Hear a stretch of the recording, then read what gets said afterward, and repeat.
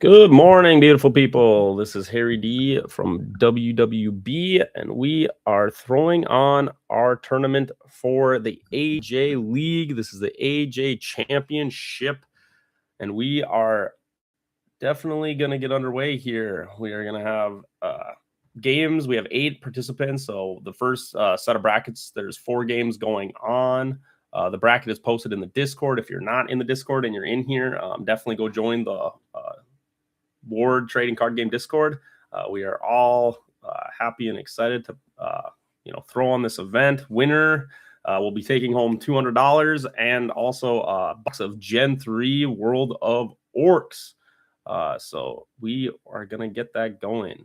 And again, games are played on Untapped. I will try my best to spectate and play the game or watch a game being played and kind of like walk you guys through just exactly, kind of play by play and go over the game and as I'm watching it and kind of explain the game. So if you have any questions, make sure you can definitely message them and we will get those things going here. I haven't used so much of the YouTube Studio, so I just want to preface that too. So if we might have a little bit of a goofiness going on, just let me know in the chat, and I can see if I can fix those things. So with that further ado, we are going to share our screen and get it going here.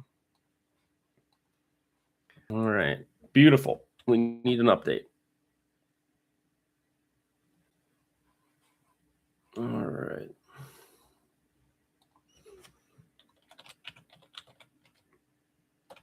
Good thing it does not show your password. Otherwise, you guys can all play as me on Untapped. Have fun with that. All right. So games are already underway. So we are just going to go on Untapped. Type in board. All right. And I think we are going to watch Mish versus Don Megatron. You have been selected.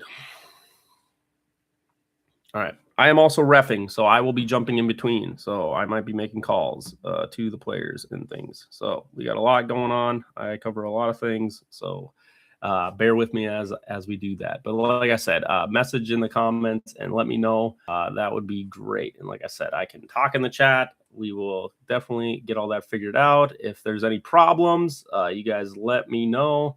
Like I said, first time live streaming, so we will figure it all out as we go.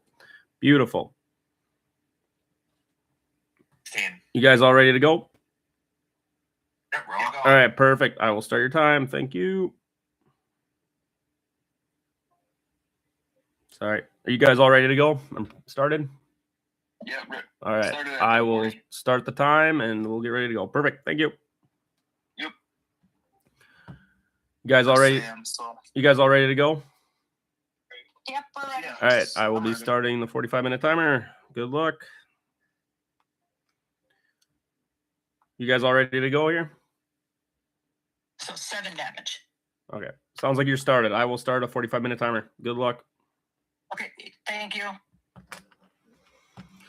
All right, we've checked with all the participants. Again, we are watching Don Megatron versus Mish. All right. For some reason, we cannot see cards. Let's see if we can refresh Untap here. Untap's sometimes a finicky website, so we will do our best. Alrighty.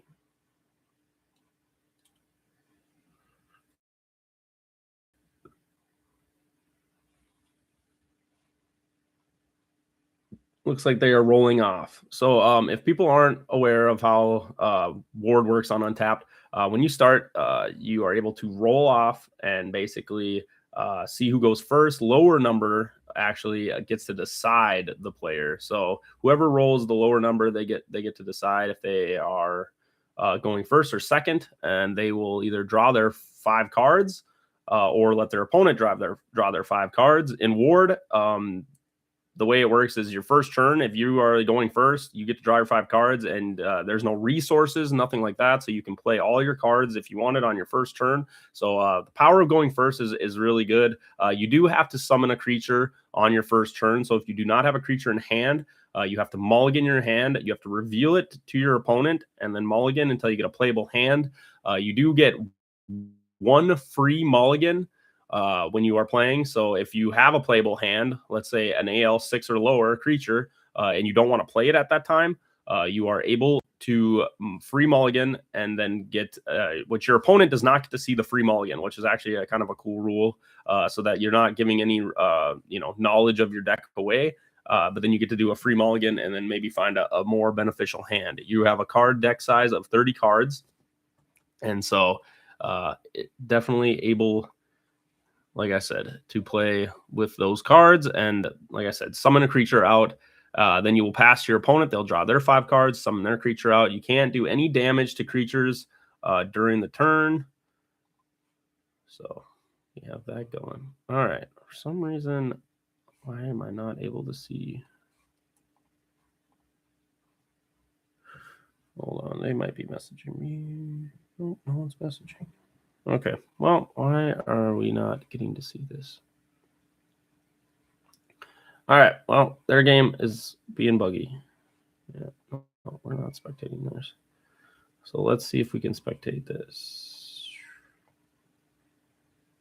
All right. I guess we will look at Slick Shoddy versus Jeremy's game. This one we are actually able to do.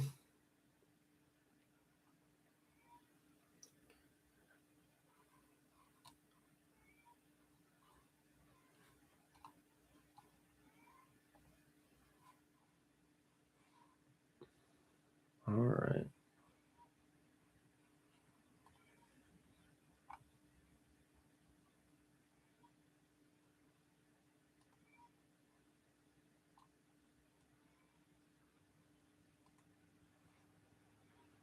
Alrighty. Sorry, checking some stuff on here, making sure we're all good to go. All right. And as we start off, we will get some gameplay. So currently it looks like we started off with a Mooncat on, I believe, Jeremy's side of the field. Looks like he's running Were creatures. He's also got a Were Rabbit. I wish I could blow up these cards. They're a little small on here. But Were Rabbit has a stat of 1 through +7, so he gets 1 dice for damage, then +7. He's actually up against, looks like we have, oh, this is a fun creature. So Dragon Fox got a big buff. They actually, in the previous editions, they had this guy. He only had 1 dice roll for his effect, but now he gets 2. So the way he works is every time he hits, your opponent has to roll 2 dice, 2 6-sided dice, and whatever the result is on the dice, that is the damage that they take. So yeah, definitely a really powerful effect. He's also followed up with a Bramble Field. Bramble Field, every turn at the beginning of your turn, does 5 damage to creatures without wings. So into a Were matchup, this is actually a really strong card because none of the Were creatures have wings naturally. So they're basically taking 5 damage at the beginning of your turn every turn. So we will definitely see how he utilizes this card. A powerful card that he just played, Vampire Mistress, on Slick Shoddy's side, is it heals your creature for 10 and then deals 10 damage to them. Very powerful burn card. Okay. Yeah. And so very, very strong, very powerful. So yeah, real quick. Hold on. Yep. I seen your message, Don. Sorry. I'm in the middle of running a game here, but yeah. So you're not able to connect? I can't get anything. Okay. I'm willing to give you 5 minutes, maybe see if you can get it figured out. But yeah. Yeah, you're a little cutting. You're cutting out too. Yeah, so we'll see how we can get it. But if you can figure it out in 5 minutes or so, or if that works for you.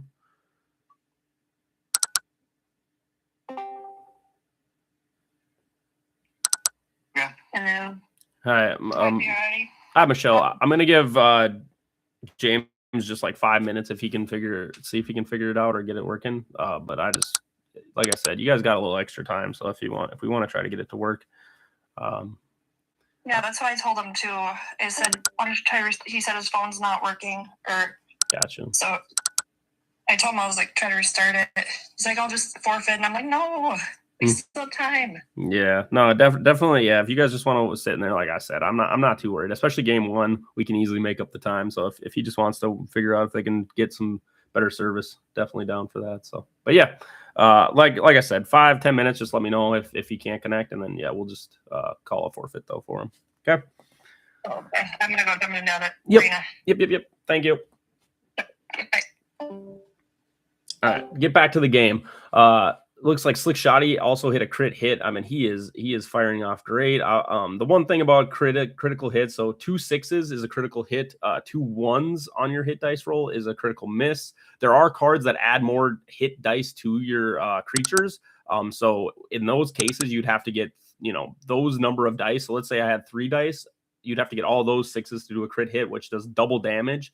Or a crit miss, which you roll 1d6 of damage to yourself. So if I crit miss with 1s, I would roll 1 dice, and then whatever the number is on the dice, I just take that damage. So you do not take your creature's damage in that regard.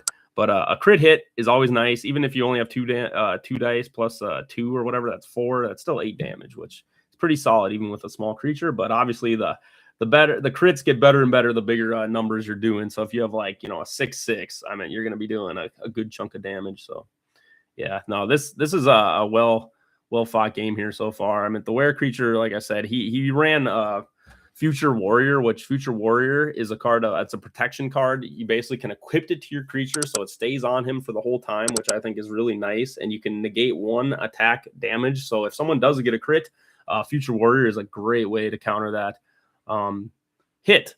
And so yeah, no, I wish I could adjust where my camera is. I am not smart enough to move my camera settings around to a spot that I would prefer, but we'll just have to make do with what we got. But normally you'd be able to see Jeremy's HP and stuff below me, but we do get his cemetery and his things on the side, so this is good. Like I said, I'm not sure how well the audio is coming through and everything. So when people do jump in the chat, definitely let me know where we are at with that.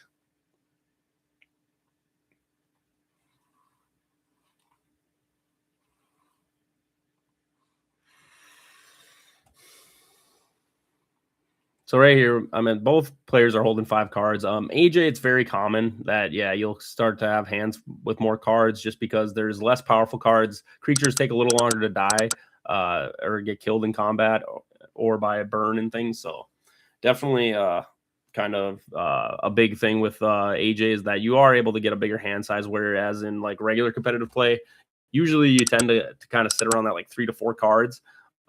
Which is usually kind of just by the flow of the game of trying to prevent your opponent or find advantage against your opponent. So it's kind of nice with AJ. I kind of like it. It's more of a mind game of using, you get your 5 slots of infinites on each side of the player's field and really see like how they utilize their fields.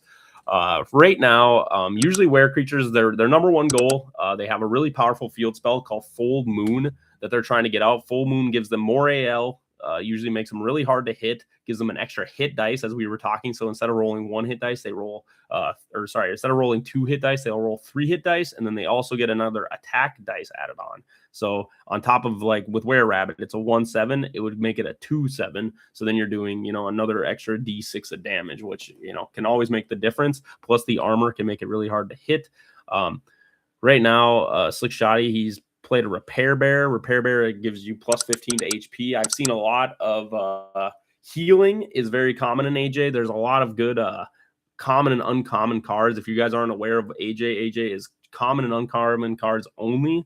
So none of the higher end cards. So like I said, kind of creates slower play, but actually ends up making HP healing usually a lot more beneficial for you as the game goes on.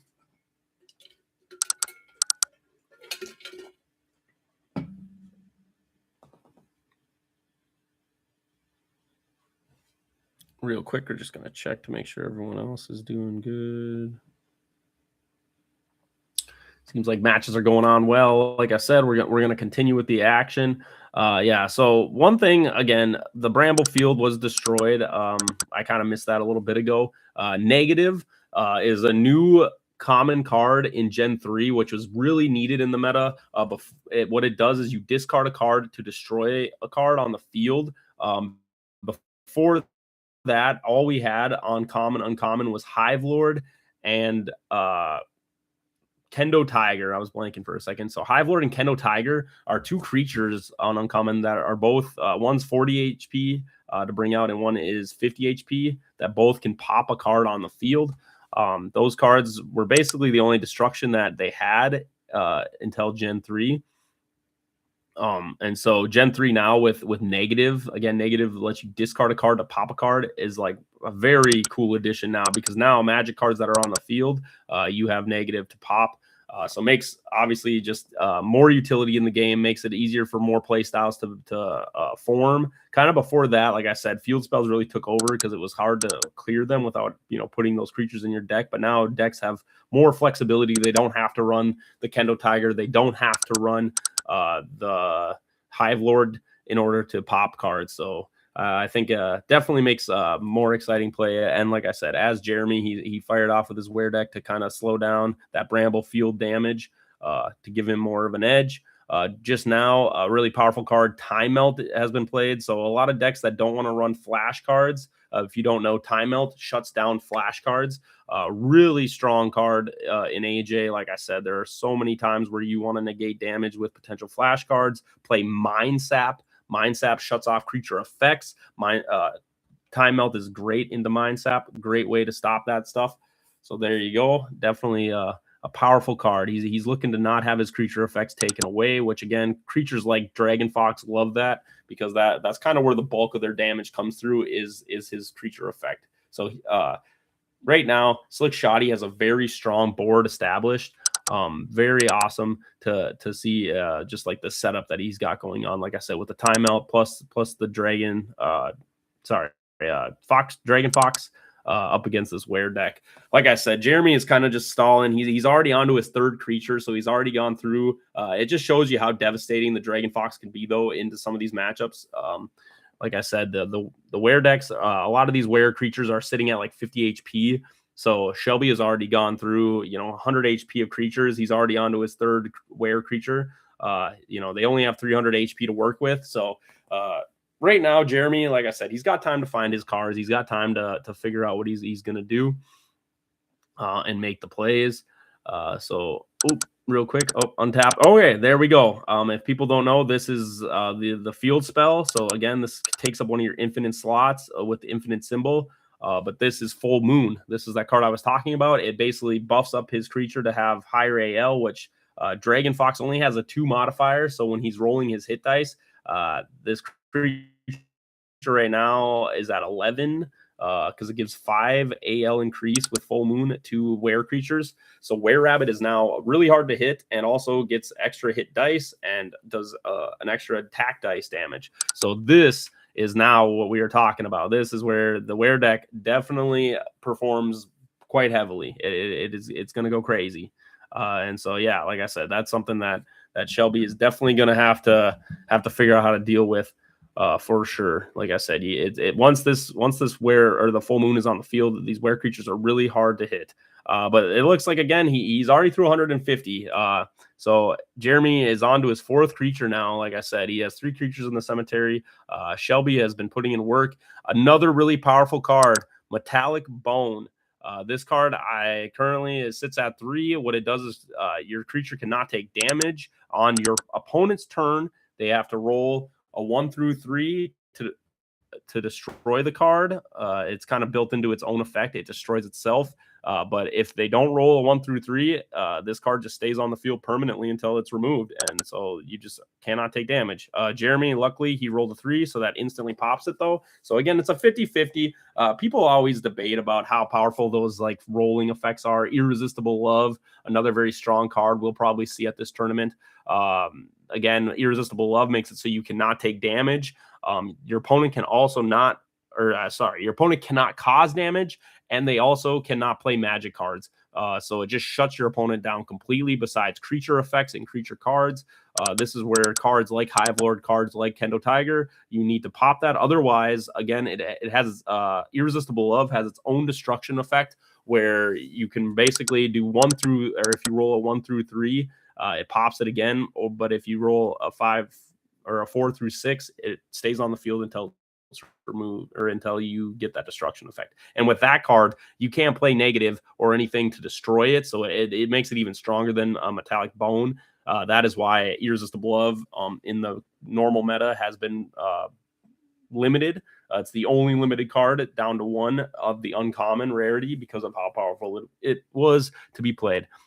Right there, really cool effect that Slick Shotty just did. He just sacked off one of his creatures to bring out his dragon. So now he has his swamp dragon on the field.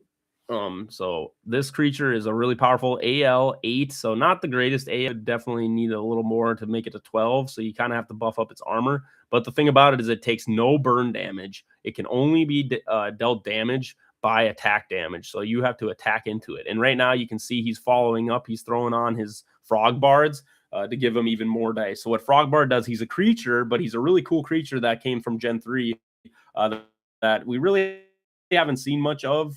There aren't many things besides in Gen 3 that allow you to equip creatures to your primary creature, which I think is definitely something that will kind of be a consistent mechanic in Ward going forward. It's having these like I kind of call them like hybrid creatures. They're spells plus creatures, where like Frog Bard in this instance, you can equip it to your creature as an equipped, and they get his stats. So he has a 1+1. So they get to have his 1+1, and he stays on them until he's destroyed. So really strong in an AJ format. Just gives you even more damage. So instead of normal stats for Swamp Dragon is 2+5, now it is 4+7. So he's going to be doing some real damage, and he's hitting all the time.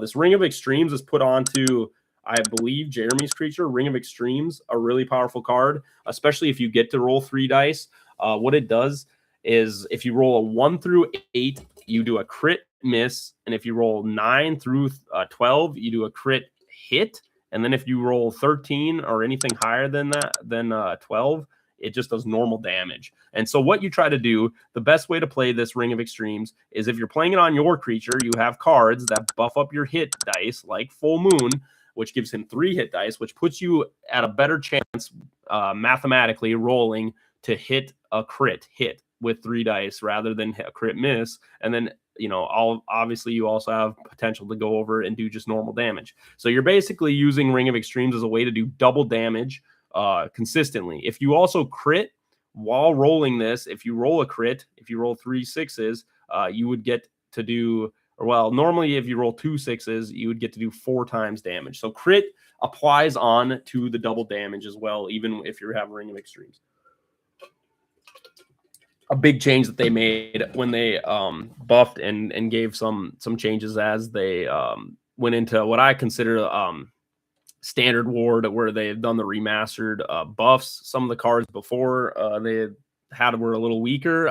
They kind of still call that like the beta of Ward. I would say now like the remastered set of Ward is like the what we call standard Ward. It has all the numbers that they wanted the cards to have at that moment.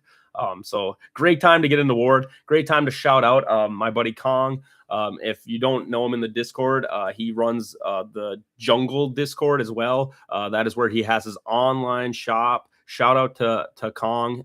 He, like I said, Jungle Kong. Look him up in the Discord. He has a discount code, $5 off for any product of Ward that you buy at his store. So definitely go check him out. I know he has Gen 3. He also, I think, has also gotten the remasters for Gen 1 and Gen 2. So he has all the cards that you need. You can do single packs, all those things. I think he's also looking into maybe getting into singles for Ward as well. So if you're looking for just singles, definitely a big shout out for Kong while we're getting into the minutes of this game.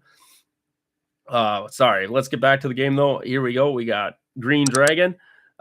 He's got the Metallic Bone back on him again, the destruction card. Jeremy's turn. He just rolled a 1 through 3, so he popped the Metallic Bone. And again, he's rocking this Ring of Extremes with this Mooncat. Mooncat is a really cool card. I guess I haven't covered this yet. It does kind of fit in the wear creature category because of its effect. Its effect, what it does is makes it get to also use the stats of Full Moon. And it also is kind of the best counter to Wear decks too, because it also gets to do double damage to Wear creatures, which is kind of one of those cards that honestly I always debate throwing in my deck just in case I run into the Wear matchup. This, like I said, you do have 30 cards, so you have to be very decisive on how you want to build those decks and make sure that you can have all the utility that you need for certain matchups. And I think Mooncat, with being 50 HP, he is a creature, so it's a little less flexible than Magic, because if you open up with it, you don't really always get to pick the best timing for this card. But in like I said, in Wear matchups, finding this thing and having this doing double damage just naturally, like I said, to Wear creatures, very powerful. And so, like I said, now that he's getting his buff with the Full Moon, which, like I said, it's great into the mirror match for Wear, but it's also just good in general with Wear creatures, because you get to have this added power of the Full Moon. And awesome, Jeremy, he just hit a crit with his Ring of Extremes. So he rolled for his hit. He gets 3 dice. He rolled 8, 9, and with Ring of Extremes, a 9 to 12 is double damage. So he's about to do a big whack here onto Slick Shotty's Swamp Dragon, which is always like I said, it shows the power of Ring of Extremes. The other way that I like to play with Ring of Extremes, I actually play it offensively. So if you don't know in Ward, you can equip cards to your creature, but you can also use your magic equips on your opponent's creature. And so what I like to do is, if I know that they need to, let's say they buff their creature up, like I said, with a lot of like equip cards, if you throw Ring of Extremes and they don't have something that buffs their hit, it gets rid of their modifier. So no matter what their creature's modifier is, it doesn't matter with Ring of Extremes. So they get to basically only roll 2 dice, and if they get 8 or lower, they're doing 5 damage, or like 1d6 of damage to themselves, which I think is super powerful. Definitely a pretty crazy effect. So yeah. That like I said, that is something I like to use with Ring of the Extremes. I put it onto my opponent's creature and then make them hit themselves, kind of use it as a way to protect myself, similar to, like I said, kind of these Future Warriors or Metallic Bones, as you guys have seen showcased in this game. So yeah, there are a lot of, like I said, utility defense cards, and I would encourage people, if you are making AJ decks, to maybe look through those cards to be like, all right, what, usually you want 1 or 2 ways to kind of slow your opponent down, because there are some decks that just have crazy damage and they just punch you right in the face, and you want to make sure that you have ways to kind of prevent it. So again, there are flash cards, there are the equip cards, and then, like I said, there are even some other means of creature protection through creature effects that they have for themselves. Giant Turtle is maybe one of the greatest examples. It is a 50 HP creature, but its effect, it only takes half damage from creatures. So as long as they are faster than him. And obviously, Giant Turtle, being a turtle, slow, only has 1 speed. So if they don't have 1 speed, they're only doing half damage to the turtle, which can take a lot of hits, especially when you're in AJ. A lot of people kind of underutilize that card, myself included, for just being a stall card to kind of force your opponent into long, strenuous battles with him. All right. Wow, this is a fun card. So if you don't know, so Swamp Dragon went to the cemetery, but Slick Shotty actually is pulling out the Jester Bomb package. If you haven't seen this card, Jester is a really fun, goofy card. It's kind of niche. You got to be a little careful with it, because it has a play style where basically you play with the bombs. Bombs, if you don't know, you equip to your opponent's creature, and when the bombs pop or are destroyed, it does 30 damage to that creature. So what happens with Jester? Jester has its own effect where it kind of goes in tandem with the bomb. When Jester dies, it pops any bombs on the field. So the bomb will pop. It will then do 30 damage to their creature. And Jester also does 10 damage when he dies to the creature. Oh, okay. So crazy card for Gen 3. This is probably one of the most powerful Gen 3 cards for the common, uncommon meta, where it is Steam Armor. Steam Armor has 2 turn cycles, and it basically makes you your creature immune to magic and creature effects. So what a lot of people like to do, again, is play it offensively and remove all the equipment on your opponent. So you got to be very careful with how much equipment you equip to your creature. So what's up, Mish? Still not. I still haven't All I right. haven't heard from him, so I'm Gotcha. guessing he can figure it out. Yep, we'll just have it. He'll just take a forfeit then, and then you will move on. But perfect. Well, then if you want to go spectate games or just chill or do whatever, I'll send a message when everyone needs to jump back in the general chat. Okay. Okay, sounds good. All right. Bye.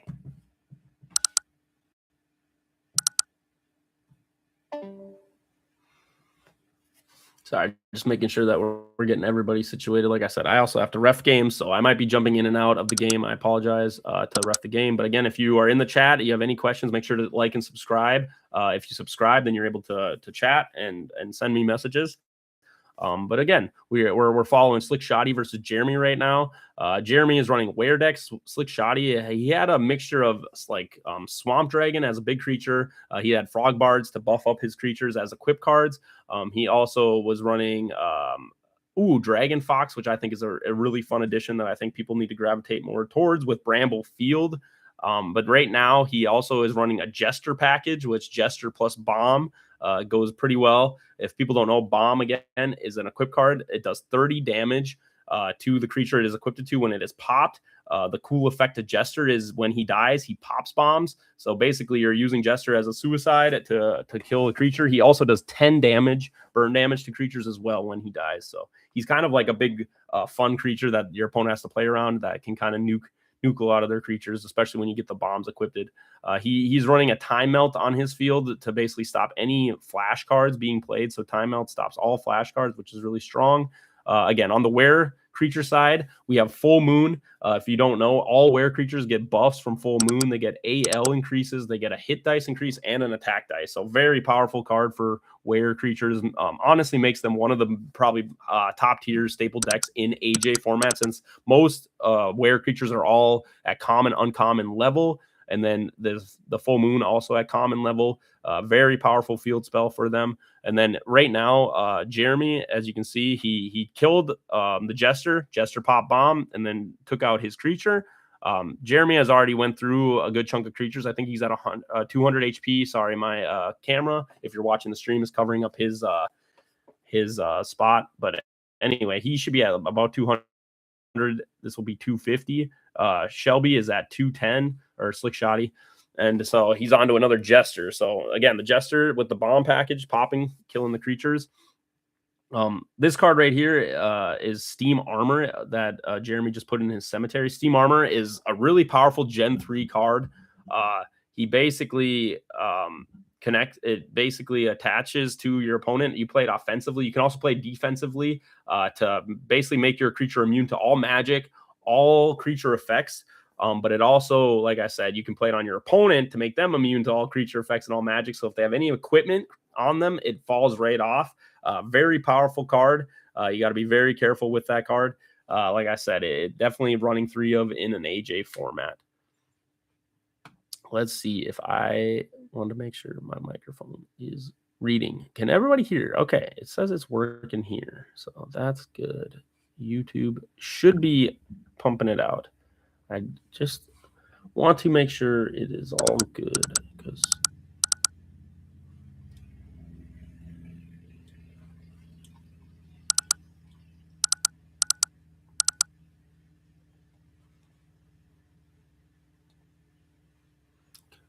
I know I had problems with this last time. Okay. Okay. How's that? That should be good. All right. Let's get back to the game. And now Jeremy is in a decisive position with the 2 double full moons. Like I said, Slick Shoddy's cemetery is getting real close, 250. Like, he's definitely going to need to start figuring out how to pop or get rid of these things. Because, yeah, the thing about field spells is they stay on the field. They're not equip cards. So, yeah, they definitely can do a lot of work when it comes to, trying to do damage to this.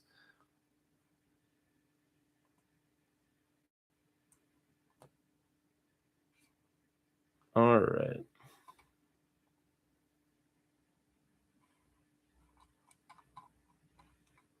But yeah, like I said, this game is getting near the end. This is where you really got to start making your big plays. You gotta find ways to come back because your creature, especially with 2 full moons, gives him 2 dice, and then he's throwing a demon blood, I believe, probably onto Slick Shotty's guy, and then he's turning him into a demon. Yep. So when they turn the card that way on untap, that usually means you're targeting, and then playing Exorcism. So if you guys don't know, this is a new Gen 3 combo. You basically Demon Blood is a new mechanic in Ward where you can turn creatures into a certain type. So no matter what their type is, you can turn them into a demon. And then there's a card from Gen 2 that's Exorcism that does 2 times damage to demons. Very, very powerful card. So now you get to do double the damage. So he is just throwing it all at him. And I don't know if Slick Shotty doesn't have a way to kind of get rid of this. That this is going to be, it's going to be a one shot. Jester does unfortunately do 10 damage. But like I said, it looks like Slick Shotty's last creature is going to be his Demon Fox, or sorry, Dragon Fox. And that's the thing about Demon Blood is it's not a field spell, so it's good as equipped. So whatever creature gets equipped, they turn into a demon. So again, it's only for like a one-time use, but usually on their last creature, we might be getting a reversal here. He's gonna show them what the Demon Blood can do over here. He's buffing up his hit and his AL, which is good because he's going to need that to get over the AL 12. All right. Let's see.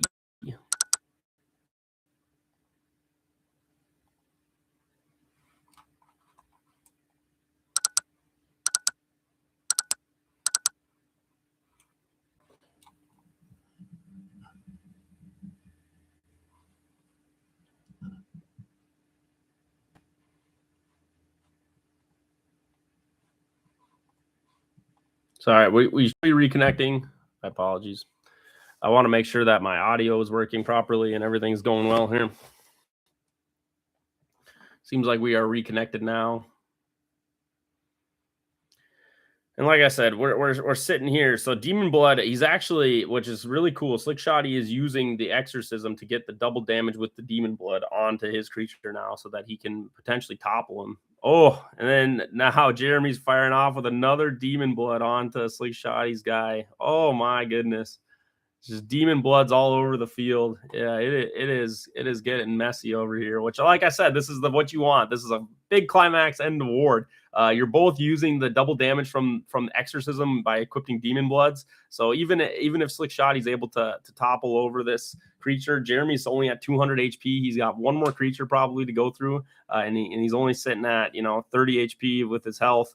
And then so that was game. Actually, Jeremy just did a big fat hit with the double damage and took out Shelby. So GG guys, that was game number 1 that we were watching there. Like I said, we'll probably take a little break and we'll hop into the next set of games here. So yeah, just hang on there. What's up? I was watching your guys' game. That was a kind of a crazy ending there with the Demon Bloods, and got pretty intense. How are you feeling, Shelby? Hey, got pretty intense there, you guys. How are you feeling with the double demon blood at the end? That was a fun one to watch. Definitely had a good time with that. Yeah, it was a good game. Definitely fun. Mm-hmm. Nah. Like I said, I was able to actually live stream that whole game, so I'm actually pretty hyped to kind of watch that one back. But yeah, no, definitely a good one. I'm probably gonna hop into another game here and see if we can keep them rolling though. But yeah, no, dude, that was an awesome one. Yeah. Unfortunately, Mish and James were not able to play. James's phone isn't working out there, so sad. But yeah. Yeah, sucks about. I mean, that's the first time I've had 3 metallic bones, 1 roll apiece. Yeah. That's how it goes on the rolls sometimes. Nah, back and forth. I liked it a lot. Now I'm hopping into Lenrod now, and then we got Alec Kermit. They're both going at it, both at 240 in their cemeteries. Definitely a fun one here.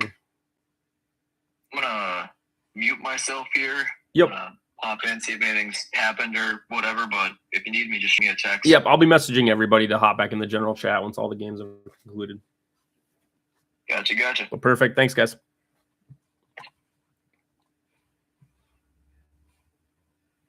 All right, let's see where we're at on the stream here. So right now, we're hopping into a game with Lenrod and Alec Hermit. Alec Hermit, he's actually top 5. He went through the whole league. He was the top player, had 5 wins through all 5 weeks, which is pretty impressive. He is showing off against Lenrod.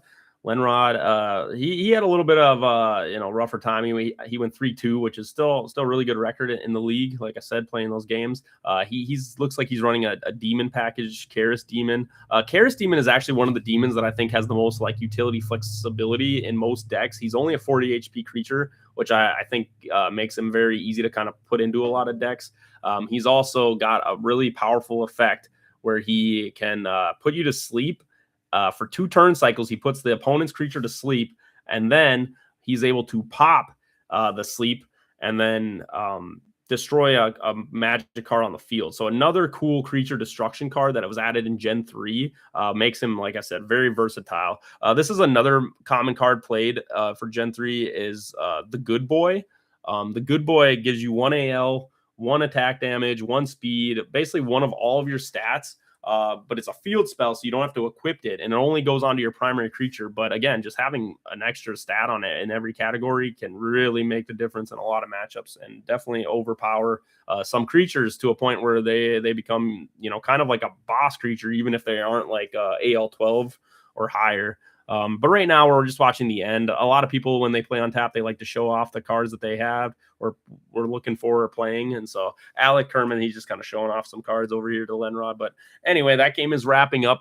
We're going to keep jumping through, seeing if we can find any more matches that are wrapping up here just to kind of get a little bit of play.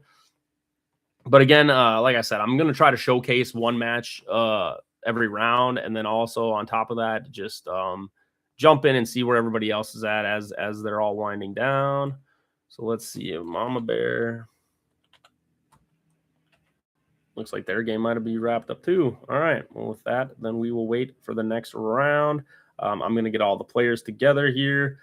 But thank you for tuning in to the AJ Championship for WWB. Like I said, we're going to keep rolling.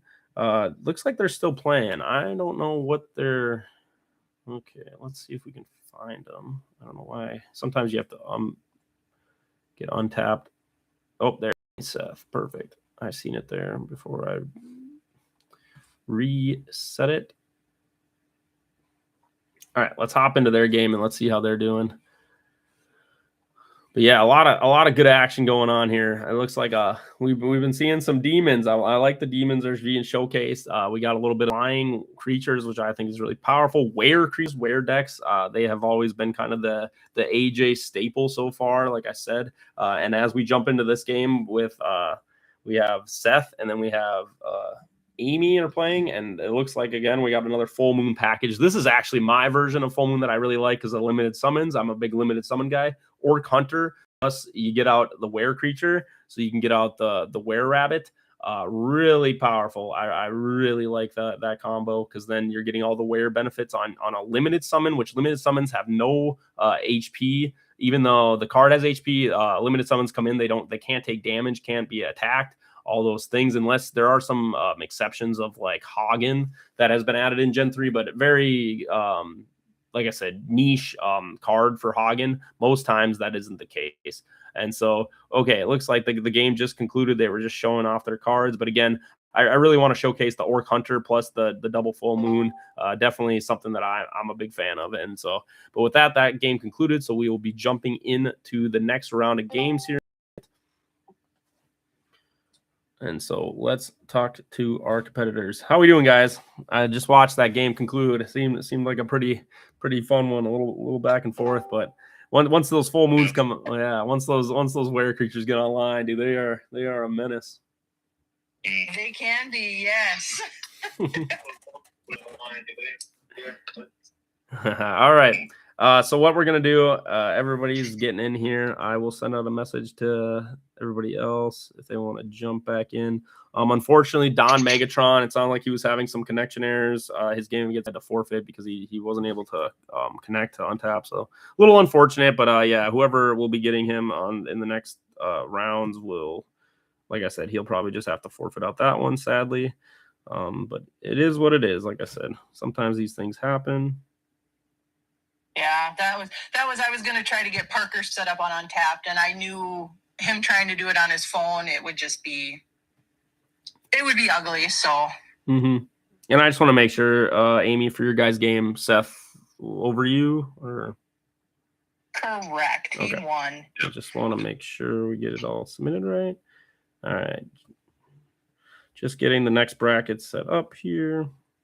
How's everybody feeling? I mean, like I said, is there any questions or anything? We're probably going to take a little bit of a 5-minute break here. And like I said, if you just want to chat, catch your breath, go get a drink, all those things, we're not going to, like I said, if we need breaks or whatever, I can do even longer breaks. But I think, like I said, 5 minutes. And then maybe if we get near like lunchtime, if someone needs like 10, 15, we can get some food or whatever. But like I said, we're probably just going to keep it rolling here.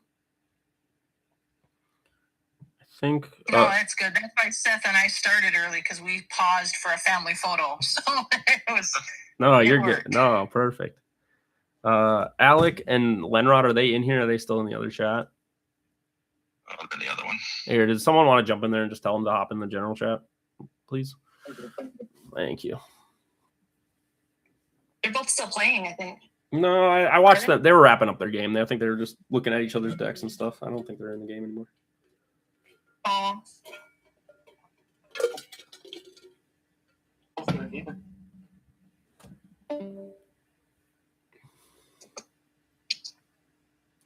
But yeah, no, I think so far we're doing good. Round one over. So yeah, like I said, I'm just getting the bracket, get Alec and Lenrod's game in, and then I will post the next matches and where everybody's at in the bracket, and then like I said, we'll probably get going onto that next one. Like I said, they're still playing. They are still playing? Okay. I wasn't sure because it looked like they were looking at each other's cards and stuff. So I wasn't. Let me double check here. Let's see what we got.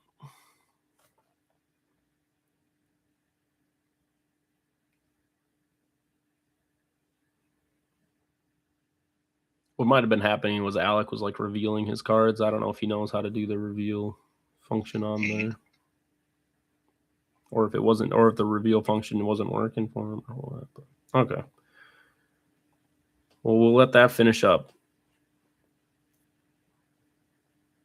But no rulings. No one had anything in their game that they wanted clarification on or anything. I didn't need clarification. I just had my head up my butt. But we're all good now. There you go. That's how I like to play too.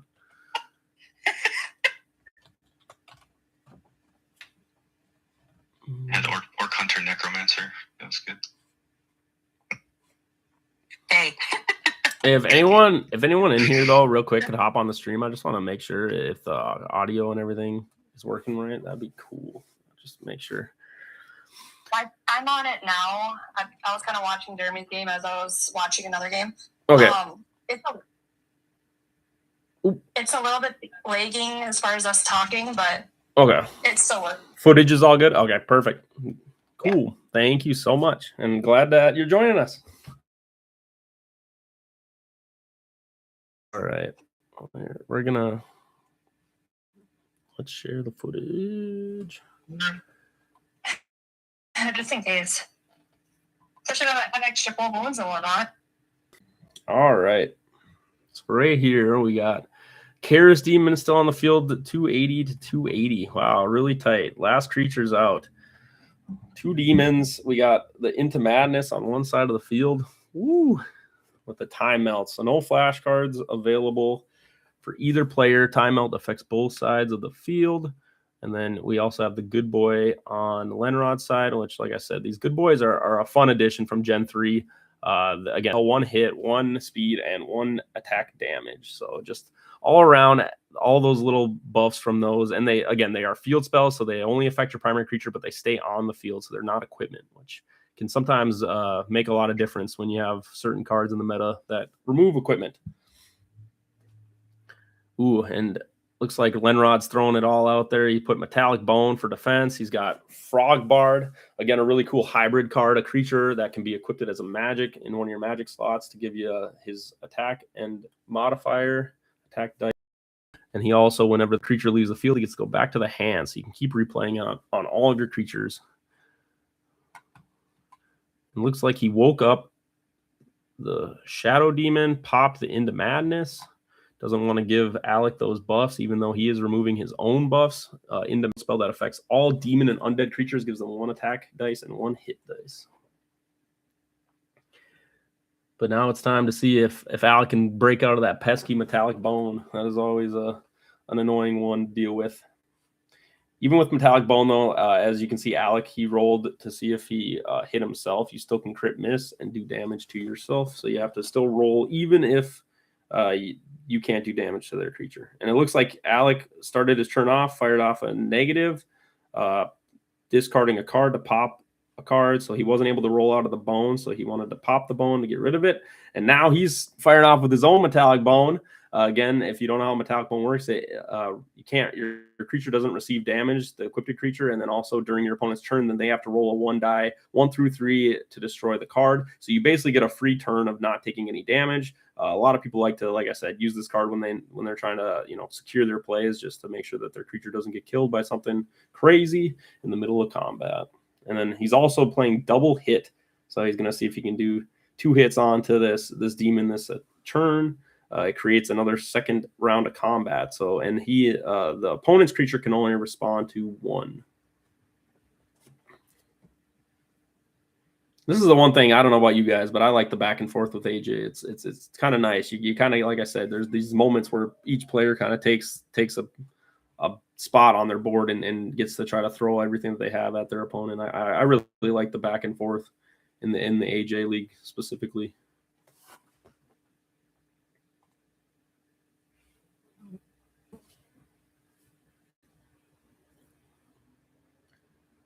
All right, and Alec did both rounds of damage there, and now he's passing.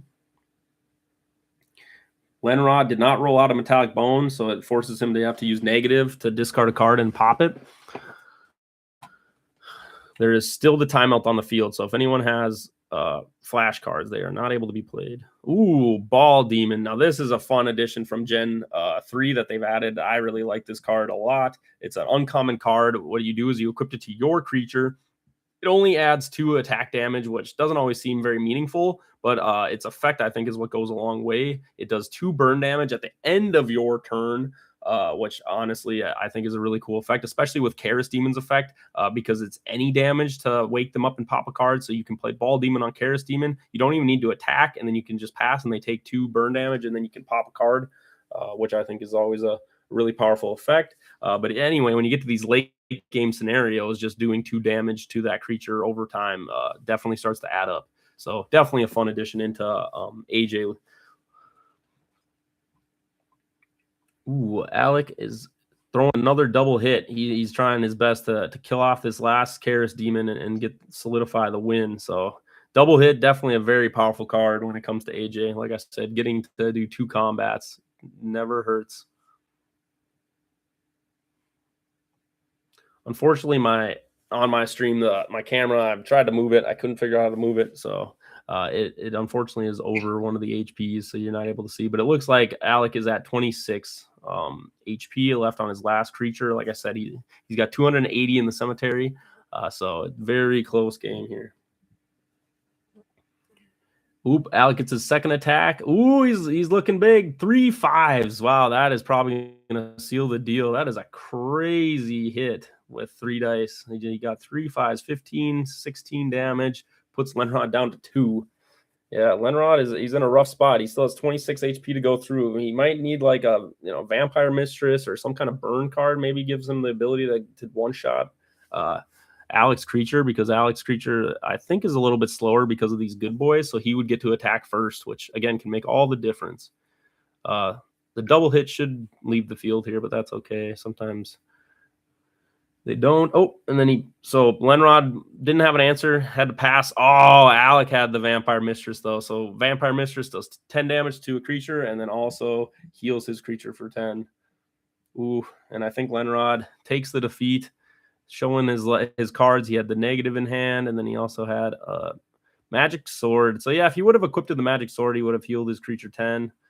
Maybe kept him alive from that mistress, but I don't think he would have had enough to outpower the Shadow Demon at 26 HP. So GG, and I think that will end the game. So it looks like Alec over Lenrod. Very close game.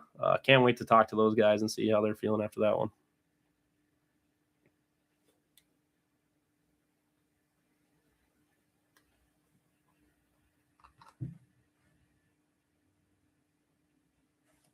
All right, I'm going to get the bracket going up here, though. Let's see. We will jumping back. All right, let's post the bracket for everybody. Get everybody back in the general chat if we can. Perfect.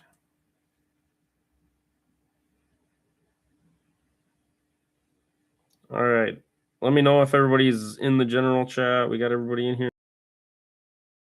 Enrod, it looks like. Everybody's getting a good view of my head. Let's go. All right.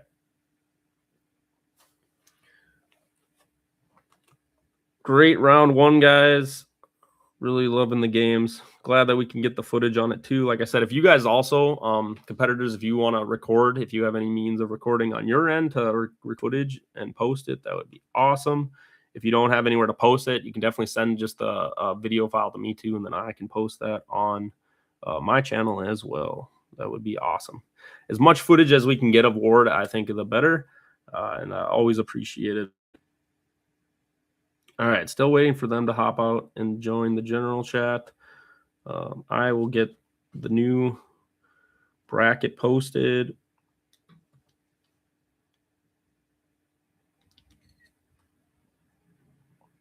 And we will get right into those games. All right, we'll be posting it in tournament chat.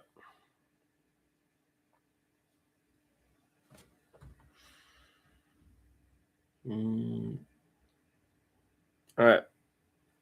So there we go. Amy, you get to have Don Megatron, so he will be forfeiting, it seems like, unless you guys want to play your game in person. But like I said, then whoever wins that one will be out. What's that? Yeah, we don't even have our cards here, and he's already out on the pontoon. So. Oh, hey, no worries. So he can just take the forfeit for you. Okay. Wasn't sure because I was like, hey, if he beats you, then one of you would be out, and then he could use the phone. But that's all good too. All right, Alec and Lenrod, you guys are joining here. Perfect. Yep, got you guys all down. I already got the bracket posted, ready for the next one. Like I said, we'll still give a little bit of time here for you guys to get ready, and if you need to go get a drink or whatever. But then we will start into round two. After this round, like I said, it'll be close to like noon, lunchtime for people. If we need to take a longer break, please let me know. We could probably take like a 10, 15-minute break and just let people get situated and then get into the third round of games. But that is where we're at. Does anyone, like I said, have any questions before we get in? I have a comment. Okay, comment away.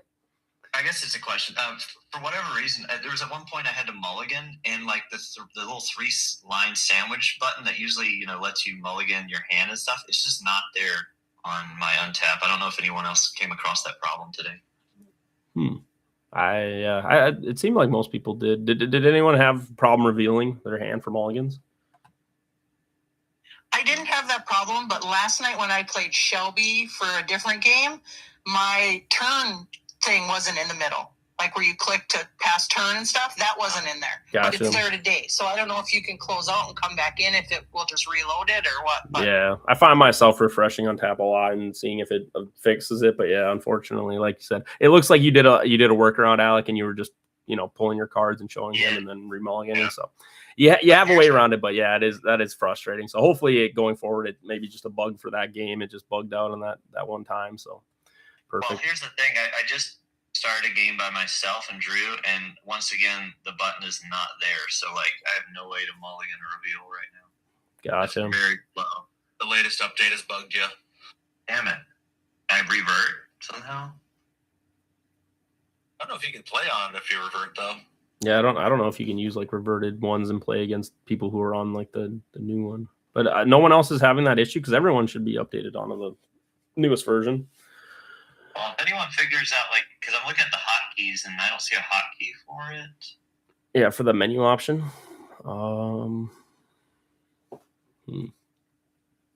I got the stream going, so I don't want to particularly try to hop into a game right now. Figure it out myself. But if other people, like you said, if anybody else could figure that out. But otherwise, like I said, Alec, if you have a way to just send it to the deck and then shuffle it and then draw, I guess that's, like you said, your best option for now. It looks like there's a hotkey for T is send card to top of main deck, so that would be an easy way to at least send them back without having to like right click. Yeah, but you're still gonna have to put them on the field to reveal them. And stuff. Yeah. That sucks. No, yeah. Like you said, just gotta play through them, get what you got and do it. But all right. Perfect. Well, with that, is everybody ready? It's 11:40. I think we'll probably get ready to start round 2. Anyone need a second here, or are we all good to go? I'm good to go. Okay.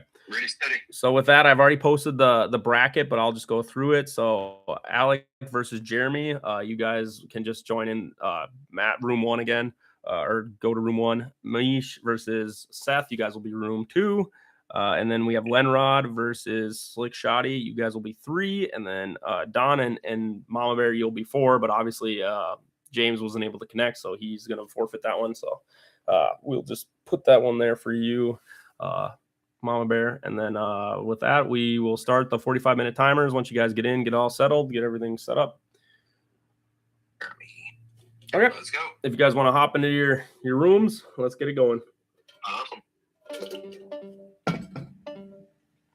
All right, and for anyone joining the stream, like I said, we're on to round number 2 of the bracket. If you're in the Discord, you can go check out the bracket and follow along with that. Otherwise, on the stream, like I said, I'm going to be picking one of the untapped games that people are playing as they hop in here, and we will be spectating the games. So I think with this one, I will be joining Alex. We'll watch one of the games at the top end there. We'll probably watch Alec versus Jeremy, or you know what? We'll probably do the bottom one.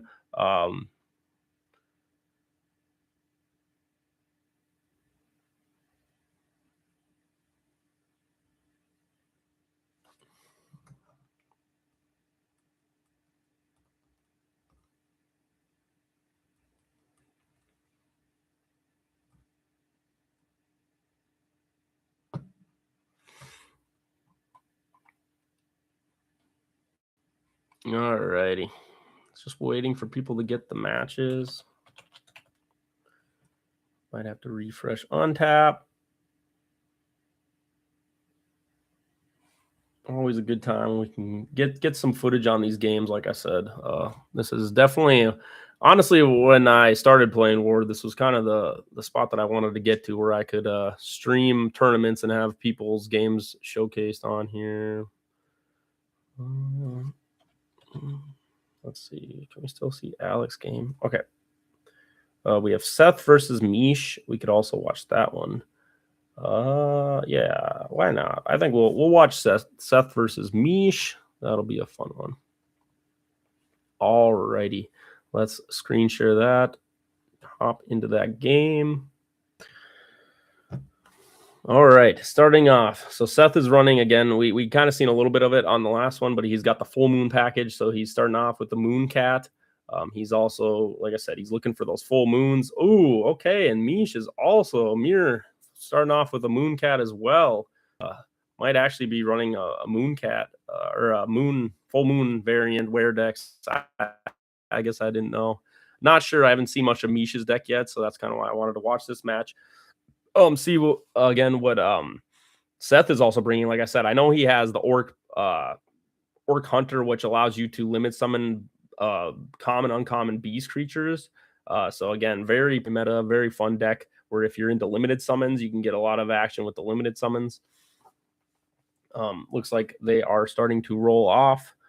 We are getting into the games.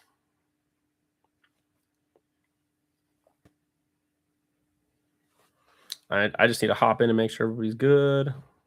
Just letting you know, starting the 45-minute timer. Good luck. Yeah. Just letting you know, starting the 45-minute timer. Good luck.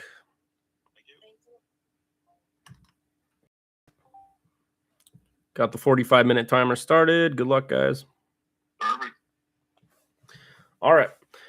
With that out of the way, let's continue watching. So again, both Mish and Seth are firing off, taking trades back and forth. No one has full moon out yet, but if they do get the full moon out, it is a field spell, so it does affect all creatures on the field, so they'll both get the buffs. So these are kind of the fun things with these mirror matches is, again, if the more full moons that hit the field, the bigger damage everyone's doing, the more exciting every hit gets. So I'm really looking forward to seeing how many full moons we get out on the field in this match, and who ends up taking it, even with all the full moons.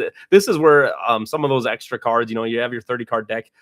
Some people feel pretty limited with the 30-card deck, but like I said, it's always unique to see what extra couple cards they can kind of fit in around their deck engines to see who can come out on top with these matches, especially when you get some of these like mirror matches with the wear creatures, which I think is very powerful about wear decks that a lot of people don't talk about. Currently in the game, all the most of the other types of creatures in the game have weaknesses, I would say, of like the double damage. Besides, we have Cosmic for the Mooncat, and then you have Beast for all the other wear creatures. Beast type and Cosmic both don't have cards yet in the game at a common or uncommon level that do double damage.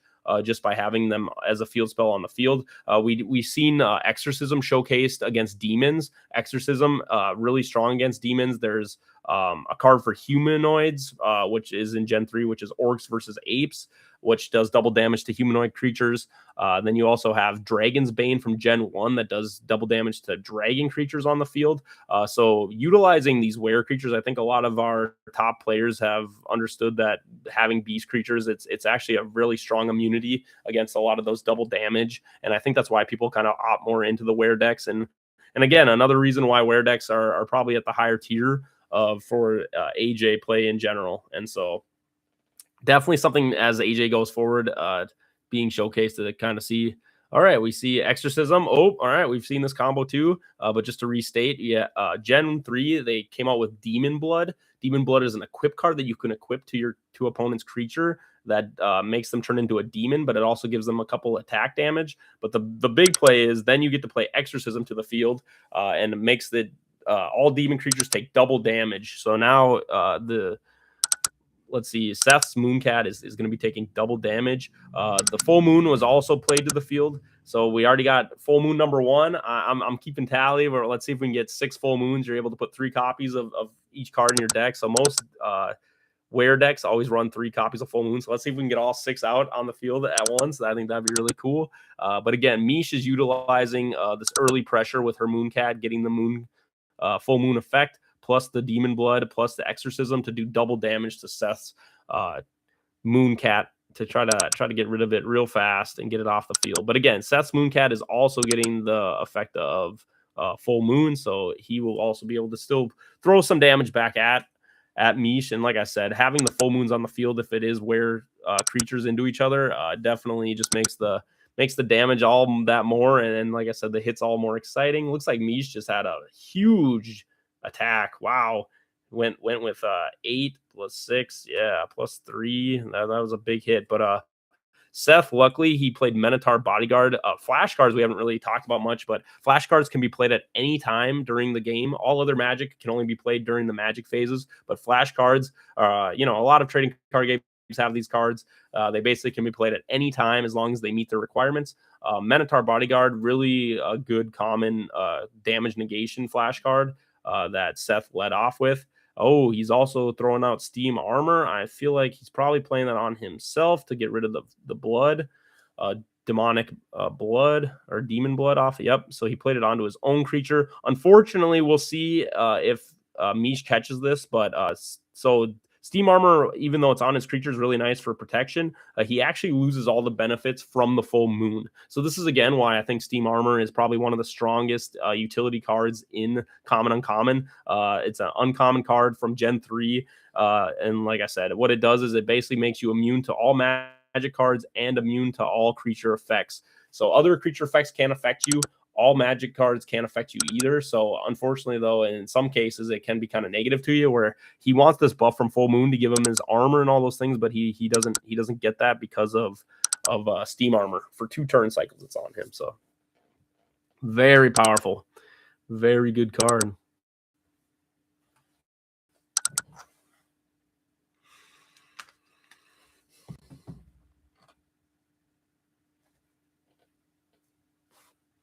All right.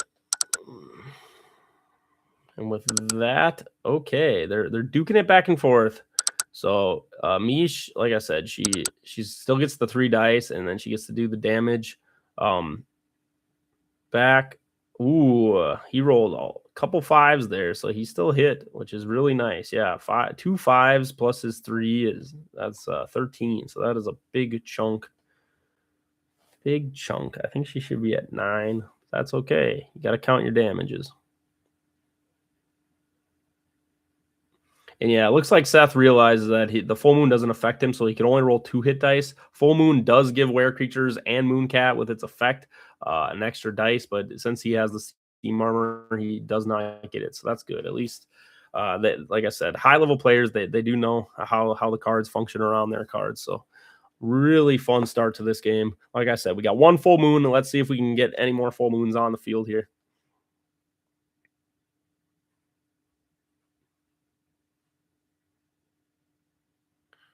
Looks like Seth is taking his time with his turn, seeing what he can do, seeing what options are available to him.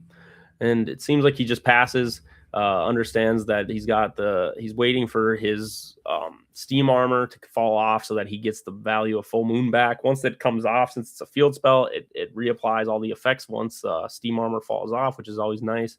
It's not like you lose it forever once you've played steam armor. And it looks like she wants to keep this Mooncat alive. She's going to play Future Warrior onto her Steam Cat, and she's going to combat, so she might be blowing that right away.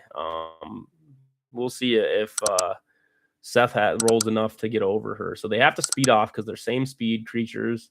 Looks like Seth was not faster, so Mish had a 6. So when it comes to roll offs besides the beginning, it's higher number wins. So Mish got to attack first with her speed off since she rolled the 6 over the 4. And Seth looks like he took a big chunky hit. I mean, what did he lose? Lose 24 damage? I don't know. That seems pretty crazy. Or sorry, not 24. 14 damage hit. That's a pretty big hit. 8 plus 3 is 11. I think that does meet her AL. So that means she's probably going to have to blow a Future Warrior. 5, 8. 8 is right on the dot. Does Mish? She should be. Yep. So Mish had to send the Future Warrior, took the hit, protected her.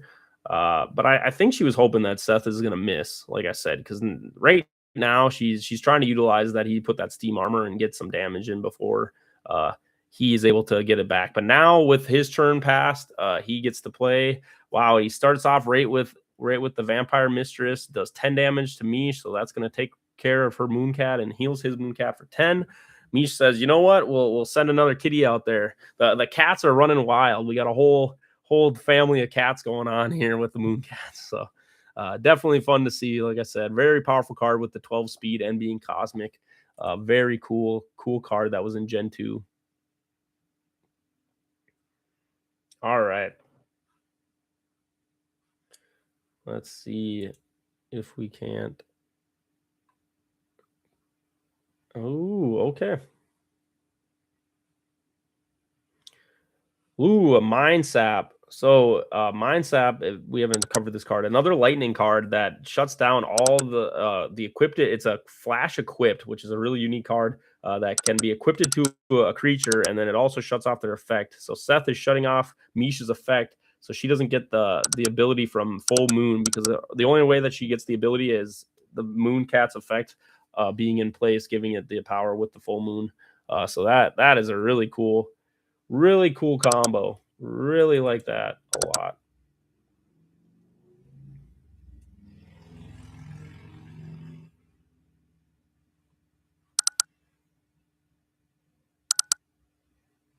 And Mish is gonna do some damage. I don't think she's got enough to take Seth out, especially without that buff from Full Moon. So yeah, Seth looks like he went to 13 HP.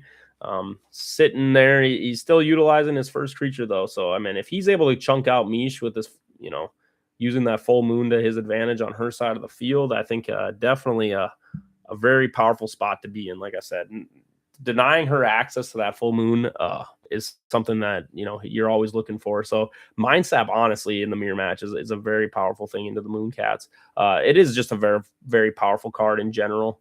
Like I said, Mind Sap, I think a lot more players, it kind of fell off the wayside, honestly, as I was going through the league, looking at, you know, people running Mind Sap. It seems like people weren't seeing much value in it. But I think as we're coming back to people trying to move over, as soon as you see more creatures with effects moving over, I think Mind Saps kind of naturally move back into the meta too, just to counter, getting people to kind of, you know, decide how powerful or how they want to utilize their decks with creature effects, or just using, you know, raw stats and avoiding these Mind Saps causing them too much problems. But that's nice where the what I call like the standard wear decks, they run a lot of the wear creatures, if not all the wear creatures for the most part, besides Mooncat, are just don't have creature effects, so you don't even have to worry about the Mind Saps too much when it comes to the normal wear decks. And I tend to see Mooncat, if Mind Saps become prevalent, Mooncat kind of falls out, and you just start running the normal wear creature packages to get the value of not being affected by Mind Sap. We also seen Healing Poultice. This is a really fun card. I would say it's kind of the more riskier card to go with, but it has the highest end potential for healing. Seth is running where you roll a d6, and depending on your roll, if it's a 1 to 2, you heal 10. If it's 3 through 4, you heal 15, and then if it's 5 or 6, you heal 20. So it can do it can be one of the highest common uncommon healing cards in the game. But I will just say, I think there are some more reliable options that don't heal as much. I mean, again, you have Repair Bear that just automatically heals for 15, so you're kind of like making sure you get standard healing every time. There's also cards like Magic Sword from Gen 3 that heal for 10 and also give you +2 to hit and damage, which I think is also a pretty good healing card. You also have Vampire Mistress, that's been showcased. Burn damage plus heal. I just think Healing Poultice just kind of falls a little bit on the lower side, in my honest opinion. But again, it's all based on how you like to play. You know, if you like to roll dice, Healing Poultice is always the fun one to see how much healing you get out of it. But like I said, I definitely would tend to move towards other options. But you know what? Seth is showcasing. We'll see how well it helps him in this matchup. So again, we're sitting here. Misha's, she's starting to lose that HP though. She's down to 21. I mean, Seth is really making this Mooncat get as much value out of it as he can, which I think is always something that, you know, you got to try to utilize your creatures with your magics and see how much you can get out of them before they inevitably go to the cemetery. So doing a really powerful. Ooh, and Misha is playing the Steam Armor. Now, is she playing it on his Mooncat or on hers? It looks like she's playing it onto Seth's, because she's keeping if she played it on herself, she would lose the Mind Sap, so she'd get her effect back, but then the Steam Armor again would be negating her effect until it leaves from the full moon. So it looks like she's just playing it onto Seth, so he doesn't get the value of the full moon, allowing her to, you know, kind of get an even playing field, so he doesn't have that protection added in. But Seth did win the speed off, so he got to attack first. He did still hit her. Mish almost rolled a crit. That crit would have been very impactful in this match, because she probably would have just been able to kill Seth's creature right upright. Yep, so he is down to 17 HP. She's down to 12. So Seth, again, I would say he's still kind of in the driver's seat. He has priority. He's kind of leading with his board right now at this moment, really utilizing Misha's full moon, even though I know she's throwing these Steam Armors. I would say that the Steam Armors, like I said, they are very powerful cards, and you kind of want to make sure you're getting the most out of them when your opponent is equipping things to themselves to really like remove the whole field. This is kind of like one of the biggest board wipes, I would say, right now in AJ format. So having to just use them to kind of get rid of a creature doesn't always feel the greatest, and you know, something that you definitely want to think about when you're going forward with you know, your play with those Steam Armors, because you only get 3 of them in your deck. So it's like, if you are running all of them, you really want to make sure you're getting the full value. Seth got to hit first. Looks like he did 11 plus 3 is 14, and that will be over 12. So putting 100 HP in Misha's cemetery. And so now she's pulling out another Mooncat. Dude, the Mooncats are just all over the place. We got 3 Mooncats on Misha's side. And I'm curious to see if Seth will also be pulling out the cats. We're just getting a world of cats here, but obviously a really beautiful card. I think a lot of people really do love the art of full moon or of Mooncat, and just the effect too with it. I mean, I can see a lot of people, they just love running this card, myself included. All right. Yep. And so here we go. We are on to the third Mooncat. See if Seth can make this Mooncat last even longer. But looks like Mish starts out her turn. She's just going to go attack Seth right away. She got the speed off. She won 4/3. She's got 8, 9 on the dice plus her 3. That will hit.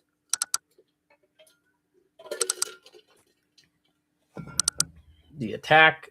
Ooh, 10 plus 13. I think that's enough, unless he was at 7. No, he's at 17. So I think that leaves Seth at 4.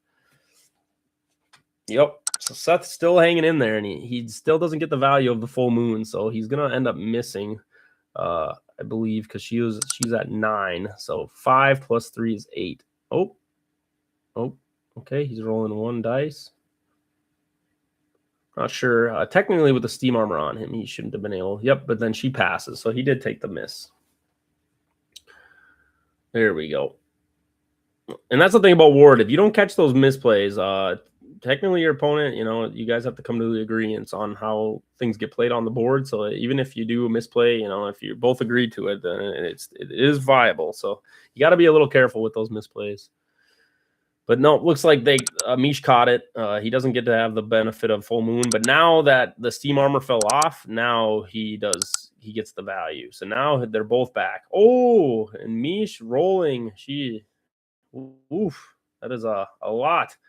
Double 6s. So that technically is a crit. Yep. All right, and then so we're not seeing another Mooncat. So looks like Seth is firing off. He's got the Orc Warrior or Orc Hunter out. Again, a really cool common card from Gen 3. Allows you to limit summon a beast type creature. As you know, almost all the were creatures so far have been beast type. So you basically utilize Orc Hunter with the limited summon of any of your yep, right there, Were Rabbit. Like I said, Were creatures, and that's basically how you utilize him in this engine. The Were creatures as limited summons, since full moon affects all creatures on the field. It affects limited summons as well. So a very powerful board Seth has built here. Now he just has to keep his Orc Hunter alive and have its effect, and he can basically get some free hits in with a Were Rabbit. And the way that limited summons work in Ward, you get a free attack with your limited summon only on your turn. It does not attack on your opponent's turn. But again, it's a free attack that you don't have to do anything. You don't have to attack with your Orc Hunter and get him damaged. So it's a really nice combo. Really good to play for Seth right here. He's in a good spot, especially he already got through 2 of these Mooncats, so he's only got to deal with 1 more.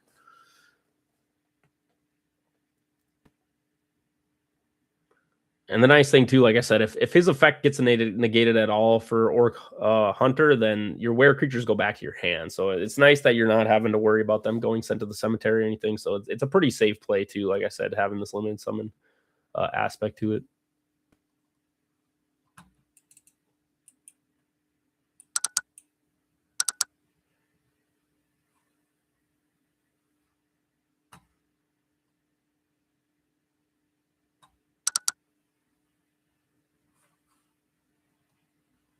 All right, and looks like Mish is throwing down. She's trying to get rid of that pesky Orc Hunter. And that's the thing too. When Mish attacks, the only rebuttal, like I said, is the Orc Hunter able to rebuttal back.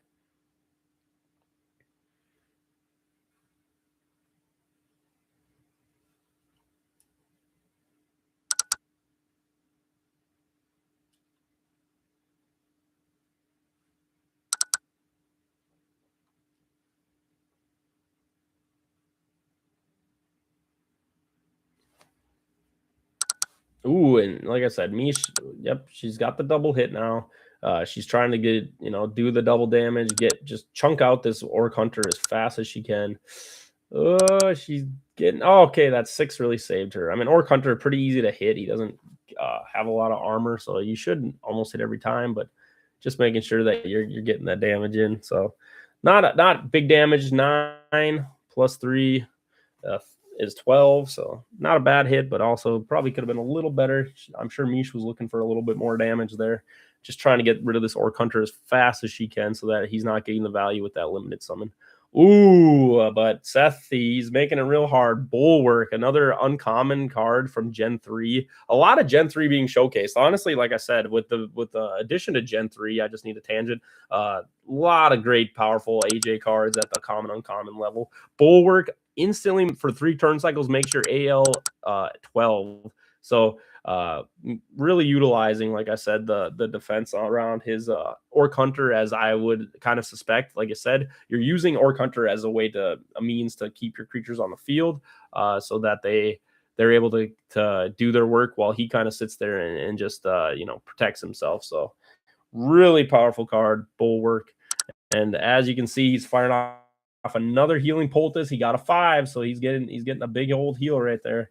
Yeah, he's really hitting well on those healing poultices, which I think are always a great addition to his deck. Like I said, again, one of the many healing cards that you can throw in there. Ooh, okay, Mish, she's firing back. She's saying, no, you want to heal? I'm gonna steal life right from you with the Vampire Mistress. So he takes 10, she heals for 10. So definitely trying to keep herself alive here, as hopefully she can kind of rip through this Orc Hunter with her Moon Cat.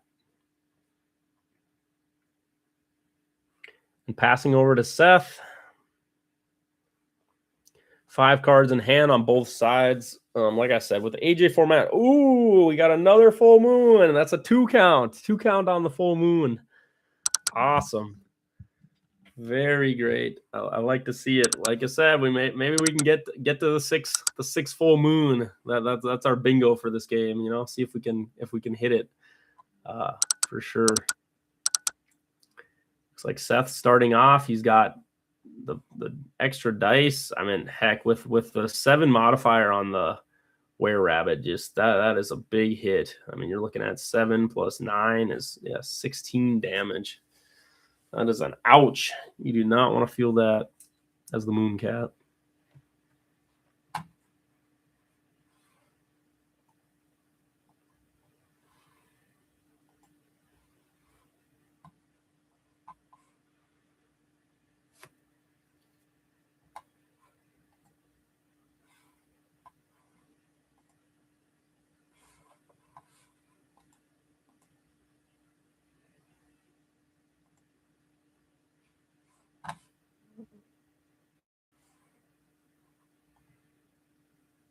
Okay, and we're continuing. Everyone's drawn. Like I said, it's just slapping back and forth.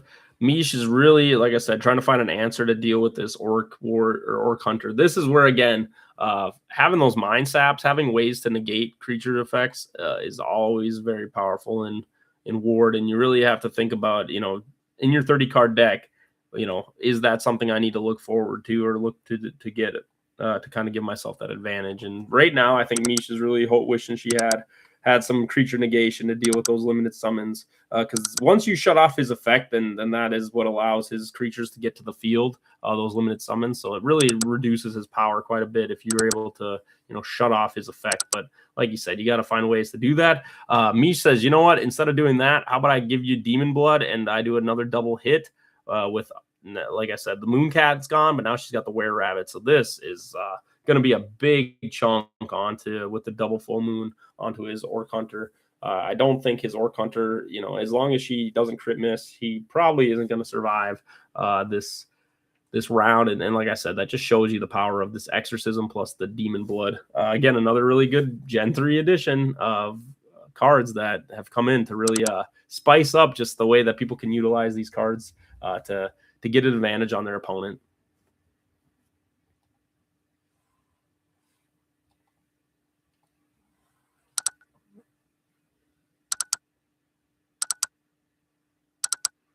All right.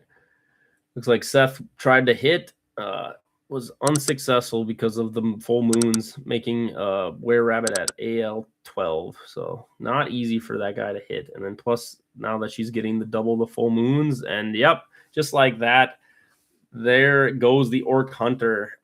So there goes the Bulwark, and then now it's Were Rabbit versus Were Rabbit. We are getting the Were matchup of a century here, and then both of the equip cards, when the creature dies, so all the equip cards equipped to them goes to the cemetery. So Demon Blood will go, the double hit will go.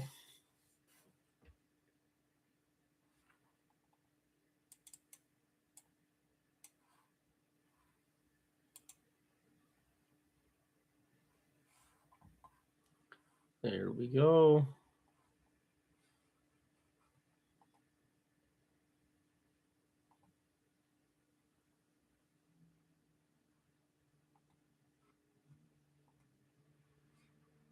All right, Seth is put in a spot now. Like I said, he's really got to figure out where he wants to go from here. Make sure that they're speeding off. He's just said, you know what, 3 full moons. We are getting there, guys. We're halfway. We got to get 3 more full moons on the field. But yeah, this is where it starts to get crazy. You start to add 5 hit dice and then 4 attack dice. So all these Were creatures are going to be hitting really hard.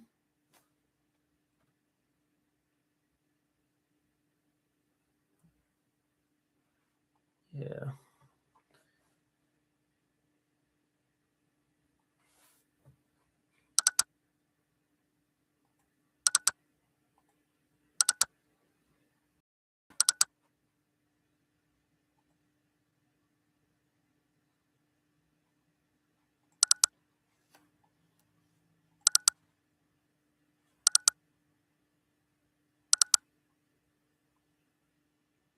Back and forth, seeing who's toppling which Were Rabbit.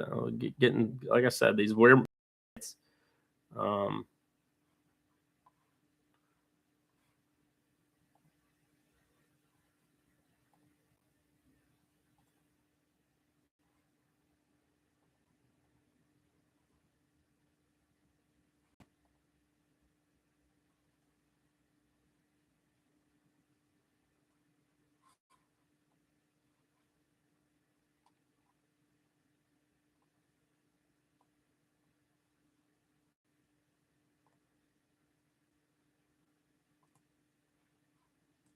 All right, we're into a Future Warrior with a time melt.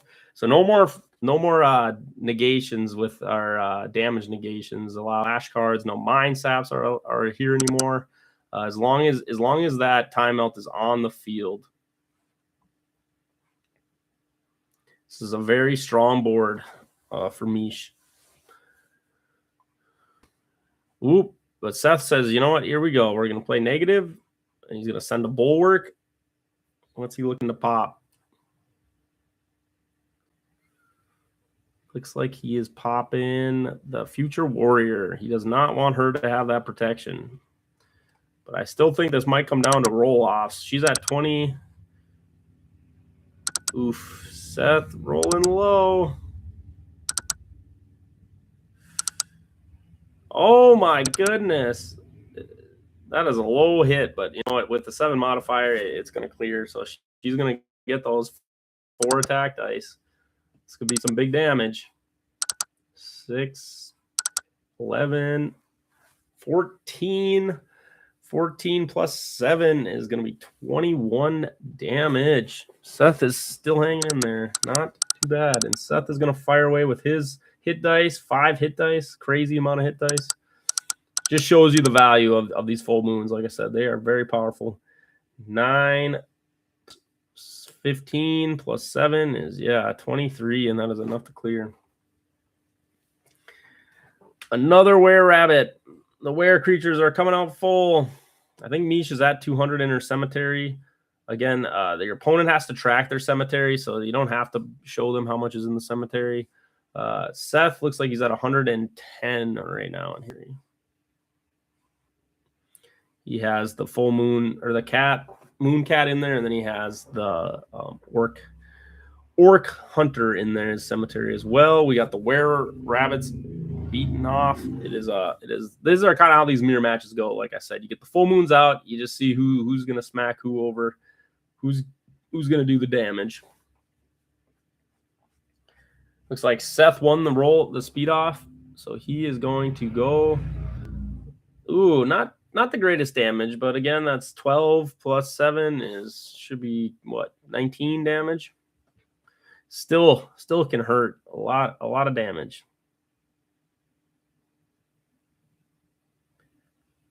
Yeah, 31. There you go.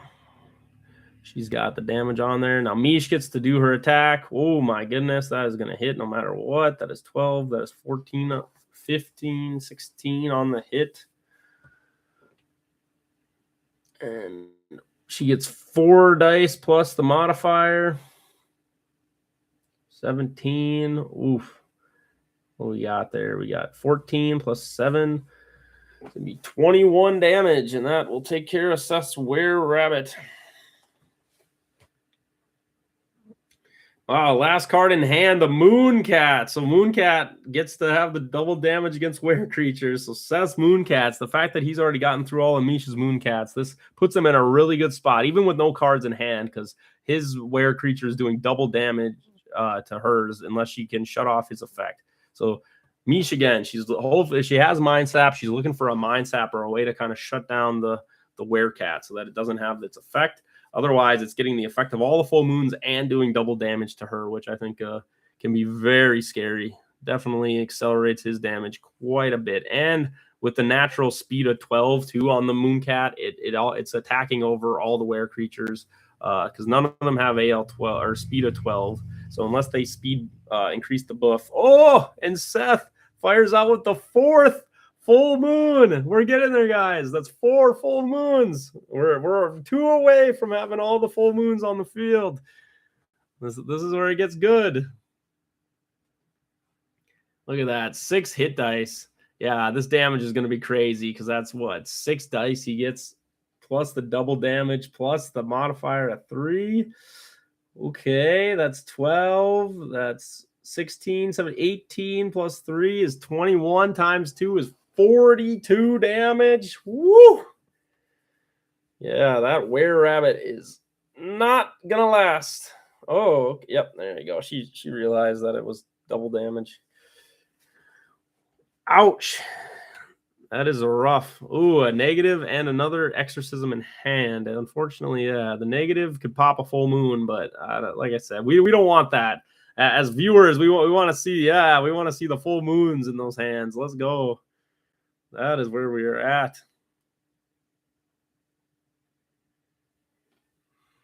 Got to utilize everything you can. But no, like I said, here's a good example of a AJ Were deck mirror matches where they can get pretty crazy when you get all those full moons. It really accelerates the game quite a bit. So definitely, these next couple turns are going to be very crucial for both these players to kind of establish where they need to get their boards in place. But yeah, the Mooncat just having all that extra power and having the double damage against Misha's Were creatures. Yeah, she is in a hard spot. So these next couple draws, she's really gonna have to find either like protection for her Were Rabbits or some way to kind of prevent the damage that this Mooncat's gonna be pumping out. Because this Mooncat is a menace, like I said, especially against Were mirror matches. Definitely a card you want to get. Mish had all the Mooncats herself too, but unfortunately she just had them all lined up in her hand off the start. Where, like you said, once Seth was able to get through all of her Mooncats. Now he is sitting here in a comfortable spot with his Mooncat still available. He's only gone through 1. He probably still has, like I said, either this is his second one or he'll have even maybe a third one. So here he goes. Yeah, he's ripping through damage here now. I mean, look at this. Yeah, that is what, 15, 25, 33 plus 3, 36. Yeah, times 2 is just going to be an insta shot.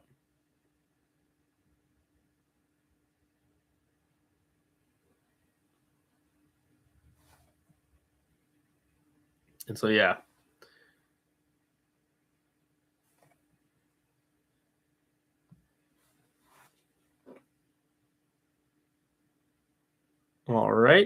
And with that, Mish accepts that. I think she takes the defeat. She's showing Seth the deck. Yeah, like I said, we didn't get to all the full moons. We almost got there. We were 2 off, but that just again shows you the power. What a great game. Well played between both of them. Like I said, the mirror matches really comes down to utilizing those full moons with their creatures. But see, as you can see, they got the demon bloods, they got the vampire mistresses for healing. There's even a Hell Authority. That's a fun card. That makes it so your opponent cannot play magic for 1 turn cycle. Just makes it so they can't counter anything you're doing on your turn, and then they attack into them. And then obviously on their turn too, don't get a response. Very fun stuff. All right, I think with that game concluded, we're going to hop into see what other games are wrapping up. Let's see what we got here. All right, so we have Alec and Jeremy. They're still going. We will hop into that one. Let's get a quick look at see who will be competing against Seth.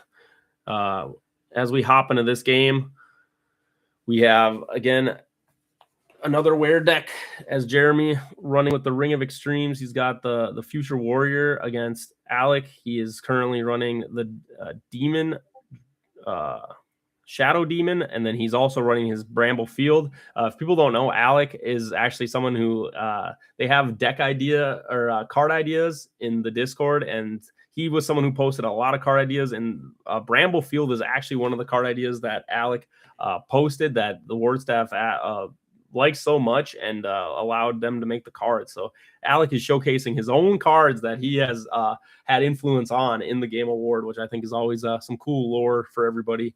Looks like Alec is sitting at 160 and Jeremy is sitting at 200 in their cemeteries respectively. So again, this game's in a good spot. Again, we have the full moon out on the side for Jeremy. He's also got the Future Warrior for protection from a hit, and he's running the Ring of Extremes, trying to get the value out of rolling 3 dice with the full moon on his creature to get double damage. I think is always a good spot to be sitting. But again, the Bramble Field is ticking away at his creatures. So if he has no way to respond to this, every turn on Alec's turn, it does 5 damage to creatures without wings. So that's why you see Alec running creatures like Shadow Demon with the wings. So that he can utilize that. If I take a look in Alec's cemetery, it looks like he's also rocking the Chaos Demon. So again, Chaos Demon also has wings, another demon type, and he's running the Into Madness. Into Madness is affects demon type creatures and undead creatures, gives them +1 to attack, +1 to hit. So very powerful cards. He's also running Mind Saps. We've already talked about the power of Mind Sap, but again, it shuts off creature effects. Just very powerful AJ cards when you're talking about, trying to cover all your bases with your 30 card decks to find what you need. Oof, looks like, he was able to crit. Jeremy hit the 10 with the 3 dice for the Ring of Extremes. He was able to one-shot that Shadow Demon, take it right out. So that's going to set Alec back a little bit. He's probably on his last creature here now. I mean, like I said, he was at 160, so now that's going to put him to 240 or no 220. So he actually gets 2 more creatures. So he still has this Chaos Demon, and he's going to get 1 other creature. And he's starting off with the Metallic Bone. Metallic Bone makes his creature, it's an equip card that you equip to your creature, makes it unable to take any damage. And then your opponent has to roll on their turn a 6-sided dice. If they get a 1 through 3, it destroys Metallic Bone, so it has its own built-in destruction effect. Otherwise, if they roll 4, 5, or 6, Metallic Bone stays on the field until it gets destroyed. So it just makes it so you're unable to be damaged. Very powerful Gen 2 magic card for uncommon. So again, Jeremy is going to have to do his best to get through it. And also Metallic Bone is a very good combo with Chaos Demon. Chaos Demon is able to basically use his effect without taking any damage with Metallic Bone. And Chaos Demon, what it does is when he hits, you can basically activate his effect to give him 3 more attack dice, so he can make his damage even more. But if he doesn't kill the creature, he takes half damage. But since Metallic Bone, he doesn't take any damage, you're able to just use that effect freely and not worry about the consequences. Oh, so Jeremy is now putting everything on the table. He's got the magic watch to re-roll for his hits so that he can try to hit those crits more often. He's also running the Future Warriors to negate damage from his opponent. So he is sitting in a good spot here. He's got the full board. He's kind of throwing it all at Alec, really trying to get rid of Alec as fast as he can. Alec's still holding 4 cards in hand. He might have ways to destroy or disrupt Jeremy here. But Alec has kind of put himself in a spot with his own time melt where he doesn't have, if he has flash negate damage cards, he can't play those at this time. So I guess he's going to have to rely on some other form to deal with that.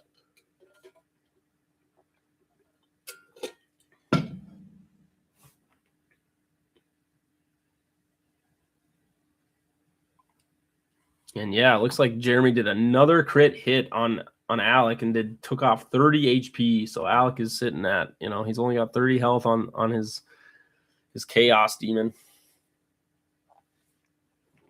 Definitely a very fun match going on up here on the top ends of the league, of the championship for the AJ WWB.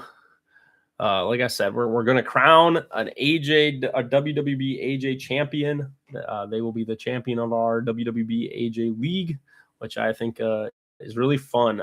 First prize, it's a winner take all. So only first place is going to get something. They are going to get $200. And then also on top of that, they are going to win a box that was gifted to us to give away to the winner by Kong from his Jungle Discord. If you want to find Kong, he is in the Ward Discord. He is a shop owner online that sells Ward products. He sells all 3 generations: the Gen 1 remastered, Gen 2 remastered, and Gen 3. So he also is planning to sell singles soon. So definitely look up Kong at Jungle Games, where you guys can find, like I said, all of his products for Ward.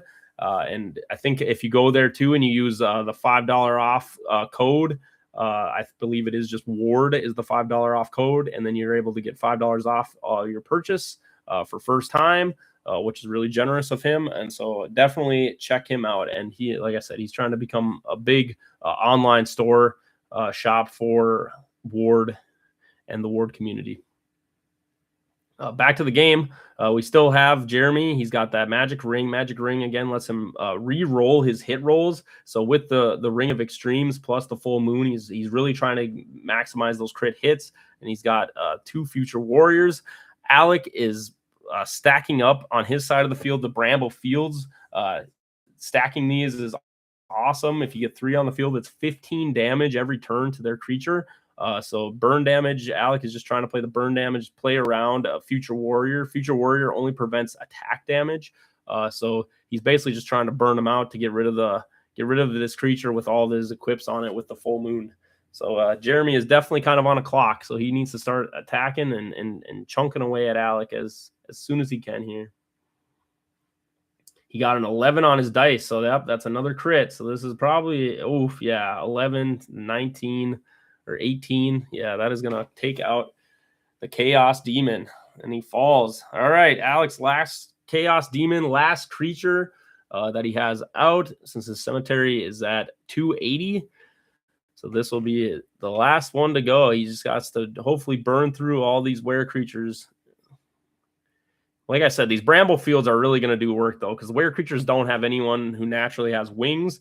If they do make a were creature with wings, that creature will be beyond busted then in AJ with the Bramble Fields, because then they'll have protection. But if people don't know, Bramble Fields on your turn, so every turn cycle it goes to Alec, it's going to do 10 damage, 5 for each Bramble Field that's on the field. So it's going to do 10 damage to Jeremy's creature. As you can see, he just went from 20 to 10. So on Alec's draw phase, it does the 10 damage. And then Alec is going to fire off a Vampire Mistress to just get rid of that rabbit. Burn damage, like I said, these Future Warriors are great into attack damage, but in a meta with burn damage, they don't work so well. So he's actually going to lose a lot of that value of those Future Warriors. And it looks like with that should put Jeremy to 250. So this is Jeremy's last creature on his field with the Mooncat. With 50 HP that he has to take on the 60 HP Chaos Demon. So again, they're both sitting on last creatures here. It's a tight neck race. This will be, whoever takes this right here will be the winner of the game for sure. Like I said, you're both on the last creatures. Alec is really utilizing these Bramble Fields. He's sitting in a really good spot here with 3-card advantage on Jeremy's just 1. The full moon buff for the Mooncat is really good, though. He's getting the extra attack dice, extra hit dice, also the AL, making it hard for Alec to hit these creatures with his only one modifier. So Alec is really going to utilize the burn damage of these Bramble Fields. Like I said, great game back and forth.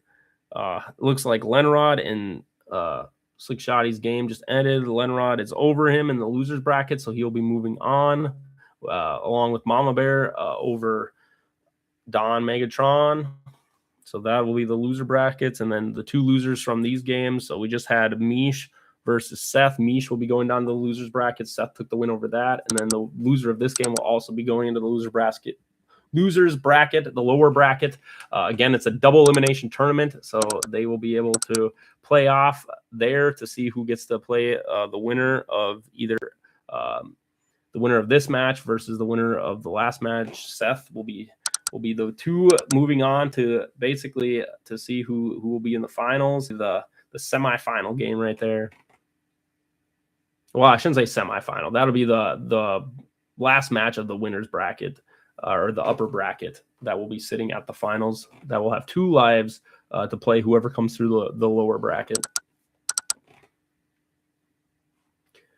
But the match, Alec just rolled. He hit.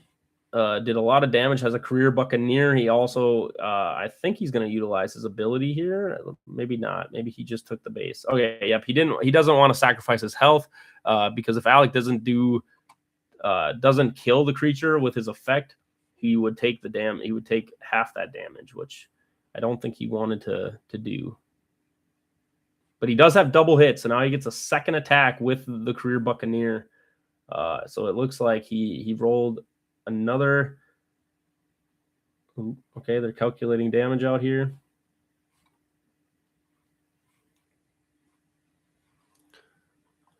Jeremy is in a rough spot. Like I said, the double attack with the career Buccaneer plus the burn damage from the 2 Bramble Fields. And let's see here. He rolled. Okay, so he chose not to use his effect again. Honestly, I think Alec, with how much HP he's got, I think he should, but I think he just wants to play that it's safe and then make sure that he doesn't take enough damage where Jeremy has a response, and then at the same time let his Bramble Field just put in the work to kill off Jeremy. Jeremy does have the one nice advantage if he crits. I mean, he does attack first. If he has any way to buff himself up here, maybe he could get enough damage with a crit. But again, right now, as the HP stands, it's Alec at 47 HP, Jeremy at 20 on their last creature. So we're coming down to the last hits here. So this is the exciting moment where, like I said, we get to see Jeremy on the clock with these Bramble Fields because he does not have wings. They are doing burn damage to him as well. So he's got to figure that situation out too if he wants to claw back in and get the comeback here. So let's see what he's got in hand. Ooh, he pulls out the Exorcism. Exorcism is very good into demons, does double damage. Does he have something else to pair with it in his hand to maybe give him enough damage to overcome? All right, he's going to combat. Curious, he can't play flashcards, so he has no way to deal with that. But he does have the full moon damage plus the double damage. He needs some big numbers. He gets one more dice. That's looking like 10, 13. That's 26. That is not going to be enough to get over the Chaos Demon. And I think Alec's going to realize that he's going to kill. So I think he's going to definitely roll it to end the game here. He's got the 5s. Yep, that's enough to hit. And now he's probably using his effect. So he's going to get extra dice. Nope. All right. He chose to not use his effect, even though I'm pretty sure he had lethal with his career Buccaneer on the field. But anyway, that is 20 damage. That looks like it will be game for Jeremy. Yep. Jeremy looking through what he had left. So Alec over Jeremy. Really close game. Like I said, comes down to the last 2 creatures. creatures. Just an awesome show match of demons into the moon creatures for sure. Yes, I believe I should move my camera. Unfortunately, I went into my editing thing and I could not figure out how to get the camera to move. I appreciate it, Casey. Like I said, definitely something I'm trying to see if I can fix. But you're right. It would be great if I could move my camera like over to like the middle of the left side of the camera. Would be awesome. But again, great match, great show. I think that is going to conclude the bracket second round matches for everybody. I think we're going to take a quick like 10-15 minute break, let people get food and stuff. It is kind of lunchtime. So as people jump back into the general chat, we will be catching up with everybody.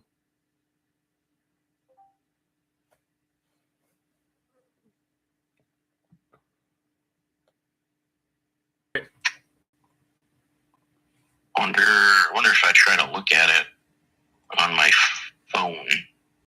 Well, I'll try that now. Are we back? Let me see. Yeah, now it's live again. Okay, perfect. No, there it is. Appreciate that. That's the one thing I don't get is the feedback of if I have everything running right now. But I guess real quick, now that we're back though, Casey, just to redirect the conversation to the match. So right now, it looks like we have Good Boy on the field. What are your thoughts, like you said, of the like Good Boy and just like now where it kind of sits in the AJ coming from Gen 3? I liked that card. I kind of jumped on it right away. It works extremely well. I'd say like with certain creatures. I mean, not every creature. I mean, yeah, sure, it buffs every single creature, but it's stronger with certain ones for sure. You know, maybe a particular creature that you only need those one or two buffs to be maxing out your armor or maxing out your speed, right? And like that's kind of like what's making the difference and what's making Good Boy like really strong. Mm-hmm. You know, and then it being a field card, so it doesn't get destroyed when steam armor comes out or something like that. So right. And being able to continually affect every creature you're playing. So, I mean, yeah, it's definitely strong playing it with, I feel like, the right creatures.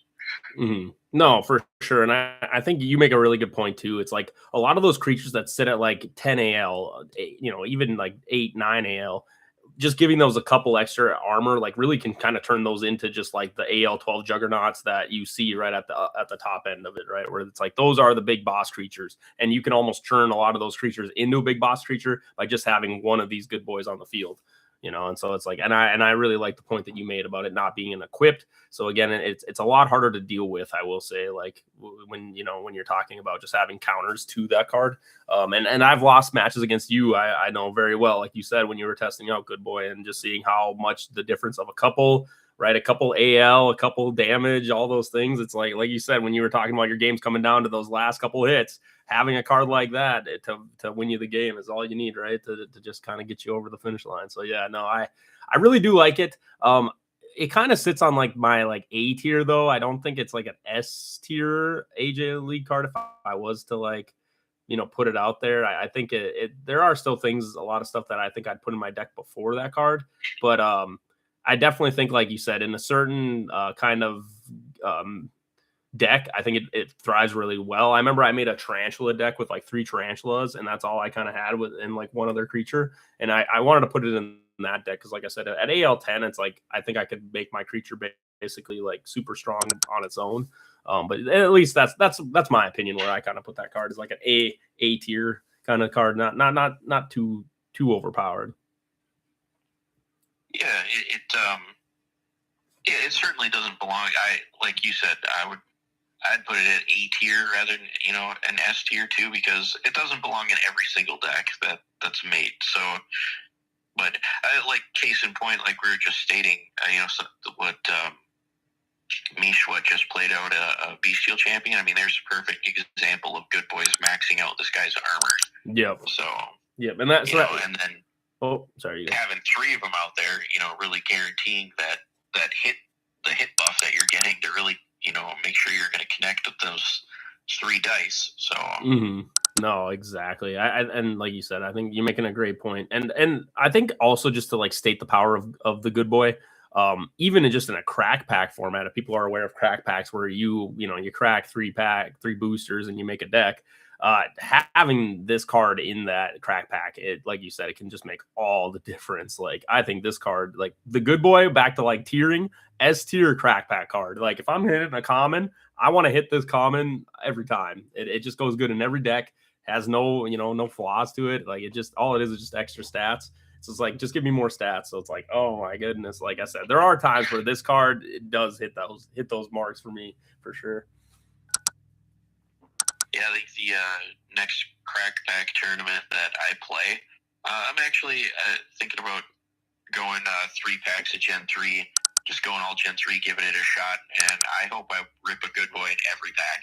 So yeah, 3 of them. No, and that's the thing. I've done like crack packs where I only do Gen 3, and like you said, I feel like I always plays pretty high. And speaking of like one of the creators, like Joe, he participates in them, and he usually does Gen 3 all the time too. And we both kind of are on the same wavelength, me and Joe, where we both kind of say like, well, the creatures in Gen 3 all kind of naturally, I feel like, have like more stats just on them in general. And so, like you said, it doesn't take many other supporting cards, like magic cards, to really like push them over the edge, to make them like just, juggernauts in their own right, where they're really hard to deal with. And so, like, I'm right there with you. Like, I think sometimes, like you said, you just got to see the power of Gen 3. Obviously, like, you are giving up some of those like really powerful Gen 1 and some Gen 2 cards, but you know what? I think Gen 3 at standalone, still a really strong set. Yeah, absolutely it is. So, no. The handful of crack packs, that I've been playing, and though, yeah, everybody wants to pick Gen 1, and, it seems to be those people are the people that are winning, or the people that but it's not due to the AJ cards, though. It's due to the epics and legends, but.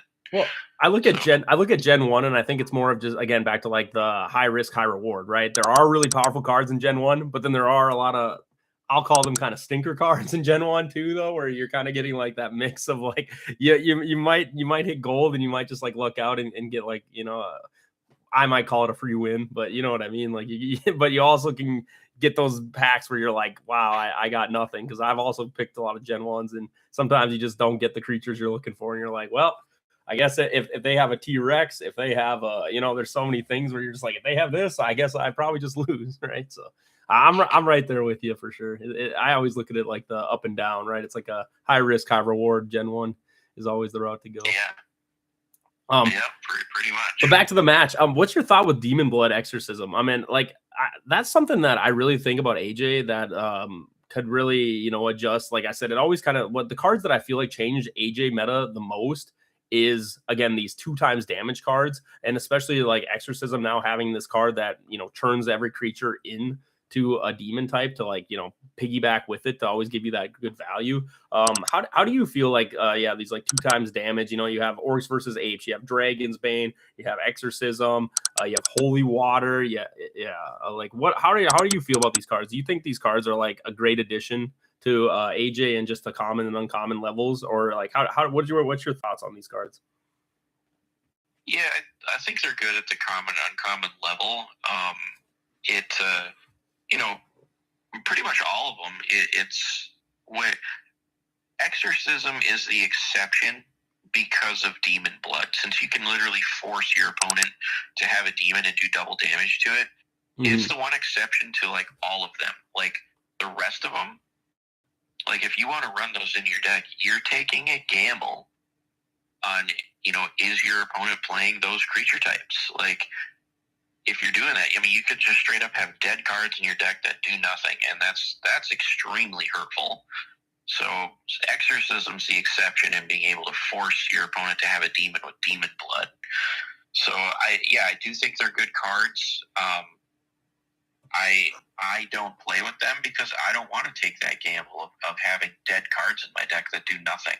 Right. I think that's way more hurtful doing that than it is getting lucky and your opponent actually having the creature type of the damage doubler that you're playing. So No, I hear what you're saying. Like you said, yeah, they're definitely like I said, I think they're really good cards when it comes to deck building in AJ, because like I said, you kind of always have to put those cards in the back of your mind of like, okay, like what, this could be a card that I might have to deal with.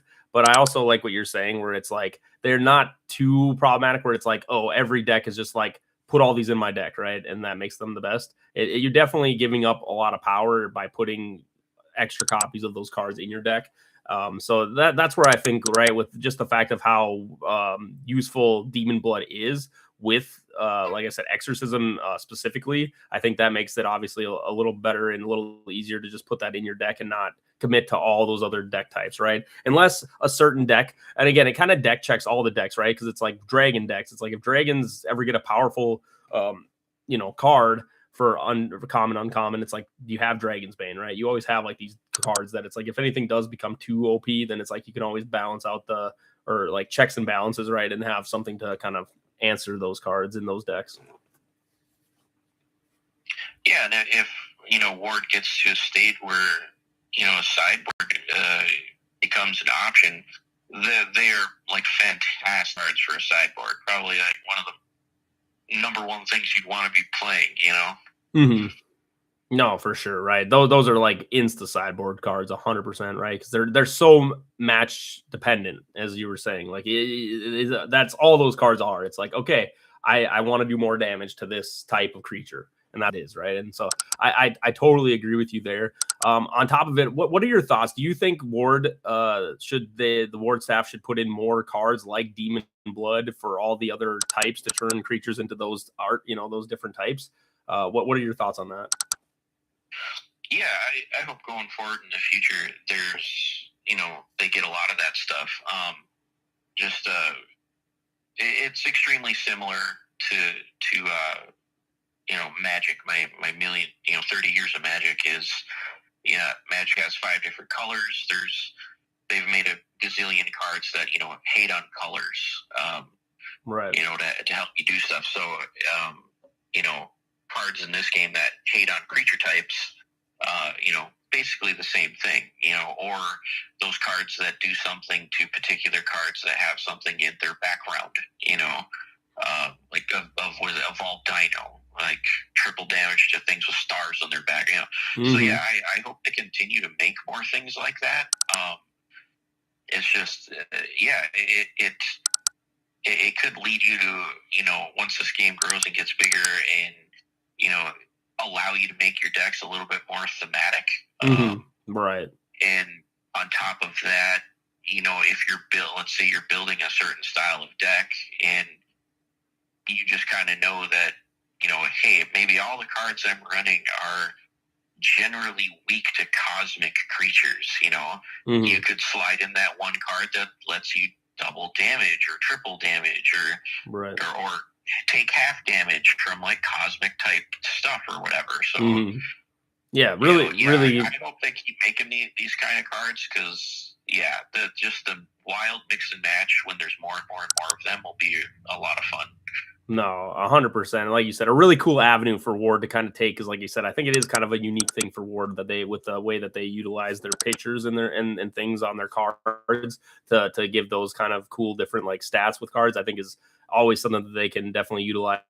Real quick to get back to the match, Casey, I don't know if you see that Lenrod, he played the smoke screen. I think, again, back to what we were talking about, good boy plus smoke screen, I think with these big AL creatures, such a great combo because it makes it so hard with only one dice roll, especially with a lot of decks running around in the meta that are looking to add dice rolls to them, right? You got the Wear decks, you got the Demon decks with Into Madness, Full Moon Wear decks that want those extra hit dice. Having the ability to play smokescreen on creatures, I think is a really smart heads up move by Lenrod here.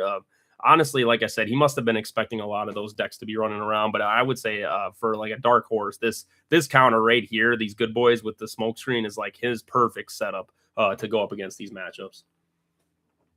Yeah, 100%. I was playing against somebody who was also used smokescreen on me.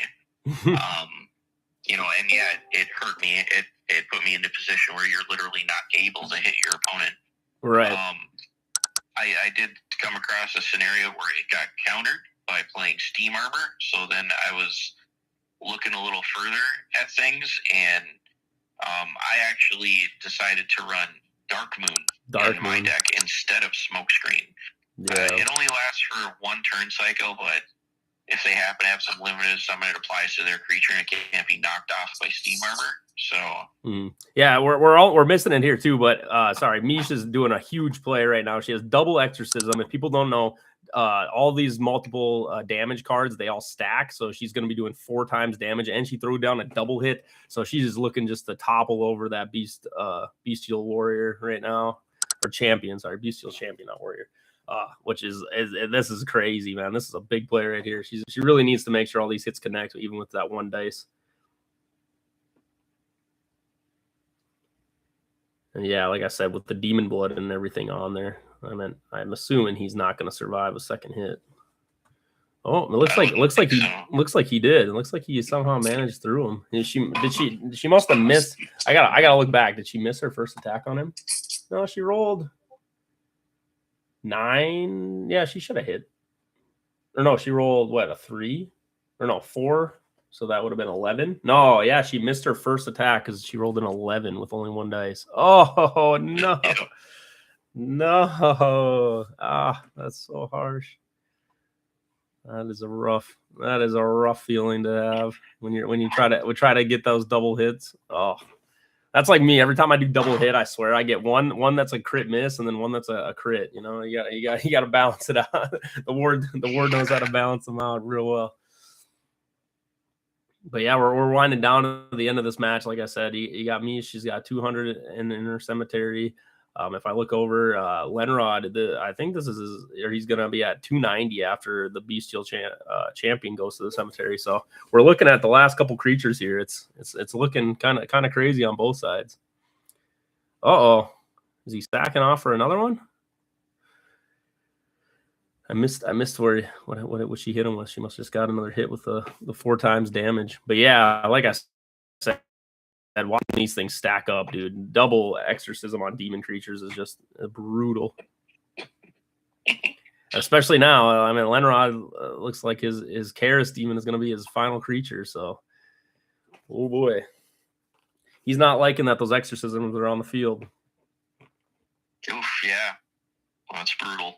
I mean, with his effect, he should be able to pop 1, but like you said, even then, double damage with only 40 HP. And like you were saying, these good boys are great, but they're only great if you got enough AL, right? Because it's like, what does that put him to? Like 7 AL? It's like, this is where Rabbit has to crit miss to not hit you. Like, it doesn't feel the best.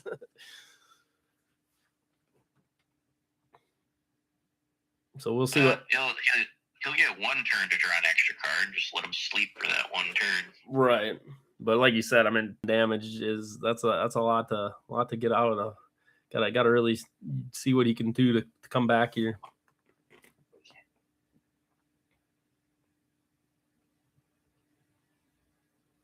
Yeah, you can tell he's really taking his time. He's really trying to think through if he wants to attack or if he needs that time to, like you said, just get another turn. Oh, okay. So he opts to do the negative first, popping 1 of them.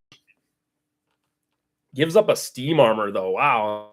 He must have something else good in his hand. I would expect he would want to keep that Steam Armor just in case a full moon hits the field, because then he could have blocked out, some of that damage and buffs that she would have got from full moon. But I can see tossing the Steam Armor because it actually really isn't doing nothing for him right there.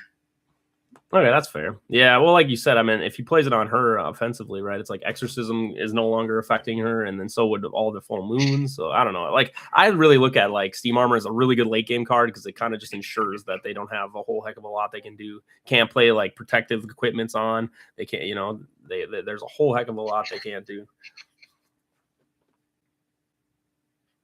But we'll see. Maybe he has another one in hand, and then he just needed to pitch something, and that's just what he's got. But he did go ahead and he attacked with the Karis Demon, giving up that extra turn of sleep just to pop both those exorcisms. So at least he set himself up there. That was a really good combo by Lenrod, just to kind of give himself that added time and take way less damage. So hopefully maybe he can find what he's looking for to make a comeback here. But like you said, on his last creature with the Karis Demon, and she's gonna hit Lenrod with the Steam Armor. See, she's thinking how I'm thinking. I'm like, yeah, you want to make sure you give him no options at the end of the game. Put it on his last creature, make him unable to do anything in response. But yeah, Time Melt plus the Steam Armor. I mean, you have so much, protection covered that there's not much he can do to kind of respond at this point, because you can't play your flash negates. You also cannot play any equips onto your creature, and all the good boys have just fallen off. So now he's sitting there pretty naked. Yeah, that's going to be a rough ending for him here. Tyler will be proud of the naked maniac, the naked Karis Demon.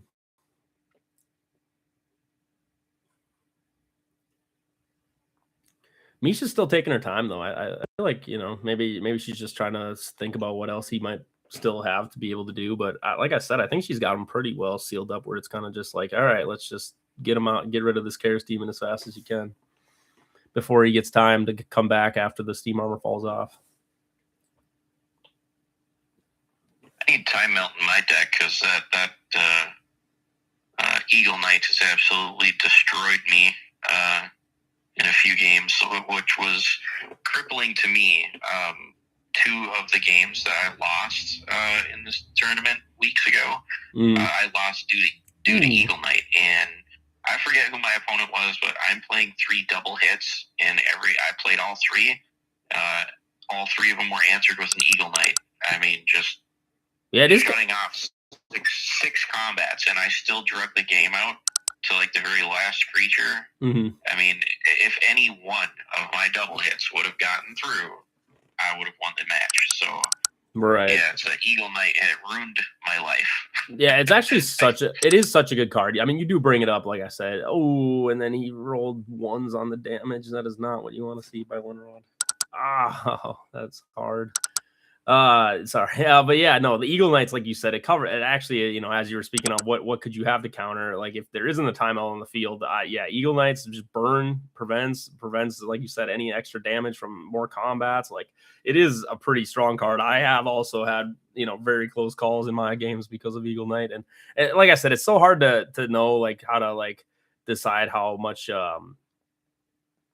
value it gives you, like you said, because it doesn't take much to kind of shut down Eagle Knight, like you said, but that definitely warrants people putting Time Melt in their decks. And yeah, I'm also someone who's very guilty of it, where I just say, you know what, is Eagle Knight really that good? And then I don't put Time Melt in my deck, and I'm like, I regretted that decision for sure, because they do work. So right here, I don't know if Mish is catching it, but I'm pretty sure if she counts up that cemetery, I think Lenrod is over. But so far, she hasn't noticed. So he kind of, I think he's getting away with a sneaky sack here into this Bestial Champion. I can check his cemetery, but I'm pretty sure that is where we're at. Because let's see.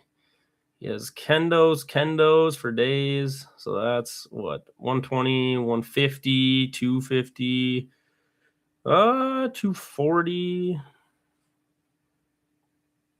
Well, maybe he is good in there. Oh no, yeah, he has 2 Karis Demons. 280. Oh no, okay. Never mind. He's sitting legal. I guess I had to double check that. He is still alive. For a second, he did have his thing at 240 before that Karis Demon, or it was at 280 with the Karis Demon. Yeah, I don't know. From what I'm seeing in the cemetery, it's legal, so that's good.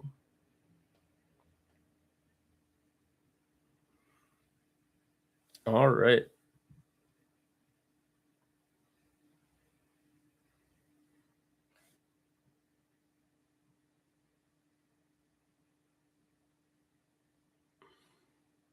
Ooh, a Future Warrior right at the end here.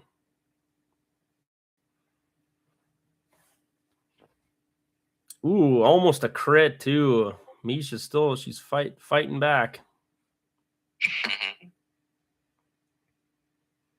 Is she on her last creature? Or not? Let's check. So we're at 200, 250. Yep, this This is her last Were Rabbit. She should be at 250 right now, but she's I think a little too, into the game. I get there too. Sometimes you forget to, adjust. Honestly, you don't have to put your cemetery HP. Like I said, that is up to your opponent to actually track. So some people, like I said, I think force a habit. They just like to put it, maybe to help them out too, just to remember that I can still sack, I can still whatever. But you technically have to have your opponent, point out that you are over 300 for you to lose the game. So like I said, you can get away with some of those sneaky, sacks if they aren't noticing or just, play another creature. That's just part of the mind game. That's where I really look at Ward as more of like poker, where it's like you're bluffing, you're trying to, use the mind games. It's kind of like chess. Ooh, and Mish hits the crit hit. Oh boy. Okay. And max damage. Woo. My God. 26 big ones. Let's go. Get a couple equipment on that Were Rabbit. That would have been a fat hit. But yeah, Lenrod's definitely feeling that one. I mean, heck, that puts him down to 20. That is Lenrod's last creature, though. Once this champion goes to the cemetery, he is out. So he is not wanting to see that because he still has to rip through 50 HP. Oh, boy. Still a big roll on his part, though. That's 11, 12, 13, 14, 15, 16, 17, 18, 19, 20 damage. Ooh. Okay. Man, they are smacking each other. Like you said, Casey, this is looking like one that's going to come down to the wire here. One double hit or anything like that. Yeah, you could really seal it. Ooh, the Future Warrior to protect. Okay.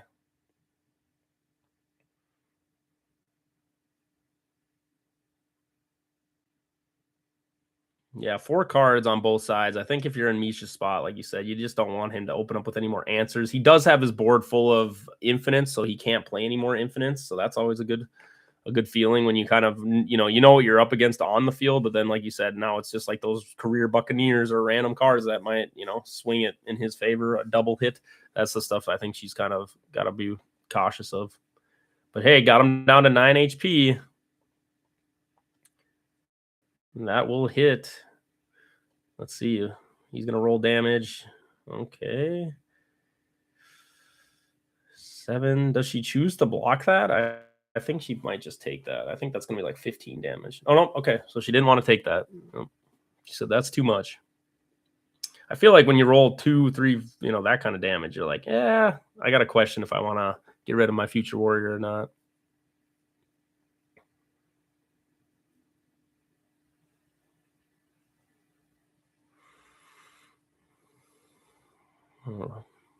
See Drew, it looks like, he like I said, his board is full, so unfortunately he can't get away with any more infinite cards. So if he's holding infinites, they're kind of just dead in his hand at this point. So he's just hoping raw stats kind of gets him through it, but he's also sitting really low, like a Vampire Mistress, something he's probably looking for. That's probably sealing it. If she gets anything, oh no, he was at 9. I'm pretty sure he stays alive with 1 hit point. Wow, jeez, that is harsh. Oh my gosh! Wow, he's so brutal. He's alive with 1. All right, he still hit back with quite a bit. I think that's going to be about 20 damage again. So she's probably 1 hit as the good boys. So right. What does Lenrod have in hand? I wonder if he has a Mistress in hand, he can seal it just with a quick. Oh, he doesn't have a Vampire Mistress or anything. Oh no, I don't know. Now he's got to hope for a crit miss. Oh, that is not a miss. And he can't play Flash, so I think that will seal it right there. GG. Oh my goodness. Right down to the last combat. 1 HP. That is intense.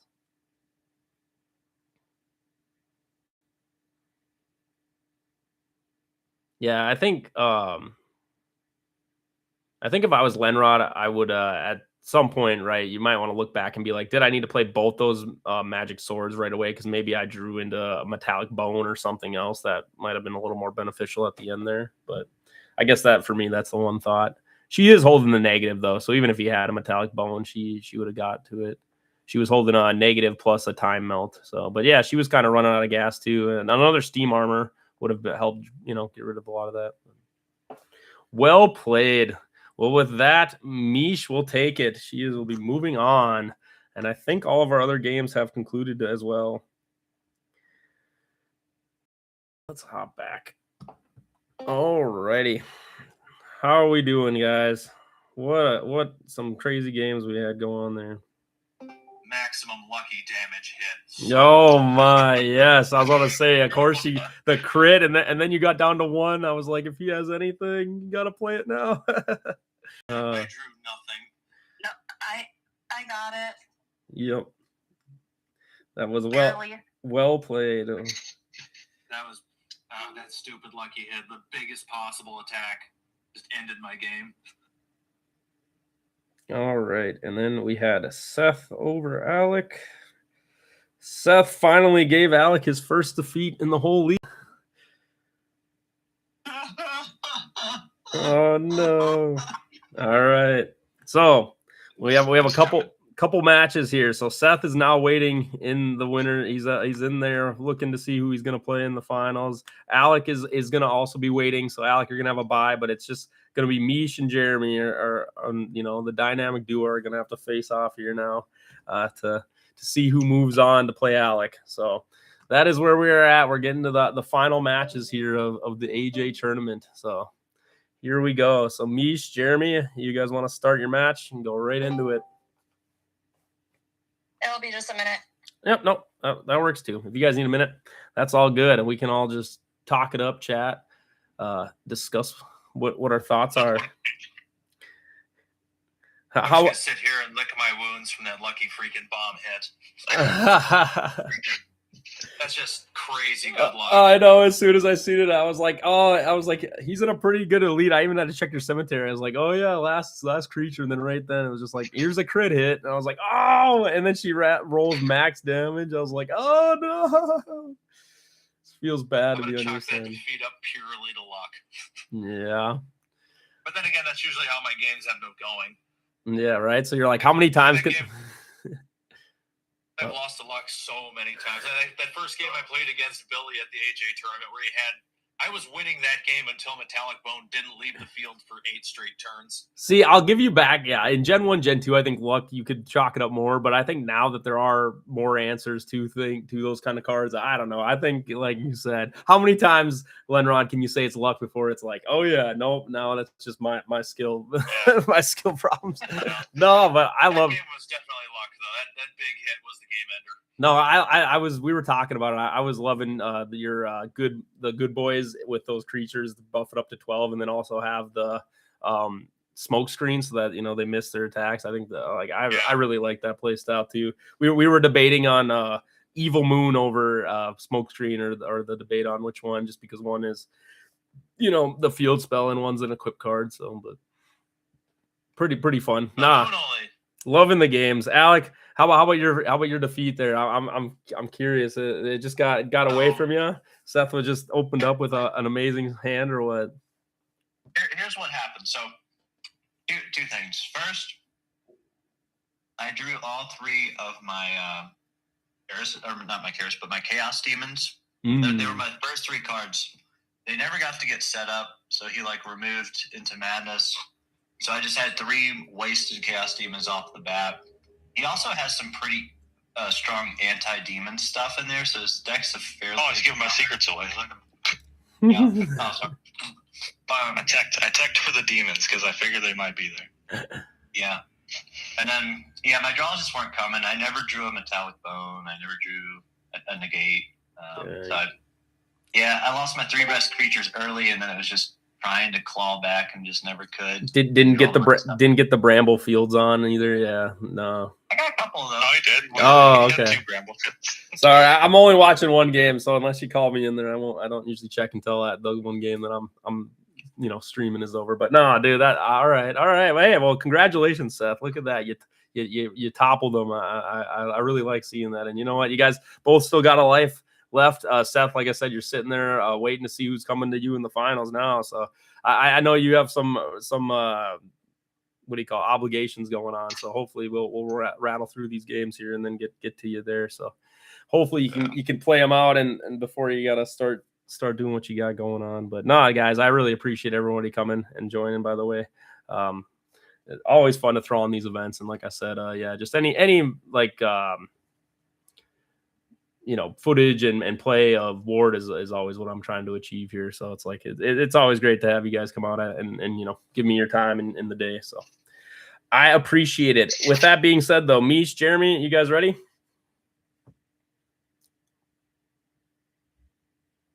I guess not. I guess not. That is okay. Must be snack time. Yeah. She's out dancing and celebrating the extraordinary hit. Or she's out there taking deep breaths, trying to recollect herself as she was like, a couple hits away from not moving on. If I had to be honest. I say that one hit, I was in a really good spot. I felt like I was in a good spot, and then that one hit, and it's like, oh crap, there goes the whole thing. Oh, I know, dude. You could just tell the momentum of like, I have to be scared every time I attack. It's like. We're for that +7 modifier on the Were-Rabbit, which I still think is way too big of a number because there's no reason to play Were-Rat anymore. No, yeah, that's the way I look at it too. I think they should have definitely brought its stats down, like other stats down, if they are going to give it a really powerful modifier. Yeah, like way slower or something. Yeah, but they kind of a slow rabbit, right? So they kind of just replaced it with a rat, right? It's like I don't know. I think yeah.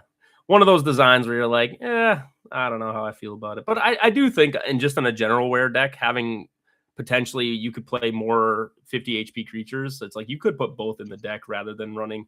I honestly, as much as I love limited summons, I do not like Moon or Wolf Knight. And I'm like, any wear deck without Wolf Knight, I'm like, no, I do not like playing. Yeah, Wolf Knight is. You don't like my boy Wolf Knight? No, I just why is he not a were creature? Come on, like if that man, he just needs to be a were creature, and then it's like you got a sack to play him. It's like you get nothing when he's out in the board. He does nothing. He just sits there. Yeah, at least they raised his HP too. It was like 40 HP. You're just like, all right, 2 hits of good, kind of just like one shot him. Like, yay. I recall having a Wolf Knight with 2 Werehawks on the field and kicking someone's ass. See, that feels good. That when you draw into it, you're right. It does feel good. You're not wrong. I was there. I was on that receiving end. But like you said, most times than not, and then all it takes too is one negate creature effect, and then it's just like, all right, now I don't have my limited summons either. The guy who doesn't fight, he just sits there.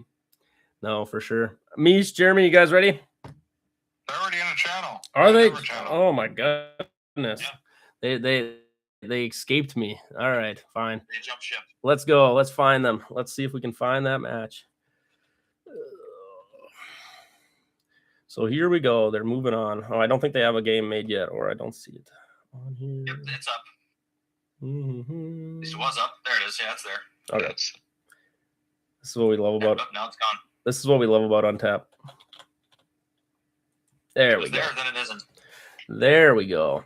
Well, now you can watch. Now you can watch the live stream and see it. Hopefully, we got that all in there. Alrighty, third match. Here we go. This is the quarterfinals. Mish versus Jeremy. I know I can't move my camera, so unfortunately, I'll keep you updated on what HP we got for Mish, but. This should be a good matchup. I think both of them are bringing some kind of wear package. So I did like Jeremy with the Ring of Extremes. I'm a real big fan of Ring of Extremes plus the Death from Above. It's so good now. Oh yeah, Death from Above. That is a card. I was talking to Casey and we didn't really cover Death from Above, but that was definitely a really strong staple card in Gen 1, Gen 2 AJ. But now I think it seems like Death from Above has kind of fallen a little bit out of priority, seeing with just like other stuff in the meta. Well, Jeremy hit me with that Ring of Extremes and Death from Above. Oh, did he? I didn't see him get off the Death from Above yet, but okay. So this was earlier in the league when we played. Oh yes, it is a really fun combo, like you said. I'm glad. Crit. Yeah, I'm glad it exists. And right now we're seeing Jeremy Mulligan. I mean, he's running the Eagle Knights. He's got those magic watches to again give him a chance to get that crit damage with the Ring of Extremes. So it seems like he really went heavy in the Ring of Extremes kind of package, which I kind of like. Like I said, I like that he's fully committing to that play. Is that with the full moon, Ring of Extremes becomes so utilitarian. So you get the third dice, and it's like, oh yeah, everything's going to hit, and even if you roll too high, you're still going to hit. And then What format was this? This is AJ format, so common and uncommon. No. So basically, everybody was running wolves then. Yeah, it seems like full moon has been pretty prevalent. We do have demons, and then like I said, Slick Shoddy, he was running Dragon Fox actually, which I really like, and he had jesters with bombs, which I think he might have the most creative. He said he kind of just threw a deck together. He didn't know if he was going to be playing, so he's like, you know what, we're throwing out some fun stuff. So, but no, I like how Mish sees that Jeremy, he's running all those Eagle Knights, and she's like, you know what, timeout right away. We aren't messing around with those. You're talking that Ring of Extremes. What's that? Another fun way to that Ring of Extremes. Another fun thing I did in the AJ League. It was when I would be able to pull out my beast because I had my Arc Hunter out. Well, you put Ring of Extremes on your limited summons. So if he does crit miss, you don't take the damage anyways. Right. No, that is great. And like you said, and same that you can still do it with like Were Rabbit with Orc Hunter and then use Full Moon to give your 3 dice. So then you can still get even more crits off. No, I really like that a lot. Like you said, yeah, it's so much versatility with Ring of Extremes. And not only my biggest proponent of Ring of Extremes too is offensively, right? It's you play it on your opponent. Now, if they don't have any dice enhancing, it's like, okay, well now you have to get, you have to get a 33%, or I don't even know what the odds are, but over 8 on your dice rolls. And it's like, it's not easy. I've had a lot of times where people are just keep hitting themselves, you know what I mean? With Frenzy on too, especially where I force people to like attack into me with the Ring of Extremes on. It's like, all right, we'll play the odds game. let's see if you get tricked me. Yeah, but they definitely did a buff to it. Before it used to be 8 or higher, I think. So yeah, now that they made it like 9 or higher, at least I believe. I can take a look at the old version. It's still 8, I think. That didn't change. I think the only thing they changed was they added the 13 plus to it and made it so you get a normal hit at a higher number. Right. No, that makes exactly.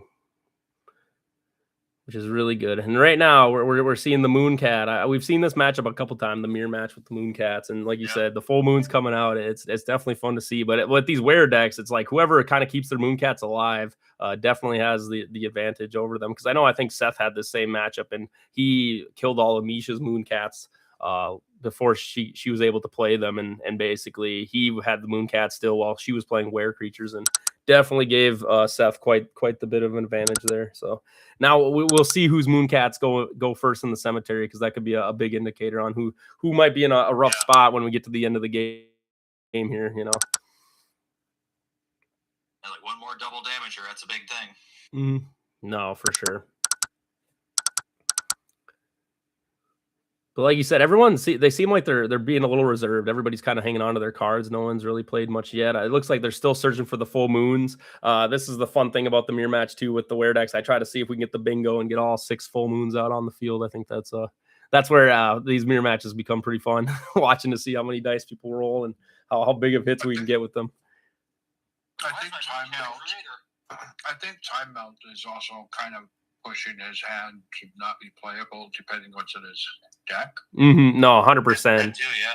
Well, like you were saying, we seen Jeremy too. He was mulliganing at the start, and she definitely got to see that he was holding on to Eagle Knights and some flash cards. So I think, immediately playing that timeout is giving her a lot of value. And there we go, first full moon. Yeah, first full moon. Ooh, and some defense. All right, he's Jeremy's pulling the trigger. But that's the thing about timeout too, because it really forces you to you don't really have any immediate responses. So I think that's maybe why Jeremy's feeling it. He's like, all right, let me pull the trigger, let me play the moon, let me get all the equips on, and then let me just go at you, because he's expecting. And right there too, I mean, he did do normal damage, it looks like, because he got 14 on the dice roll. So.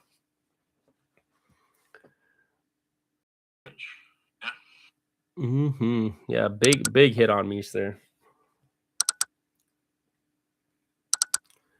But she still does get the value of the full moon, so that's nice for her. Yeah. Oh geez, that's a low roll. Yeah, those two feeling great. Yeah, it just eats the 11. Yeah, see, this is where I sit too. I do like the Future Warrior. I used to, at least in the old AJ before Gen 3, I thought it was a really strong card. I started to also think it loses a little bit priority. because of cards like this, Steam Armor, where you can just kind of either remove it, but then there's also a lot of burn, like the Vampire Mistress and Bramblefield, as Alex been playing, where those cards just get around that. Because I know there was in your game against Jeremy, he had 2 Future Warriors, but you had 2 Bramblefield, and two Brambles outdoes 2 Futures any day, I think so. And then Mish is throwing on her Future Warrior. All right, protection. And she dropped Steam Armor. Yep. So, and again, this is where I think Steam Armor is probably right now one of the strongest Magic cards in AJ, at least in my opinion. Just able to shut off, these field effects, but also get rid of all your equips on you. It's like, oh my goodness. Yeah, it's the closest thing to a board wipe in AJ.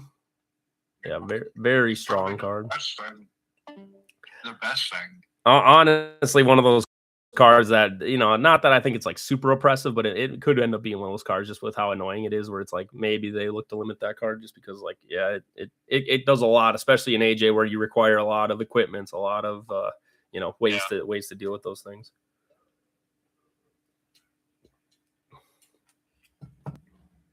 Double Future. Okay. Look at that, Jeremy with all the Future Warriors. Okay. Who's gonna block the block first? Right? Yeah, they just refuse to let their creatures go down. You know what I'm saying? It's going to be a slow one. But now Mish, she's got the Moon Cat, which with its effect, it gets double damage to rare creatures. So Jeremy, like I said, he's probably hoping he could keep his Moon Cats alive and then, get rid of Mish's Moon Cats as fast as he could to really, like I said, get that power going. But he does block it. Tank that shot. Yep, he's hoping to one-shot her. I know you can't see on the live stream, but she's at 5 HP, so any hit here will definitely, she'll have to block it with that. Yep, she blocked it.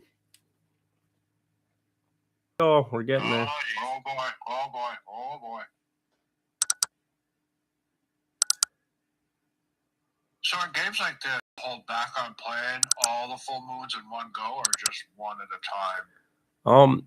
That's a really good statement, Dan. I honestly, in my opinion, like you said, I think you got to really assess the board state, right? It's like, okay, am I in a position where it's like it's beneficial for me to just start to put the pressure on? And it's like, all right, like you said, if I'm still trying to find my pieces and I don't really feel confident with what I have in my hand, I think I would be a little more reserved, because like you said, all you're doing is giving them the power, right? You're giving them more power by playing a full moon, especially in this mirror match. Ooh, he's rolling ones. Ooh, good thing those full moons. I know, right? Sometimes you're like, oh, I don't have to worry about my rolls because of full moons, but you see those ones, you start getting a little nervous. All right. But I will say Jeremy has the ability to reset. I know he's running Magic Watch, which I think sometimes when you add rolls, you're like, oh, that Magic Watch can actually make a lot of difference for you, getting that last hit or missing something that might have costed you a lot of, cost in the game to get the win. So, but with that, Misha's these Mooncat, it's doing work. Yep. And then as you said, Dan, that time melt, I mean, look at he's bricking so many flash cards with those cards in his hand. So he's got to find a way. I mean, he's still revealing his hand. Hopefully he notices that he has to unreveal, but he does. I mean, now since we get to see it, he does have the negative, so he is able to pop that time melt if he so chooses. But he looks like he's probably gonna have to give up either one of his Eagle Knights or one of his Steam Armor to do that, or wait for another card. Yeah, it looks like he's just trying to hunt down for another Moon Cat. He's just getting more aware of it. No, for sure.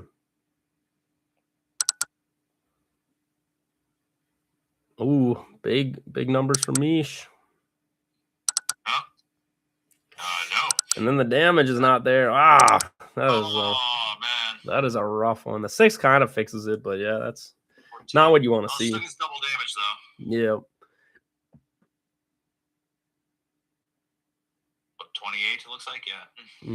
Yeah, like I said, it is that Mooncat is honestly just such a great tech card. Like even in decks that aren't wear decks, I think just having Mooncat as like one of your creatures, only for 50 HP with that 12 speed, it just feels so great, especially Cosmic as a type. Like it's just all around. I feel like it feels really good to have. And there you go, Jeremy. Oh my goodness, what is that roll? Woo! That is a big hit. Big hit on no hit. And then Mish just puts down the next Mooncat. So I'm sure Jeremy's like, yeah, I don't want to see that. Oh, and Jeremy got not in the game anymore. What happened? I don't know on that. I don't know. I'm not sure. Very anticlimactic. Computer crash or what? Well, usually even if your computer crashes, it would still have you in the game, and like he chose to disconnect there, I think. Yeah, something happened. They're no longer on Discord. I think they lost internet. Oh, that could be the case. It might just be holding. Geez. Well, Totally disconnect them. well, we might have to just have them, you know, save their game state of what they had in their cemeteries and stuff. Yeah, we do have the live stream, but we can't look at the. I have it up on my thing in Discord here of what's in meshes. Yeah. I can feel their pain. Yeah, I was gonna say that's frustrating. Holy That is. It was a rage quit. Oh, okay. All right, then it wasn't connection. That's okay. It was how do you know it was a rage quit? Oh, I think she might have. Just posted that she won.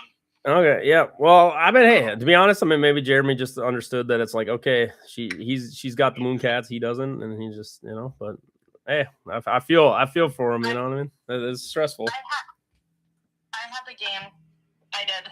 That time melt. That time melt. Yeah, the fact that you're making his. But I also had another seed in my armor in my deck and whatnot, and he just knew I was gonna win because this is how it is. Me versus him. I always win usually. Especially on untap. Untap sucks for him. The mental game got all right. That's fair. I know you guys have your own internals. I can only imagine how many games you guys have played against each other. That would probably get to me too. I was like, oh, I know where this is going. All right. I wish he would have won. If I wouldn't have got the cards I got, I always get the cards that I need, and he doesn't whenever we play. I think you guys were both playing your best. We were having a good talk while we were watching it. But with that, Mish, I mean, are you good, or did you need a little bit? Because otherwise, I think we'll hop into the next game. All right, just give me a minute. Yep. Take a couple minutes, but then all right, Alec, are you here? I don't know if Alex is in. Oh, yep, he's in here still. Yeah, I'm here. All right, are you ready to go, sir? Pretty much. All right. Well, then with that, we'll move on to the next round. So we are going to have Alec versus Meech. This is for the semifinals. Here we go. I'll make the game. Okay. Yep. That'd be great. I'm just updating the brackets. I'm probably just going to post it once we get to the final. We kind of know where we're at with everything. All righty. So with that, we will wait for the lobby to be made. But like you said, as you can see, I mean, that is the one thing with that mirror match with Were Creatures. It is one of those things where I think if you got the Mooncats and you kind of got the setup, it's only a matter of time before if they don't have an answer. And like you said, Mish, with that time melt, you were just, I accidentally joined as playing. Oops, sorry. Hold on.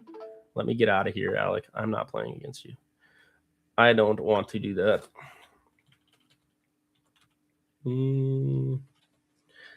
Oh, what do you have it in as? Alec versus Mish. All right.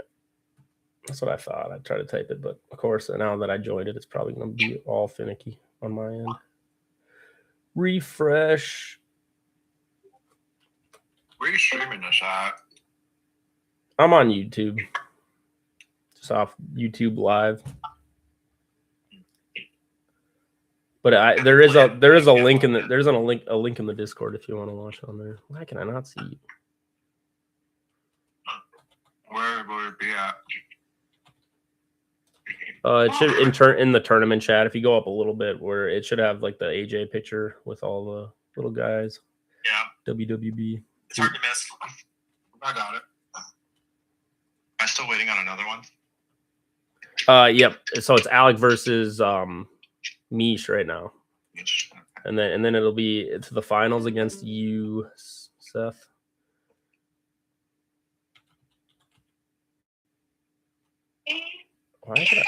Why can I not find your game? You got your game up there, Alec? I'm looking. Untap is being. Yeah, I'm just having trouble finding games to watch as well. It's there. Okay. Yeah. For some reason, Untap My is. screen just has play available, not watch. I'm just gonna keep refreshing. Should I let Mish make it or something? Maybe that'll help. Yeah, I don't know. Refresh a browser, see what it does. I use the app, so I don't know if that makes a difference. I don't have a refresh. Well, I can see all the MTG and stuff with watch, so I don't know why it's. Here, I'll remake it, and if that Mish can make it. Oh no, there you are. Wait, there you are. Did you already click out it? I see to play. Now let me see if I can see to watch. Yeah, it's weird. I don't usually. One spectator players in the play before, but I feel like. Yeah, that's probably it. All right. He has someone spectating. Well, we'll just wait Yeah, for. someone is spectating. Oh, there she is. I'm running game right now. Okay. Yep, and then the watch popped up. So she joined in and it popped up. Yep, I see it right here now. Okay. Yeah, you definitely. Yeah, we watch you in a separate chat. You don't need to hear everybody else talking, unfortunately. Yeah, if you hop into game one, that'd be great. Yo, after the match, we're gonna go all. What do you call him? What's his name? John Madden, Chris Collinsworth here. Oh yeah, play by play. Here we go. But so with this is the semifinals of the WWB AJ Championship. Mish versus Alec. Alec was on an undefeated streak until Seth just toppled him in the upper bracket. So now he is fighting his way through the lower bracket to get a rematch. Mish has climbed through most of the lower bracket, so she is on her way to hopefully make it to the finals as well to play Seth. So let's see what we got. Starting out, we got the Were deck on Misha's side. She's got a Were Rabbit, not the pesky Mooncat. And then Alec, unfortunately, I don't know, he has some bug with his untap where he can't reveal his hand to her and then mulligan, which I feel for him. That is rough. Yeah. So he is unfortunately has to show. Yeah, at least he has a workaround. I agree, because that would be frustrating. But we're seeing a lot of Vampire Mistresses. We've seen Time Melt. He's got the Bramble Field. He's running the a flying demon package, which I think is very interesting. He's got the double hits and extra into madnesses to buff up his demons. Ooh, it starts off with a Karis Demon. That's a pretty good opening hand. You kind of want to see that Karis Demon right away because, like you said, if you're looking to find your pieces, it's just one of those stall pieces that you can play right away to stun up your opponent, especially if they don't have any way to kind of stop you. And it looks like a lot of people kind of gave up the power of like Mind Sap, even though I know Mind Sap is a really powerful flash equipped that can kind of stop things like Karis Demon. I think a lot of people have opted to kind of give up on those cards just to, put in some other stronger cards in their deck for the AJ League, it seems like. But I've seen the Mind Sap, but I only seen the Mind Sap while they already had the Time Melt on the board. It's like, okay. Mm-hmm. No, exactly. Like,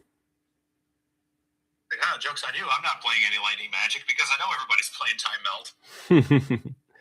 Yeah, but it is an interesting dynamic, like you said, working around it, because like a lot of times some of those flash cards are like me and Casey were just talking about how impactful they can be, and I kind of agree with him that it's like if you kind of forget the Time Melt, sometimes those cards will catch you quite a bit off guard and can really ruin your boards.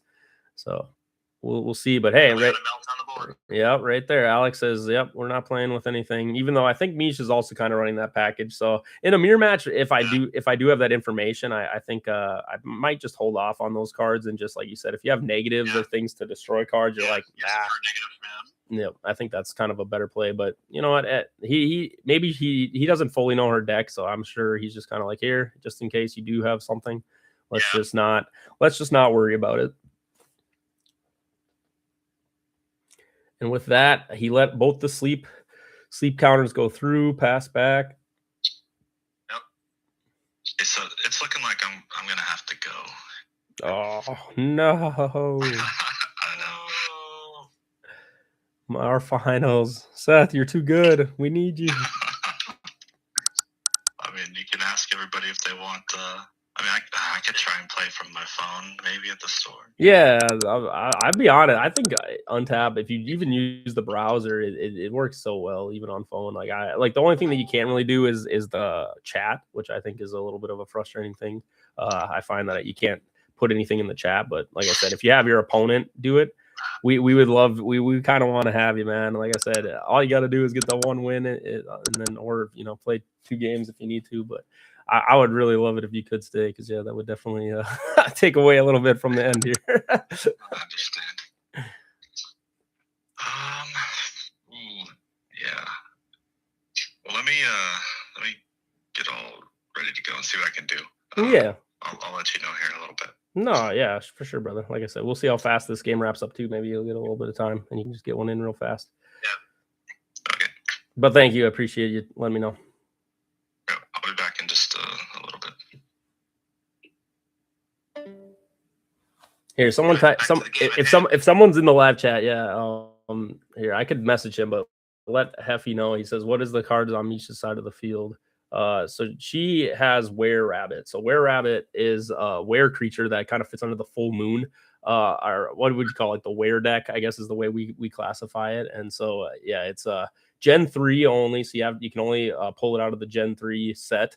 But it's an uncommon card, so it's not too hard to get your hands on. But me and Lenrod, we were going back and forth about it, but they basically had a card Were Rat from Gen 2, and for some reason they made basically a same static creature with a couple more modifier points. And in Ward, that kind of makes all the difference to be like, well, why would I play when I can just play with Were Rat?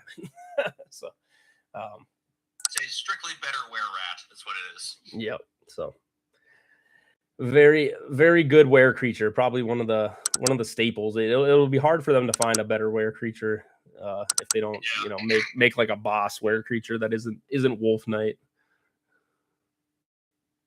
Just make a better Wolf Knight. Exactly. It's like Were Rabbit's just a staple for even if you're playing the Orc guy or Wolf Knight, because he works so well with the +7 modifier. He's basically hitting all the time, even without full moon. And it looks like a small were croc. Yeah, unfortunately, I don't know how well I can enhance the screen. I apologize, but yep. Good question, though. Like I said, definitely an AJ too. Like were decks are quite a big staple. I think that throughout all of just Ward history, like even just for commons, like were creatures are kind of like the go-to. So a lot of people are very. It's kind of one of those decks that I think you always stumble onto kind of early on when you start playing Ward. Because you're just like, oh yeah, were creatures easy to get. I mean, now that they have the World of Orcs, Orcs are also kind of in that same camp of like really good common field spell, really good common Orc creatures that you can easily get your hands on. That they're kind of also the decks that you gravitate towards really quick too. I want to say the were deck is definitely better than the Orc deck at AJ, just because the were is so much faster. Mm-hmm. No, for sure. Yeah, I agree. Firepower Orcs can really dish it out. They'll end up taking the first hit, but they can really hit hard, especially if you got more than one copy of those army of Orcs on the board. Mm-hmm. Yeah, but if you are KC though, he will say speed always trumps every other stat in Ward, so he would take the were side too. But I'm right there with you, Lenrod. If you ever see someone with 2 army of Orcs plus like an Orc warrior, you're like, dude, I am in so much trouble. I'm getting hit with like 25 damage consistently every hit. You're like, not many other decks can just put out that kind of damage. Yeah, it's like +1 damage dice +6 damage to boot. So you're getting 7 to 12 additional damage per army of Orcs on the board. It's nuts. Mm-hmm. No, definitely kind of crazy. See, this is the one card, Mounted Assault. I do really like Alec texted in. I think Mounted Assault just giving 6 speed is really powerful. I'm not sure if it, I think the way I look at it is there's a lot of other cards that kind of do a very similar thing. A card that I think goes over this card is Army, or what is it? It's not. What is it? It's another assault, army assault, or armored assault. That card gives you +2 AL and gives you 4 speed. I kind of really like that a lot because I know as someone I've tried to make that Azulian deck work pretty well with the speed, and I find myself I want to just give it a little extra armor to kind of put it over. So yeah, run both, then you got all the speed. No, exactly right. That's kind of with Azulian I found out too. Is you kind of just need to go hard in that speed department. Otherwise, it's like you can't really like half do it and half not do it because I feel like it just doesn't work out enough for you. Yeah. All right, well, let's see. So Were deck is kind of picking through the demons right now. I think Alec is trying to find a good way to answer what we got going on. It's still early. He's only got one in the cemetery, so. Mm-hmm. All right, he's got the Shadow Demon out, but Alec is kind of running this like demon package with Chaos Demon and Shadow Demon, and then he has the Chaos Demons where he basically uses Bramble Field, which is a Gen 3 field spell that does 5 damage every turn on his turn. So pretty He's good got his card. Into Madness out. Yep. The answer to full moon. But like we were talking about Steam Armor, Lenrod, it's like with Steam Armor, I think a lot of these demon decks really thrive because they have these powerful field spells. Like you said, they can run the Bramble Field with having wings. They can run the Into Madness being a demon, where it's like even if they play a Steam Armor on you, it's like, yeah, you lose it for a couple turns, but you can still get that value back. So it's like I think that's something that maybe puts the demons a little bit above a lot of the other decks, just because of the flexible field spells that they have. It's not as vulnerable to being pseudo board wiped by the Steam Armor. No, exactly. But that's the thing too, where I think Wear decks kind of match up good with them because, like you said, they have their own fields spell that really helps get them there the too. Moon is a big deal there. Yep. So yeah, like coming in, we're doing some damage. What are we doing? That's somewhere where I think the negatives. Ooh, there's a 6. Big hit. That's a big hit. But that's somewhere where damage. I think in these matchups, like I said, demon into wear decks, I think a big card that you're looking at is the negative, just to potentially remove some of that damage, and hopefully you can have your board kind of outpower their board is what I think both sides are kind of looking for. So we'll kind of see who can get the advantage in that sense. Yeah. Gee, I was running heavy kendo and stuff, so I could keep the board clean as long as possible. Too bad in my game against Kermit, I kind of didn't get any of that until the game was over. Yeah, and that's the one struggle, right? It's like not finding your destruction. Yeah, it can be a pretty hard time. It's like opening with frog bars and then having both my bestial champions to play one of them. And that hurt. No. Still brought it up to the bare wires at the very end of it, but that one sack really hurt. Yeah, no, I think your guys are awesome, and I love that you're using that bestial champion. You are just, Lenrod, if I have to give you a credit, you are definitely someone who takes a look at some cards where I feel like a lot of people overlook them, and they're like, I don't think I'd want to run that, and I love that you throw your hat in the ring and you try to push it to its full limits. Always something I like out of that. The card does well. Like it's like people kind of poo on it because it only has 50 hit points and you have to sack for it, but this is an armor 11 with 50 hit points. You could play multiples of them in a game. No, exactly. And that's the one thing too, back to Ware, like you said, the addition of Ware Rabbit in Gen 3, I think does really put Ware like kind of over the top, because I think that is one thing that you could kind of rely on, is just like, okay, they might have a werewolf, they might have a rat, but if I get enough AL, I can kind of like withstand them in the early game where I can outvalue them, even if they get the full moons on later. But now where you have these Were Rabbits that can kind of just punch you in the face from like turn 1, I feel like it just really increases the power of Were decks by having this Were creature. I think Were Rat will definitely be a big staple just going forward, even not in Were decks, to be honest. Like I said, another good mirror like Were, like kind of like a counterpiece, I guess, to Were decks, where it's like you can get value with the Were Rabbit, and also, like you said, only 50 HP for all those stats, like feels really nice.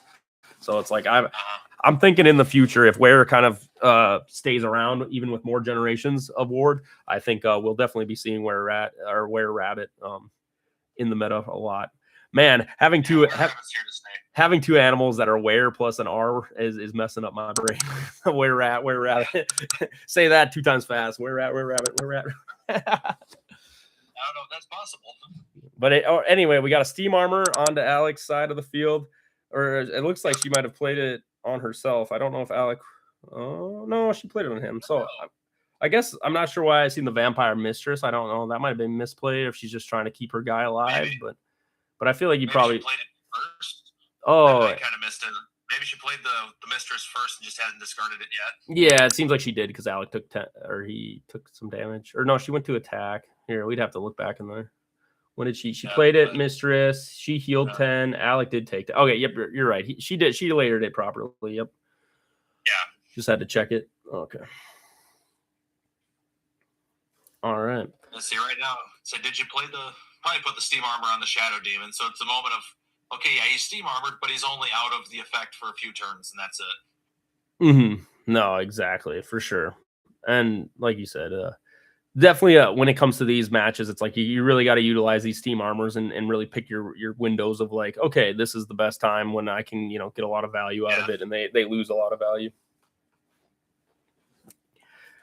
But yeah, Misha's definitely playing a little reserve. She's got a pretty full hand. I'm not sure what exactly she's got in there. But like we said, with the time melt already being on the field, it's like that's kind of a dead card. So she's probably maybe hanging on to a couple of those, but just kind of waiting for her opportunity, it feels like. Just not ready to pull a trigger yet. And she's still ahead at the moment, though. She still has nothing in the cemetery, and it's like Alex Shadow Demon's almost dead already. Mm-hmm. Yeah. It is dead. Yep. They're right there. Just drop the demon. And right there, a chaos demon coming out. Like you said, he's still utilizing that into madness. He's definitely still looking for his other pieces. Like you said, he needs those bramble fields. That's really good in this matchup when you're talking about just having that extra burn damage to tick away on these guys. Definitely something he's looking for. Let's see. He's got the additional hit dice, so he has a good shot of at least hitting the were-rabbit now if he swings in with full power. Mm-hmm. No, exactly. Otherwise, it's going to be pretty rough trying to hit the armor 11 were-rabbit with only a +1 modifier. No. Definitely a hard play.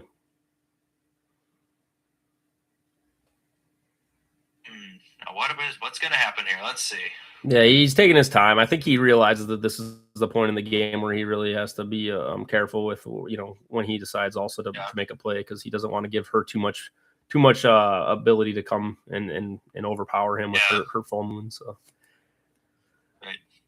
They're going into combat. The bunny swings a hit, and how much is he hitting for?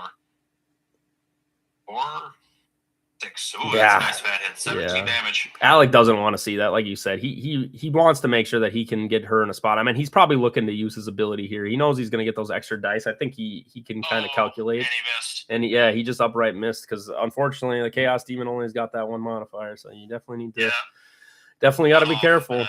Yeah, full moon showing its thing. It's like Into Madness is great, but dude, anything that gives you those dice plus that, like Into Madness wishes it had that full moon armor stat too, right? Yeah. Like it's like Madness is a weaker version of full moon, but let's say the demons have advantage of creatures with wings. So. No, true, and then also not just that, also, but the flexibility, right? It's not just demons. It's you can run undead. You can get the flexibility of both types in one card, which I think obviously full moon kind of deserves to have a little more power.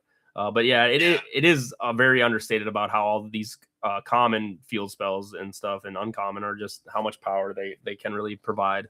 That it's like you can't undersell it, and I think that's one good thing about the Ward staff when it comes to field spells. I think they make them very well balanced in that state of like, oh yeah, like they feel great to play, but they also feel like you got to be careful, because you got to think about like, okay, this affects everybody on the field, not just myself. So how do I play around them? And I really like that balance of field spells.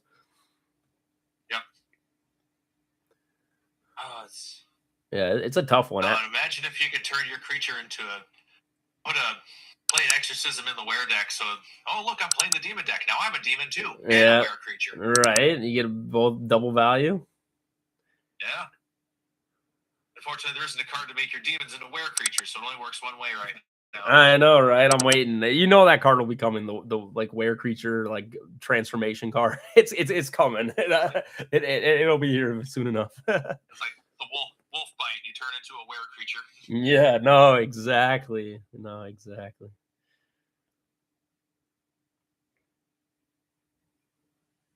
And right now, the were-rabbit speed is definitely giving it a huge advantage.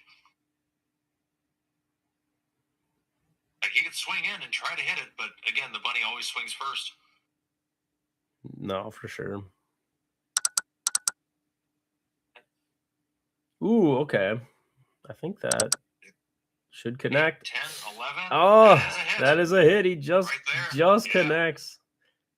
And you got to assume he's just going to go right through his effect. I mean, she has no flat, because with timeouts, it's like there's no counter. So it's like you're going to do that damage. You're going to hit 15, right? All 6 dice. Yeah, the big hit. Yep. There it comes. So you got 15 hit points left. You got to make sure you get them all. But there it is. There's 15 right on the dice. So yeah, he cleared it. Yep. Oh, she put it to 1. I'm pretty sure. Did he not? Misclick, maybe? Maybe. Okay. Missed him. Well, let's see. He hit 8. Oh, he didn't use his effect. He just did 10. Oh, I don't know. I think he I honestly think that might have been a misplay. I think he should. I think he's a little reserved there. If I was in his position, I would have just did the effect. I think I would have felt like with 4 dice, even though I know, because I know you're thinking of the numbers in your head, and you're like, there is a chance like that I don't roll high, but as you can see clearly right there, it's like he just 2 dice, he would have cleared it with an extra one. So yeah, it's like those 5 dice. He should have swung it with all 5 because they would have been 6 dice, and the minimum damage would have been more than enough. Yeah, on average, anyway. No, exactly. Because he gets an extra 3 more dice. Yeah, I think that is a heavy misplay, and I think he'll definitely have to look at that going back into this, especially if it kind of costs him this time where he could have been working on another. He has to do a whole nother hit onto this creature, right? Or he could have just already been on to the next one. So yeah, I don't know. I don't like that reserve play from him right there. I think he definitely needed to take advantage of that situation. Yeah. And now he can't play magic cards for a whole turn cycle. There's another underplayed card is Hell Authority. Yeah, honestly, this card I think is just like AJ keeps forming and just cards coming out. Like I think that card will definitely, especially if they make some more heavier combo cards that like you just can't respond to anything with. I think that card is kind of insane. Very, very good card. But right now, where I kind of stand with it, as much as people might be saying love is gone, I think Irresistible Love kind of still fits that category. And I think like I understand Hell Authority is a guarantee, but just all the extra value out of Irresistible Love, I think still worth playing it. I would probably still run that over Hell Authority at this very moment. But yeah, definitely as AJ continues, I think Hell Authority is a card to keep your eye on. Yeah. I think it has a place in some outside of AJ as well because it's technically like Sounds from the Grave, only not nerfed, but it's only 1 turn. Right, which I think is actually super balanced. I don't think that you ever should have had 2 turns of Sounds from the Grave. I think that card was bonkers, but yeah, I agree. Yeah, but like you said, one-sided board sake for too long. Right, but a creature effects still work under it, so it's like that's the one caveat, right? It's like with that card, you're able to pop it at some point if you have the Kendo or the Hive Lord or the Chaos Demon or whatever, what have you, the destruction ways to get around it. But as we sit in the state, we're still only 2 field spells on the board. I'm waiting for more field spells. These matchups they tend to have the more. Oh, okay. So he decides to finish her off with. Yep, he finished her off with the Vampire Mistress. But like you said, I mean, you think of the value he's lost there by just not. If he would have just used this effect, I think he would have killed that, and then you still have that Vampire Mistress for potentially another play later. So I do worry that might have cost him just a tad too much, but we'll see. Now we got the high-speed Mooncat on the board. Yeah, and honestly, the Mooncat has just, I think, became the powerhouse of the Wear decks. Like I said, especially the fact that you have these time melts to prevent the mind saps. I think, honestly, time melt plus full moon is just a lot of power in the full moon. Very strong, yeah. Mm-hmm.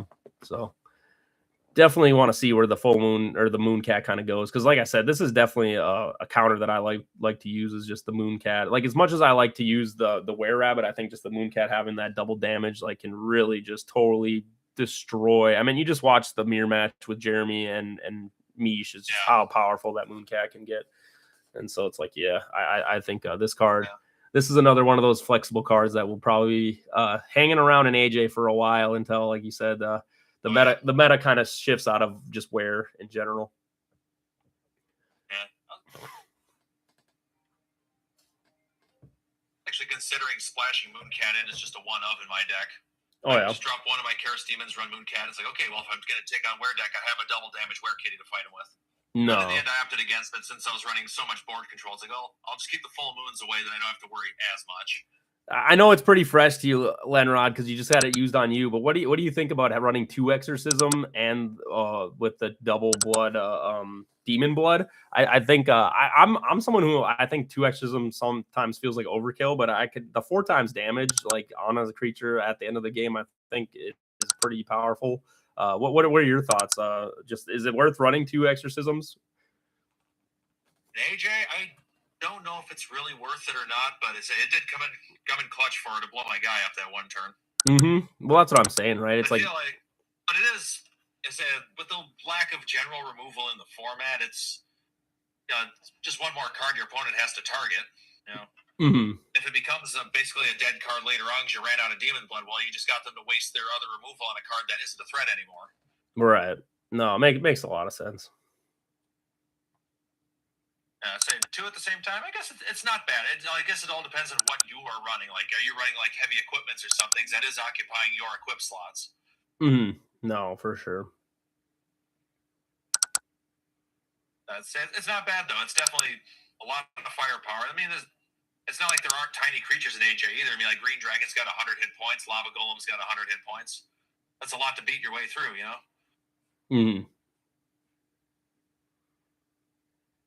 Yeah, it's definitely something that I'm looking forward to. Like you said, those double damage cards, I can only, like I said, there's such good like meta breakers, I guess, where it's like even if any deck gets out of control, if every creature type has those cards that do double damage, like I think it's honestly such a good way to kind of like balance out deck building and make it so people don't feel like it's like, okay, I can just go all in on one type, right? Because it's like, all right, now maybe I have to flex in some other creatures to watch out so that I don't get, trampled by just those cards.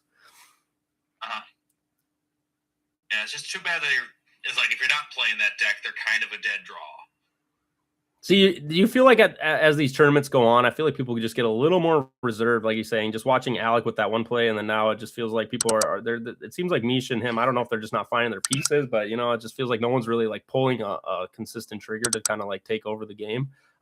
I guess I feel like, as you kind of get, more up through the day and through the play, you kind of start to, calculate those plays a little more. Maybe you have a little more of a, okay, this is what happened to me earlier, that kind of made me lose the game. You're kind of thinking through your plays a little more. But yeah, it does feel like they're a little more reserved than they probably usually were before. Yeah. So many plays where you think you probably should be a little more aggressive, but they're not being aggressive. But yeah, Mish really utilizing the steam armor there, like you said, just making sure that she can guarantee that she gets him off the field. Like I said, you just don't want to have them equipping anything as your creatures are about to die. Definitely a very powerful use for steam armor, I think, offensively. Ooh, and then see things like that. But he would have had the bone, right? No. Okay, see, so this is where he's taking that decisive. Yeah. And that's the thing about Alec too. I've seen with his play, he definitely he takes his moments where he does kind of take those aggressive plays here. And like you said, I think he's into a spot where he's realizing that the Mooncat, I think, will start to just smash through all of his guys and at a faster rate than he will. So I think he knows he needs to start making those plays. And here you would hope he uses his effect now that he doesn't need to worry about taking damage. He's getting 7 dice right now with the full power. No return fire. Yeah. Yep. No half damage. So yeah, definitely a very powerful combo. And with 4 hit dice, so he should be able to hit them. Yeah, if you're a demon lover, like I said, this is the combo. Like you just want your deck to revolve around. You want something where you just get all this crazy stats and then you don't take any of the damage for it. Which I kind of like. I don't know about you, but if they start going down like this demon like train, they have like demons like Succubus, healing and all that stuff, but then they also have these like, I do a bunch of damage, but I also feel the burn back. Like I think that'd be a really fun archetype for demon, like like another little like aspect of demons. I kind of hope Ward going forward that is something they kind of do. Just like I really wanted them with the World of Orcs. I wanted them to have all the orcs kind of have a similar effect to Orc from Gen 1, where again it was like rolling 6s kind of had their effects. Yeah, I thought that would be really cool and really unique. I'm okay that they kind of make a wide spread of different orc effects. I think that's fine too. So then you can kind of make different play styles for each archetype. But at the same time, I do wish that they kind of hone in a little bit and like have like aspects to each type of decks that are being built. Because I think it adds those characteristics that people are like, ooh, that's the deck I want to play. It's like, ooh, I vibe with the demons. Ooh, I vibe with the undead. Ooh, I vibe with the were. And I think that's the thing that they should probably think about when it comes to designing cards in the future, at least in my opinion. Yeah, it makes sense. I mean, I guess I was a little disappointed too to not see like the roll 6 effect on the other orcs, because like I had a deck before Gen 3 dropped. I had a deck built around the orc, and it's like, yeah, you got the magic watches and all that stuff there to try to get those 6s, and it's like, all right, cool. The next set drops, and it's like, well, I can still kind of build around this, but everything else just feels splashed in now. It doesn't bonus, it doesn't synergize. Right. Like even just one other creature with an effect that revolved around rolling a specific number like that, would have been great in there. No, 100%. Like I said, and especially like you said, if you start to get to like boss orc creatures, like it's like that's the feeling. Like most people won't know it, and rampaging orc though, right? The promo card that kind of got released with the set. It's like I really wish that had some cool like 6 mechanic to it, because I was like, dude, that would have just put that card over the top and would have just been phenomenal. And so yeah, no, definitely not having that. But hey, as we're watching the game progress, we have 2 full moons, we got 2 into madnesses. We're kind of ramping up, getting to that end game. I know that Mish over here was playing a Vampire Mistress, really powerful heal card, heals you 10, deals 10 to your opponent's creature. But again, it didn't look like she was using it to really like catch his creature off, probably just to more of like sustain, keep her Mooncat alive, which again, Mooncat, very strong creature with its speed. You kind of want to utilize your deck around it right now. Fire, we got a nice big hit too. 17 damage coming back at her. See, but this is where, as Alec, like I think sometimes you gotta, decide like, here I want to get more damage, so it's like, all right, I'm just gonna use my effect, even if I am dealing damage, but I just want to clear out, these problematic creatures. But he like I said, he is still playing. Turn, so. Oh, okay, that's right. It was her turn, so he got a good hit on her turn, and now he has an advantage to if he rolls all in this time around. Right. He probably take the Mooncat. No, that's he's a good. Still gonna take a hit back, but he should be able to take Mooncat now if he's being aggressive as he should be here. Yeah, that's a good point. At least I think he should be anyway. So Hef asked if there's any pre-built starter or dual decks. Unfortunately, not at this very moment yet. No, they haven't made like pre-cons or like things where you can get all the cards. But I will say, like a lot of these decks are at like a common uncommon level. So if you are looking to get those cards, like I said, just buying a couple packs or even, like 1 box would probably make you get a playable set of a lot of these lower decks that's to play. Sorry, what's that? To the computer. I'll turn it off on the computer. This is the. Hey, Seth, are you okay to mute yourself? Sorry, in the chat. Sorry, yeah. No, you're good. Wonder where this chat was. It's in the YouTube chat. Yep, it's on the live stream. Pop that up, and now I can see the YouTube chat. I can interact with them too now. As you can tell, Alex having a good time here. 1, 2, 3, 4 on Misha's attack. That's pretty funny. Don't see that very often. I've seen that several times now. Because I rolled 1, 2, 3 like 4 times, and now we got 1, 2, 3, 4 here. See, and then okay, so now you see Alec pulling the trigger. I think he should have 1 more dice roll here, but I think he's missing out. 1, 2, 3, 4, 5, 6, 7, 8. 1, 2, 3, 4, 5, 6. Or he should be at 7, right? Oh yeah, he did roll 7. Okay, just clarifying. Yeah, boxes are just a bit of an investment. A $20 deck would be awesome. Yeah, I totally agree with you too. I think at some point they could definitely, and it's hard to say that too, because half year, unfortunately, I come from a period where they had things called starter decks or starter packs, where they weren't booster packs. They had 35 cards, so it was already a deck. And in a sense, it's kind of like you're saying, like a pre-built deck, but you get to pick from those 35 cards and then take 5 cards out. And then you had 8 slots of rare, epic, legendary, and mythic chances of pulls. So they were pretty, honestly, I think they were like more worth the value. And they were like 25 to like $20 to $25, depending where you are. But definitely was a very good investment. And I really hope that they bring back starter decks. Or starter packs, they call them. No, I shouldn't say decks because they're not technically decks, but I think they could also invest, something like $30, depending on how many powerful cards, not powerful, but higher rarity cards they put in it. Definitely depends on the value, but I totally get what you're saying. They need some kind of like middle mark of like, here, this is for people that don't want to buy a whole box and still want to get good value out of their pulls. All right, and Mish. Like right now with 3 packs, it's very similar to a pack. Actually, I think it has like an additional rare slot for 3 packs right now. No, exactly. For roughly the same price point, so it's not like they're gone. It's just not as convenient because you have to get 3 packs instead of just 1. No, exactly. But right here we got Mish with double hit. Double hit allows her to do 2 combats, so she's gonna get a lot of value out of those full moons. And and Alec only gets to respond to 1. So Yeah, I feel like he might be feeling like this game starting to slip a little bit from him. I'm wondering if he's going to make a move. He's at 9 HP from that first attack, so he's now sitting a little bit behind. And yeah, even if he gets a nice hit on her, I don't think he has any way unless he crits. And he missed. Yeah, he just missed. He just up. Yep, and that's where full moon's over the into madness. If you get that extra armor value, it just really puts it over.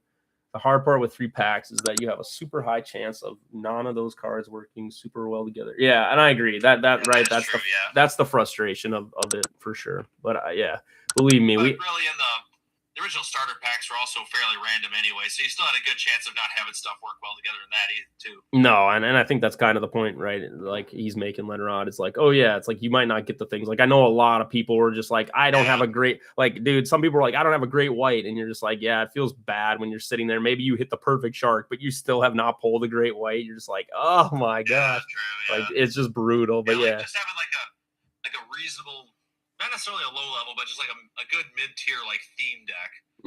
No, and that's the thing. Like oh no, you go. Yeah, like I said, something like a wear deck or whatever, but it's missing a lot of the pieces to make it really good. Like it's only running like 1 or 2 full moons in it instead. It's running Wear Rat over Wear Rabbit. No, and I think there are other decks too, like Dino decks. I just try to think of a lot of decks, like you said, that have like those epic cards that really can enhance them. But that like and like rare. But yeah, that's the hard thing, right? You got to figure out like what's the balance to kind of make them all. Obviously, you can't make everything perfectly balanced. That's why in other games, like we'll just use Magic because it's the biggest one. It's like precons. Some precons are just way better than others, and you just have to accept that, right? And it's just like that's just kind of the way it is. But yeah, I do get your feels, Hef. It's like you definitely want the ability to be like, I can just buy this deck of these cards that I want, and I think Ward will get there. We're just currently not at that point yet. Yeah, it's like Magic eventually started producing what the heck? I don't remember what the heck they called them, but they're basically reasonably competitive decks in a box for tournament use. Okay, and back to the game. Sorry, I don't want to cut you off, Lenrod, but it looks like I think Alec, after just losing his Chaos Demon, I think he realizes, like I said, he's starting to feel that squeeze of kind of letting the game slip, and so now he's committed to all 5 slots for his. He's got the Bramble Field, he's got the 2 Into Madnesses, has the Bull Power, so. I think, he's definitely feeling like he needs to start making some magic happen here, because otherwise I think he might just get overpowered by these full moons. Yeah, he's back against the wall now. He's got 220 to only 100 in her cemetery. But he does have the Bramble Field, though, and that can add up over time pretty effectively. Yeah, I think maybe he can still turn it. I think he's just looking for a negative. Like he needs a negative now to like pop one of these full moons. Just gives him a little extra time and maybe a chance. And yeah, but like I said, and this is where the power of these Were Rabbits really comes in. It's like you don't really get a way to get away from damage, because like these Were Rabbits, they really do not miss. Like there's very hard for them to miss their hits. So yeah, what he needs is either a negative or another Chaos Demon right now. That would really help him. No, for sure.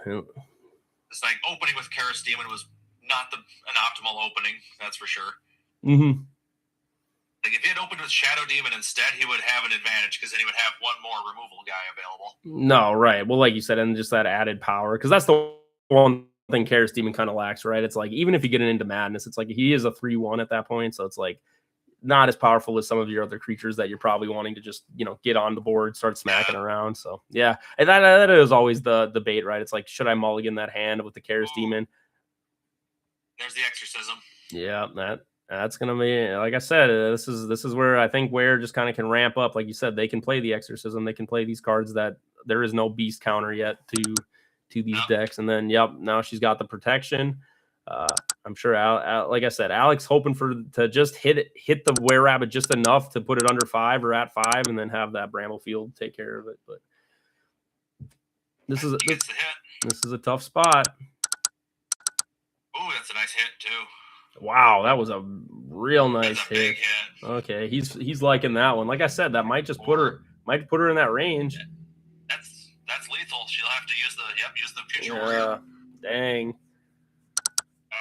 That was but hey, that's the power of those protection cards. Yeah. There is a counter to the rare cards, and it's the Moon Cat. It is the Moon Cat. Seth knows all too well. And here comes the return hit. So right now you can't see because of my camera, but Alec is at 220. Mish is at 100. So yeah, like I said, he's definitely starting to lose a lot of his pressure. She's kind of getting away from it. And then 2-2-2. Alec can't get enough of it. First she's getting 1, 2, 3, 4. Now she's getting 2, 2, 2. Would have hit Scarlet. That's always my saying. Wow. Would have hit Scarlet with those dice. 4 dice hit Scarlet. Wow. Still does 30 damage though. You know what I mean? That's how you know it's Still a hit. Yeah. Not something you want to be next to or get hit by for sure. Now that's a lucky survival right there. It's going to keep Alec in the game just a little, maybe just enough to do it. Mm-hmm. No, exactly. All right, like he is definitely looking for something. He needs cards to pop that stuff real fast, like you said. He just got an extra turn with Bramblefield on the board. That could be a thing. Mm-hmm. Yeah, I just think, like you said, I think he's going to end on his Karis Demon, and I think he would have rather have had the Karis Demon before he brought out his last creature, because it's like having that be your last. It's like, yeah, it'll pop something, but I don't know if it'll have the power to really over push all the rest of her things, and he still has 200 HP to go through, almost 180 HP left to go through. Like, oof. See what he's got. I think he still has one Karis Demon in the deck yet. Mm-hmm. No, yeah, I'm pretty sure he gets right to the. I want to say he's running 2 of them. I think, but yep, I think he has. Misremembering what I believe his deck is. Oof. Okay. He got the speed off. All right. Oh, jeez, this is big. Yep, that's a hit. That's a big one right there. Yeah, that bull power really coming in clutch. Bull power, yep. Ooh. Like +2 to everything, man. If he gets there, he can get there. I think he. Oh. It should be 5 dice. Yeah, that's it. He got it right on there. Wow. Oh my. Okay. Alec is real happy to see that. That was a really impressive play, like you said. I mean, obviously dice rolls matter, but yeah, he had to set up all his board is set up in a way to help him with that. But again, it's like you take care of one bunny. It's like these bunnies don't need all this added stuff, right? They can just have the full moons and they don't. That's all they need. So unfortunately, moons and they got speed. Unfortunately, like I said, a negative right now to pop one of those full moons, I think, would just really help reduce the damage that he's taking to just kind of help him stabilize a little bit. Honestly, 2 negatives. Like I said, the fact that it's a were rabbit, it's like you probably just have to prioritize the exorcism, just because again, it's gonna hit. Anyway. Yeah, there's a good chance it just hits. So it's like that's a rough spot to be in. So unless you're sitting on an armor 12, he's gonna hit pretty consistently. All right, and Mish goes first. Even if you do she's gonna crit. Oh, I was like, here comes another crit. 4 times damage. Alec did not want to see that, but she didn't crit, but that is still a hit. He only has 14 hit points left, so it's even if it was a crit. Yeah. You got good value out of that Shadow Demon for sure. Mm-hmm. No, 100%. But again, now he's sitting that last creature. I'm pretty sure, like you said, it's either a Karis or a Chaos. Okay, so he chooses to do the Chaos. Yeah, like I said, at this point, I think you makes sense, you just have to try to outpower their opponent. Yeah, try to overrun it. See, one thing, and again, this is where I kind of relate it to like poker, where if I was to run a demon deck, I honestly think I'd put some blood or demon blood in my deck just to get the value of their exorcism, and also like I know you're running into madness, but I find a lot of times cards that are on your side of the field, like opponents sometimes miss to read those or miss to play those, right? And then it's like, okay, maybe I can get away with them not noticing that they get the value of my Into Madnesses, and then I also get to have that hit with a double damage. That's just my brain, at least when it comes to Ward, right? It's like I'm trying to almost outthink my opponent than it is like just beat with raw numbers.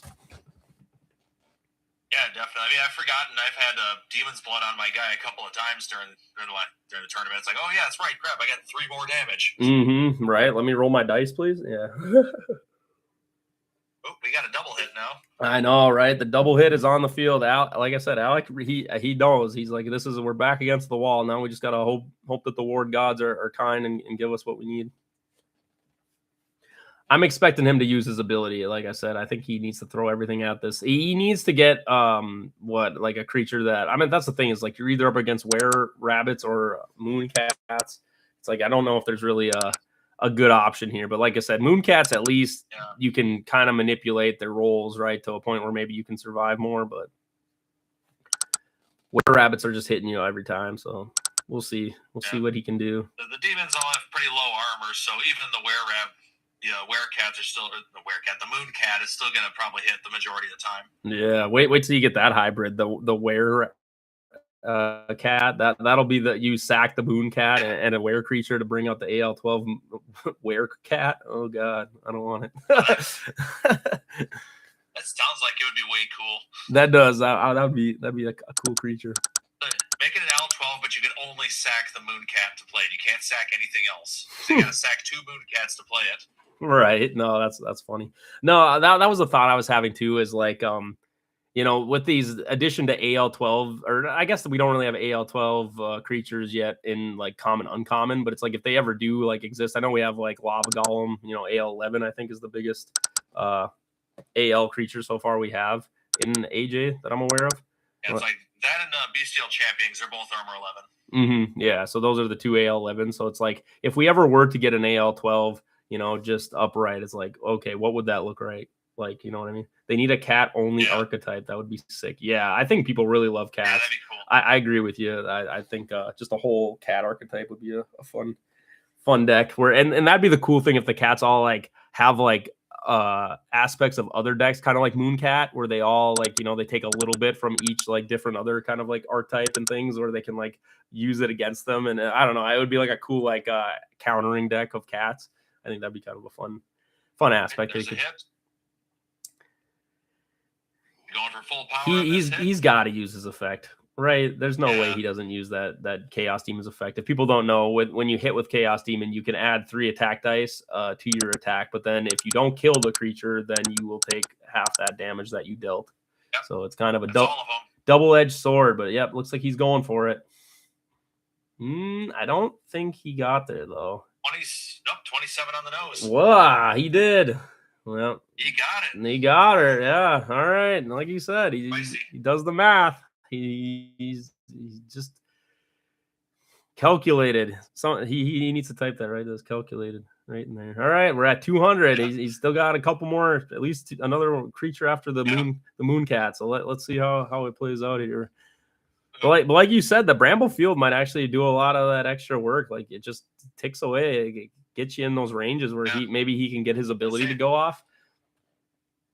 And that 5 hit points did it that turn. And like I said, now, I mean, I know she's got the 2 dice and he doesn't have any armor, but it's like if he finds a way maybe where he can get rid of some of those full moons, it's like, all right, we might be back in this. But I think right now she's still sitting in such a controllable lead. It's like all she needs is one big hit with that double damage from Exorcism, and it's like, yeah, I don't know how. I don't think you can really recover from that.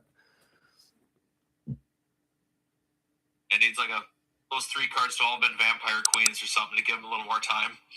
No, for sure. Like you need healing, you need sustain, you need just keep me in the game. Yeah, she definitely hits there. How much you hitting for? Got 4 dice here. This is gonna hurt. Oh, yeah, times 2. Oh, I think that's a game. Oh my, it's just digging the no kill, like overkill. Give her the last one. Play the last dice.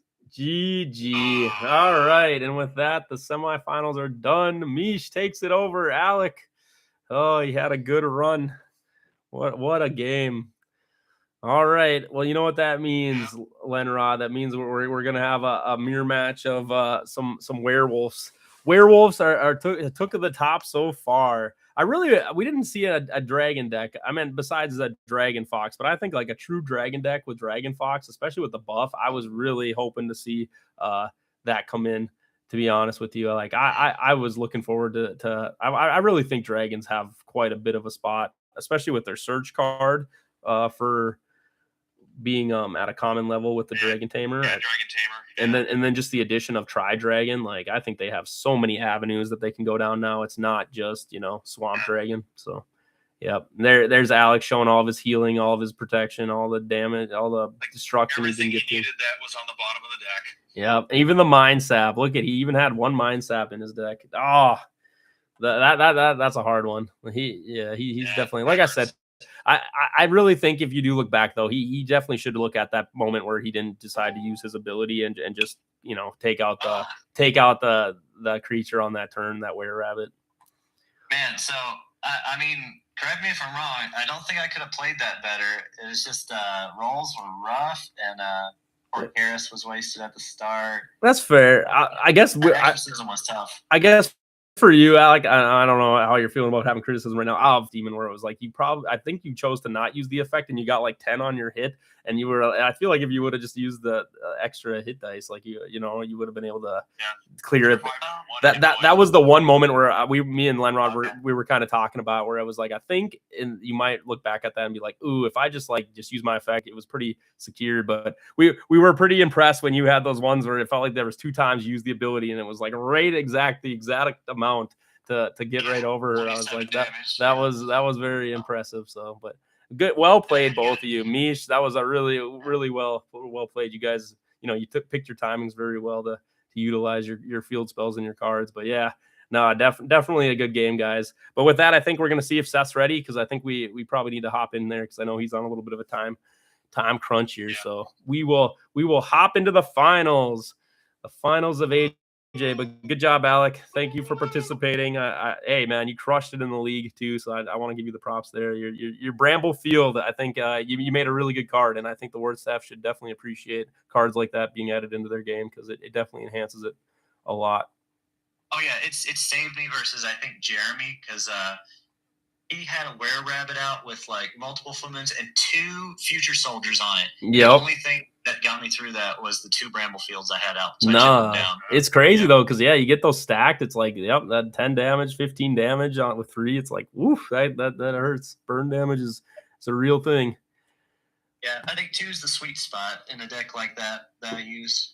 No, 100%. Hey, Seth, how are you looking though? Are we able to go? I know you got stuff going on. He's still muted. Yeah, he might need a second. Yep, we'll give him a little bit of time here. Oh yeah, no, that was a big game. Like I said, we were kind of walking through it, and I was like, yeah, I think when it comes to those demon versus were matchup, it is like kind of who gets accelerated, who gets their field spells on first online, and kind of gets their engine going. But yeah, you guys were both very reserved from the start. It was kind of a slow. There was only 1 full moon, 1 into madness. I was like, oh, they're just not finding their pieces. So yeah, no, I gave. The one thing that really got me behind by mid game was having essentially no magic removal. Like my Chaos Demon was wasted, and then I didn't draw either negate, so like I could have definitely slowed her pace down if I could have just gotten any removal going, but it just didn't happen. So yeah, Lenrod made that point too. He was like, oh yeah, I think that Chaos Demon, sometimes it feels good at the start when you get that couple turns to like find your pieces, but then like you said, when you get to the end game and you're like, I kind of wish I had that Chaos Demon now at this point and not, didn't pull it right at the start. Yeah, for sure. Okay, he's here. All right. Are you ready? Mish, are you ready? Can we make a game here? I'll message Mish. Let me message Mish. I got a rematch against Mish. Yeah, Mish is against you in the finals. Let me shoot out a message. She might be away though. Nice.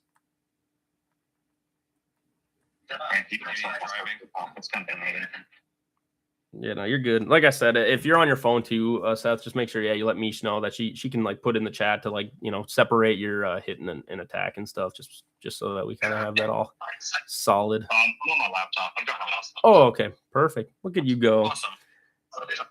All right, I just messaged her, so hopefully she should be. I mean, she knows. She just played Alex, so she will be coming back here. But yeah, nah, dude, that was awesome semifinals. Like I said, really showcasing the were decks. I wasn't sure where they were going to stand with after Gen 3, but I think that they're definitely pretty contested now. I don't think that they are like a definitive like top tier. Like they are a really strong AJ deck, but I don't know if it's like the best AJ deck right now.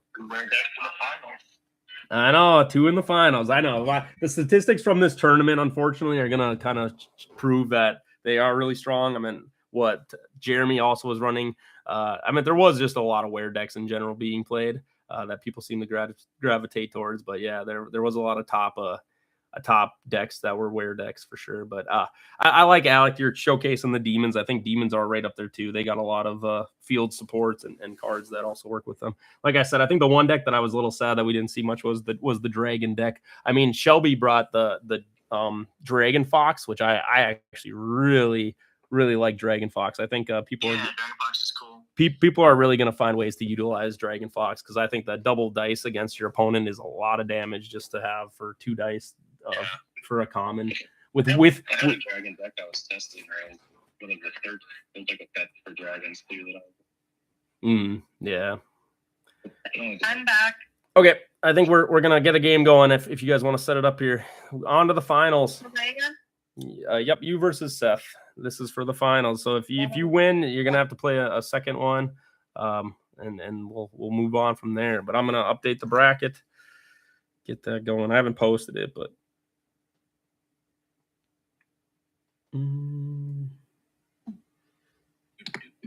alrighty. So we'll go to Battle Arena 1 again? Yeah, you can just go to Battle Arena 1. Yeah. Yep. And we get sports commentation. Oh, yes. I think Lenrod's having a lot of fun with it. Got it somehow. No, exactly. Well, that's the thing too, is I like kind of making it like a free, like, get more voices in here. Like, I don't mind. Like you said, it's not meant to be like super like, oh, we got to crack down on it. But obviously, we got those moments in there too, where we were able to get a lot of analytical, information on the game, which I think is good for people. And like I said, the main goal of the league too is like, let's just get, new players a little, more comfortable on Untap, get them playing online. Like I said, that is honestly my number one goal is just to get online play going for people so that they can feel comfortable being like, here, I can find the player base of Ward players that are playing online, and I can join in on that. So. Yeah, because they're still not widespread enough in physical form yet. Yeah, definitely not to my liking, and that's a whole nother topic. It's growing little by little. It is growing. No, 100%, and I think they're taking good steps. I guess for me, one of those things, I think they, coming from the Minnesota region, I wish that they would really focus in and just try to make like a hub of Ward at the moment. Like, as much as I'm like, yeah, we are all kind of like up here, I think just like going to the cities, really pushing tournaments. I think they should be doing like their own official tournaments at all these stores again, just really pushing the drive to get like a big community in the cities and then have that branch out. Because I think from the cities, I think that's a good spot to have a lot of people, come to Ward and play at when it comes to those things. I think that would actually benefit them a lot. So if I had one thing, I guess that's what I would say. All right. Yeah. They're in their match. I got to wait for both of them. Help me out, Lenrod, if I don't see it. I'm not sure what they're going to put it in as. See. There we go. Now it's in the spectate. Okay. Let me see here. Oh, seems like we're having a little bit of little lag there. Lagging. There we go. All right. Let's get in the game, into the finals. Time to crown the champion of the WWB AJ League. Mish versus Seth. Yeah, we appreciate you being in your 2-half. And yeah, if you got a little community of people or friends that you play with, definitely shout them out. Get them in the Discord. Like I said, we love talking to you guys. Love getting to meet all the little groups. And yeah, even if, like I said, you just play it, you find a day to get it in. Like I said, as Lenrod was also saying, like it's slowly growing. Every day we're getting more people. They're pushing it. They're going to cons. They're getting things going. So definitely a little bit of a slower pace of a game. But actually that's kind of one of the aspects I like is that they're kind of going at a steady pace, and it's not going too crazy too fast where I feel like they might not be able to handle it. So, but yeah, I always love. Building up the fan base is the key there, because if it's slow enough, then you're not going to attract the attention of all the investors and the scalpers right away. Yeah, right. It's like those guys just ruin everything. No, exactly. Yeah, for sure. Like I said, and that's the thing too, is like I get it. Like I see where they're coming from. They see the market, but it does suck. Where it's like I don't really understand why people like You know, it's like that's not why I would ever get in a card game. It's like just to get money, Yeah. money value, you know, monetary value out of it. It's like, yeah. It's like they're only trading amongst themselves. At some point, the market will crash, and it'll crash really hard. So as we start in here, though, you know, we got the dreaded Mooncat, but I think as Seth, as someone who pilots the Mooncats and the were creatures, I think he fully understands. He says, you know what, we are putting an end to the Mooncat. It does not get to have its thing. Oh, okay. So early exorcism must mean she's already got the blood. Yep, I was about to say she's already got the blood in hand. Yep. I'm just curious if this is the creature she wants to use the blood on, because I think, you know, it's like sometimes those were rabbits, you know, especially since you're going to be giving them value, you might want to put a blood on them just to make sure you get rid of them. Like I think I save it until I know that he has a were rabbit in hand, because you know what I mean? Like, I don't think this guy is as scary without the were rabbit or a full moon on the field. So I think I a little hold off, but yeah. At the same time, though, like if he does have one of the were creatures, then Orc Hunter gets scary quick because all of a sudden he gets a free swing every turn. Yeah, that's true. So it's like you kind of just gives a lot of damage right off the bat. So he's already weakened. He's at a slight disadvantage to begin with. Yeah, and I think, like you said, I think that's what Meech is kind of, you know, she understands, is like, here, this guy might not be scary, but it doesn't take much to get him scary. So let's just get him gone. Yeah, I think that makes sense, and just accelerate the game, because like the faster you kill him, especially since he already blew a mind sap on you, it's like maybe I can kill him fast enough where he starts not having a lot of card advantage to find the things he needs, and like you said, you just there it is. Wow, he had it. Yep. Now she's glad, like you said, she's glad she played it, because now this will give her the ability to hopefully clear Orc Hunter really fast, because again, he doesn't get the buffs from the full moon, so he's actually kind of an easier target to hit too with the Mooncat. That's funny. Orc Hunter versus Wolf Knight is like, in AJ, it makes perfect sense because if they're both super powerful. But the Wolf Knight just makes no sense in the normal play. It should get a bonus from full moon. Yeah. I honestly think Wolf Knight could easily be I don't know, probably a rare level. I wouldn't put it at a common, but yeah. Well, if you put it at uncommon, you need it to be balanced, right? It's like it probably has to get hit every turn. Yeah. It can't have armor. It'd have to be like, and again, this is probably the one fault of Wolf Knight, is why isn't it just like a non-sackable creature? Then I think that fixes everything. Yeah. It's like, just make it a weak, crappy creature, but it can bring out all the were creatures. Ooh. Or at the least make it Werewolf Knight instead, so at least gets the bonus from full moon. Yeah, and you can. Okay, we got. Yep, you can see me. Like I said, she's trying to pressure him really hard. Like I said, she wants to get rid of this Orc Hunter, even though she knows that this were rabbit will be dropping afterwards. It's like, yeah, at least you can clear one. But like you said, you also have to think like, okay, what's my answer now coming up when the were rabbit does hit the field with this full moon? Like it's going to be a menace to deal with for sure. Yeah, I say at least he won't get the free swing every turn. Yeah, and this leads me to believe that she might also have another Mooncat in hand, and she's just waiting to see if she can just melt this guy down, and then as soon as Were Rabbit hits the field, he kills this Mooncat, Mind Sap comes off, you get a new Mooncat, got all the effects, got the damage, and then you just go to town on that Were Rabbit. I think that might be why she's also trying to accelerate a little faster here. We'll just have to see. Force his hand a little sooner, Only got a pretty low roll there, only 5 damage, so that's you want to take that. Favor. Yep, you want to take those low damages. But again, he's going to get that free swing with the Were Rabbit and a full moon out there, so free damage. Yeah, and if he hits any other full moons at the start here, okay. Okay. It's debatable, honestly. A heal's good. I really think you might just want to save that for your Were Rabbit. I think it's probably more beneficial to heal the Were Rabbit up with the full moon behind it. Like as much as I do like the free hits with the Were Rabbit, I think, like you said, in this spot, knowing that like you don't really need to have like the Were Rabbit's going to clear out these Were Cats pretty fast, or the Moon Cats really fast. It's like, I don't know. I'm not sure how I feel about that healing one. I get it though. It's like the Orc Hunter is already taking double damage from Demon Blood, so the heals aren't going to give much benefit right now. Yeah, I agree with that. Yeah, too. That's another thing to establish. Like you said, she could still, unless he rolled a 5 or 6 to get the full 30 damage heal. Like he's still going to be within range of being one-shotted. Yeah, one thing you can say though is that Seth really got a lot of value out of this Orc Hunter. Like he has put in work. yeah. Like he's soaking up a really strong combo early. He got out the condition that he needed. He got the Were Rabbit and the full moon. Like Seth, I think he's very happy with his situation with how Orc Hunter played out here. Even with the hits, he's still keeping it real there. No, 100%. Yeah, he's probably.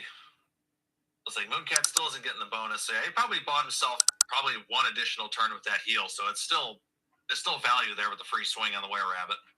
Yeah, he just has to get the value right out of that Were Rabbit. It needs to be doing some big hits and just kind of get him to a spot where I think he can maybe get a hold on the game, because I think he's still kind of behind here. Amisha has a card advantage. She, like I said, she definitely with that time melt on the field, there won't be any more mind saps unless he deals with with the time melt. So I think I think she's actually in a really good spot. And like I said, if she has a follow-up Mooncat, that's going to be a pretty good setup for her. So yeah, I think Seth needs to be a little careful about how many resources. Like I said, like that healing resource that he blew, I think he might just want to maybe hold off, and just try to find more pieces to kind of deal with these Mooncats.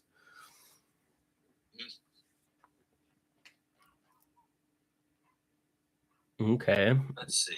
That's a pretty big hit. That's got some good damage there, yeah. Apparently it went -40. I don't know if she meant to do that, but yeah. Power, yeah. It's infinite Mooncat. It doesn't die. That would be an interesting card in Ward if it like allowed you to, as long as the card is on the field, you just can't die. So you just take like negative damage until it like leaves the field or something. That'd be funny. That'd be a powerful Magic card. Yeah. Okay, so there we go. Orc Hunter is down, like you said, and then you know exactly what's happening. The Were Rabbit is coming out.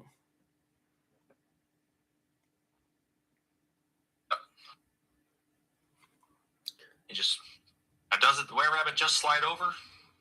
I don't think it does, because the Orc Hunter dies. It's supposed to bounce back to your hand. Yep. But if it is his only creature, then yeah.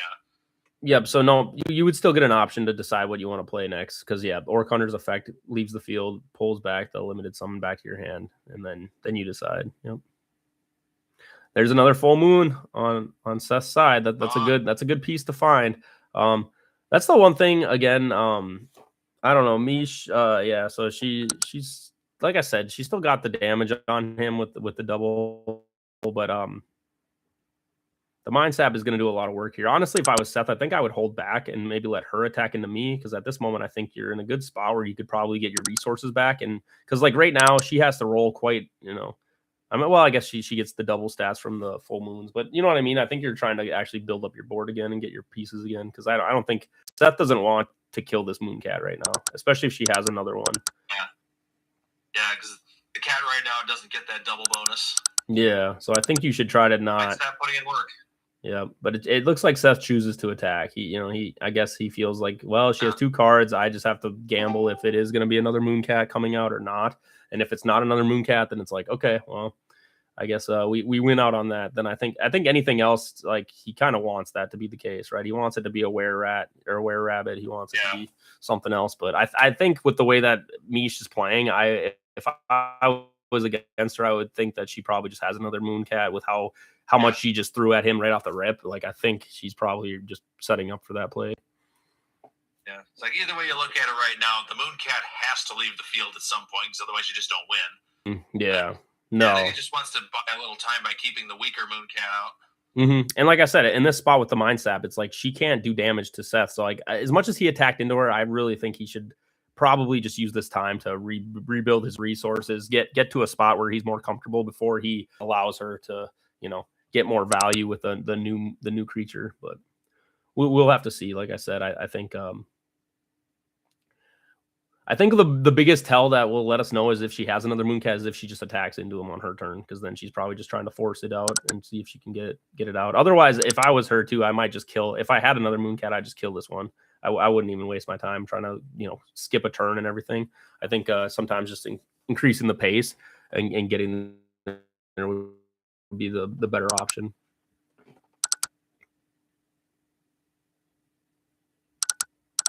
Ooh, okay. that would have been a nice damage dice. Oh, he's basically still rolled it. Well, all right, so that Mooncat is gone. Nice, still got it. Wow, yeah. Nope. So now we get to see it. Was Mish holding another one, or is she? Okay, nope. So it looks like she went with the wear, but I'm pretty sure she had another Mooncat. She would have just played that first. So yeah, I think Seth kind of lucked out with that one. But like I said, he's still got a lot of uphill battle. Ooh, okay, that was a good, well-timed play. The Mind Sap is gone. Yeah. That was on the Mooncat, so he will remove that. But that Steam Armor onto that, where Rabbit makes it so that it doesn't get the value from his full moons. He says, no, you don't get no moon rays. You get shelved into this armor that you can't see the moon in, I guess. There's the moon. Oh, and then another the double steam armor. Nobody gets the moon. Yeah, I'm trying to think. What do you think about the value of this? Do you think this is a good time, or do you think maybe help? Sitting on only 2 cards, so it makes sense from both sides because it allows them to get a little more time to build each other up. Yeah, I think it does make sense, honestly. Like if I'm in Misha's spot too, it's like, okay, I don't get much value. I don't have my own full moon. I don't have any play that maybe I can, push him faster, a double hit, something like that. So it feels like, yeah, let's just be passive. Let's just even out the playing field.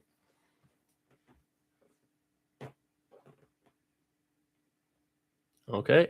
Passes right over. He doesn't want to fight without the full moons. So I think Misha's getting the value that she wanted out of that, not having to worry about being attacked. So I was like, when I just dropped a box. But let's see, yeah, like neither one of them are getting a bonus, so yeah, they're just kind of waving at each other. Yep, and then Misha's passes back. So yeah, I think we're gonna see that. Yeah, it's just gonna be a pretty passive wait for these steam armors to fall off. And yep, obviously Seth's falls off first. He's definitely gonna want to pass because otherwise she has all the edge right now. Yeah, all right, either pass or if he has some kind of way. But no, it looks like he said he just passes. Says, all right. Steam armor matches are, well, let's get rid of that. Let's take the gloves off. Let's get back to the fight. Oh, and she throws out another. Okay. See, now this is hard in these mirror matches. I like the, trying to get the advantage with the demon blood, but I also think, just at the late game, if they get a creature that's really buffed up, there's no equipment or anything on this rabbit. So it's like, I don't know how I feel exactly about it, but obviously this is going to let you melt through this rabbit pretty fast, but I guess, when it comes to the late game, you might be like, maybe I should have held off on that second demon, blood. But we'll see. But here she's getting that double damage, so her were-rabbit's essentially a Mooncat right now. Yeah, right. She can't get enough of the double damage. She's like, Mooncats, I don't need those. I got this. Turn you into a demon. And speed off. Who wins it? Mm-hmm. Yeah, followed up with a Future Warrior. Future Warrior is nice, especially in this mirror match. And besides like Vampire Mistress, they don't really have any other ways to like burn damage you. So it's like I think you can really utilize the Future Warrior here too. Very good card into the mirror match. 10, 17 times 2 is 34 damage. Mm-hmm. Almost. Mm-hmm. Almost got him with a hit. Yeah, unfortunately, I'm covering it up, but right now Seth is at 38. So yeah, with that hit, he's gonna put him down to 4. So yep, he's feeling it. Yeah. Ooh, okay, but he's gonna be hitting too. So yeah, I think for Mish though, right now, like you said, yeah, you're giving up that card advantage playing that demon blood right now, but I think it might actually pay off in dividends. Like you said, it just gets you into a spot where you're putting him more on a clock where he needs to respond. And I think that's kind of where she wants to get him is like, here, you have to start responding to my stuff. Otherwise I just start coming away with the game. And like you said, we're getting to a spot too, where, eventually we're going to probably get out more full moons. You're not really going to need these demon bloods anymore when you get to the late game when the full moons are all out on the field. You won't need that extra damage. So maybe that's kind of the thought process. Mish is kind of just like, here, give me that extra damage now when he doesn't get that extra value. I kind of like that too. Healing Poultice, 4, not a bad, pretty big heal, 20. I know that card, it's sneaky. If she had gotten that one hit kill on the last turn, that would have made a huge difference in the game. Yeah, she was really looking for that, but either though, very close. With the demon blood though, I mean, there is still a good chance on this next hit that she can still get over the 24. So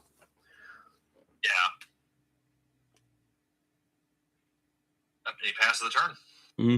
Yeah, like I said, I think he just needs to. He's just trying to find something to kind of give him protection or a way to deal with the damage so he can get rid of her. Oh, well, that is not the protection. The one thing about this too is that it's like it is a big commitment though that you do have to feel, because right now it's like, yeah, she does have all of her slots taken up. Even after the demon blood falls off, there's only one free slot that she's going to have available for her infinite cards. So that is something to think about.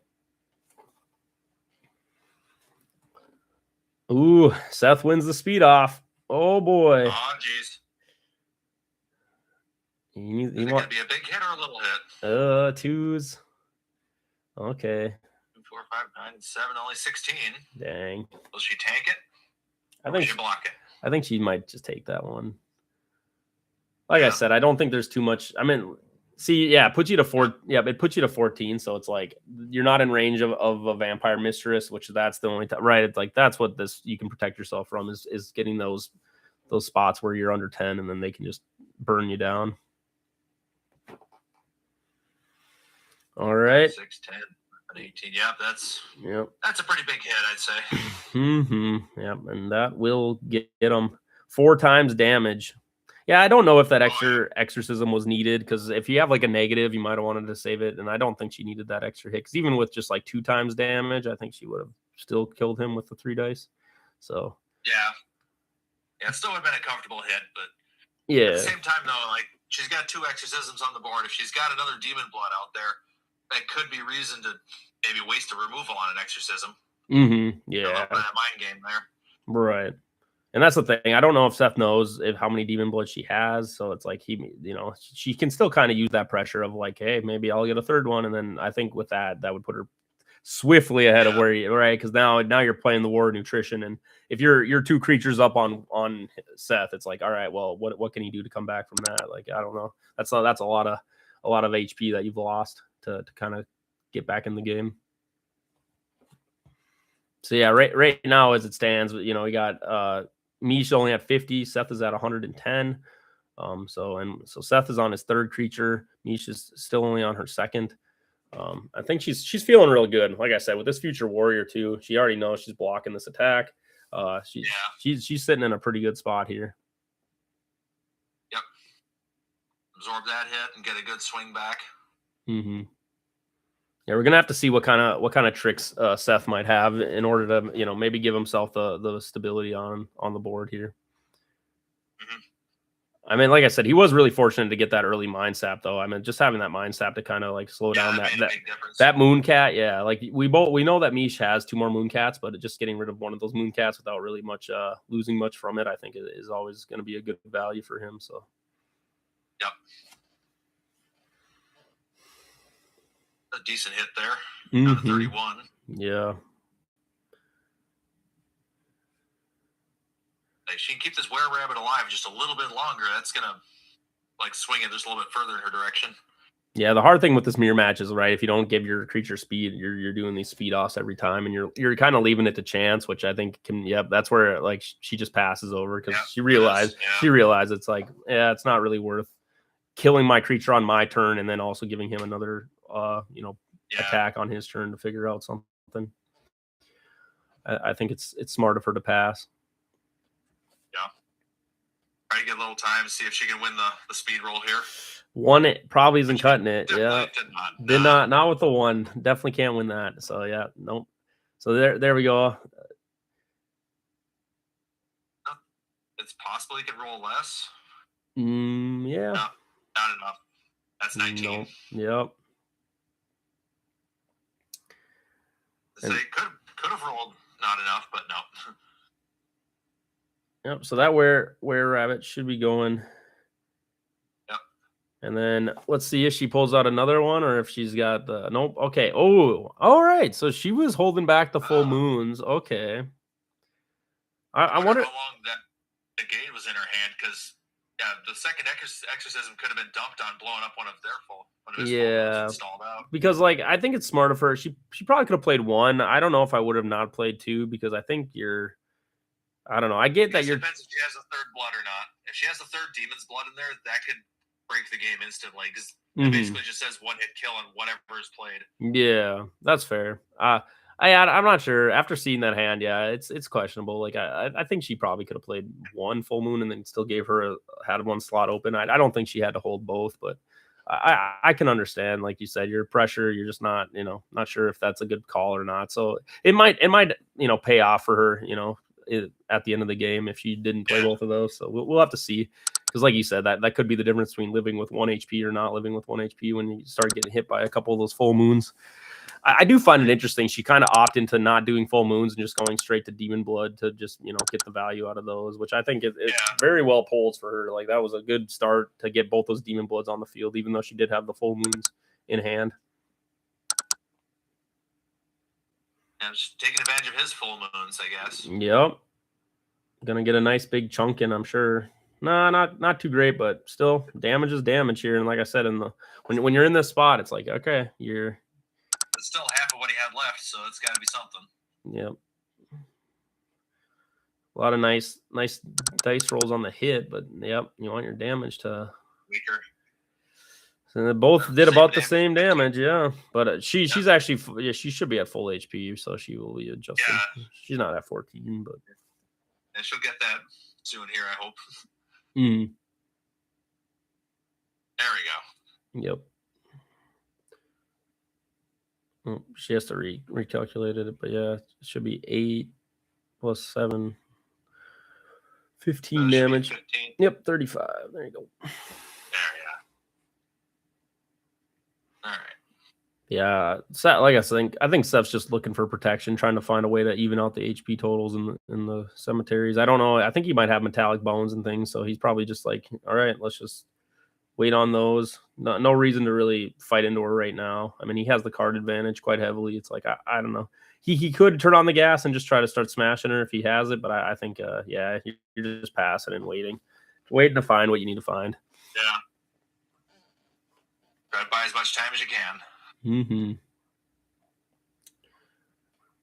Yeah, I think when we get later in the game, Misha's definitely going to be, thinking that, there was a point where she had those full moons and she had these other decisions she could have made that it's like, did I make the right decision? Because, I like the Demon Bloods. I just, right, it's kind of an all-in play because now it's like you're giving up so much slots that it's like if you have other cards, you got to be really careful of how you layer all your magics down here. Oh, she got the speed roll. Yeah, she's definitely getting those speed rolls. How much you hitting for then? That's a lot of 2s, but good thing when you're Rare Rabbit, you don't care what the dice look like as long as it's not a crit miss. Stay with 4 hit dice and a +7 modifier, you're pretty much guaranteed to hit unless you crit fail on 4 dice. Yeah, I wish you would have separated it. You can tell she's starting to get a little stressed with just rolling and just kind of feels like she's a little out of her element right now. She might be understanding the situation of like, okay, and then here comes his Mooncat. See, this is a creature he's looking for because I don't think now that she's played that time melt, she's really given herself no option to deal with this Mooncat. Actually, this could be a very scary spot for me. Like you said, she's looking for more of those damage negation cards where she can hopefully just power through this Mooncat. If she can get like a 3rd Demon Blood right now, she could one-shot that Mooncat. Mm-hmm. Yeah, I think that's definitely what she's looking for sure. It's like the Were Rabbit should be able to survive 1 hit from the Mooncat. Mm-hmm. At least on average, anyway, he should survive 1 hit. So theoretically, with 1 Demon's Blood, you could survive the counter swing and take the Mooncat out ahead quickly. Right, yeah, you can tell she's definitely hesitating. I think she's definitely feeling the pressure of now what's kind of being put in front of her with this Mooncat and these full moons. Yeah, and again, that's kind of that thing, right? It's like who's going to have the Mooncats at the end of the game and have these ways to deal with the Were creatures. So she still has Mooncats of her own, so she's not totally out yet. Like you said, she's probably got some waiting there to play, but you just gotta, you gotta make sure you utilize all that HP to the fullest that you can. That was a big hit there at 42 damage. Yep, and so there's her Mooncat. So now we're getting more of that mirror fighting.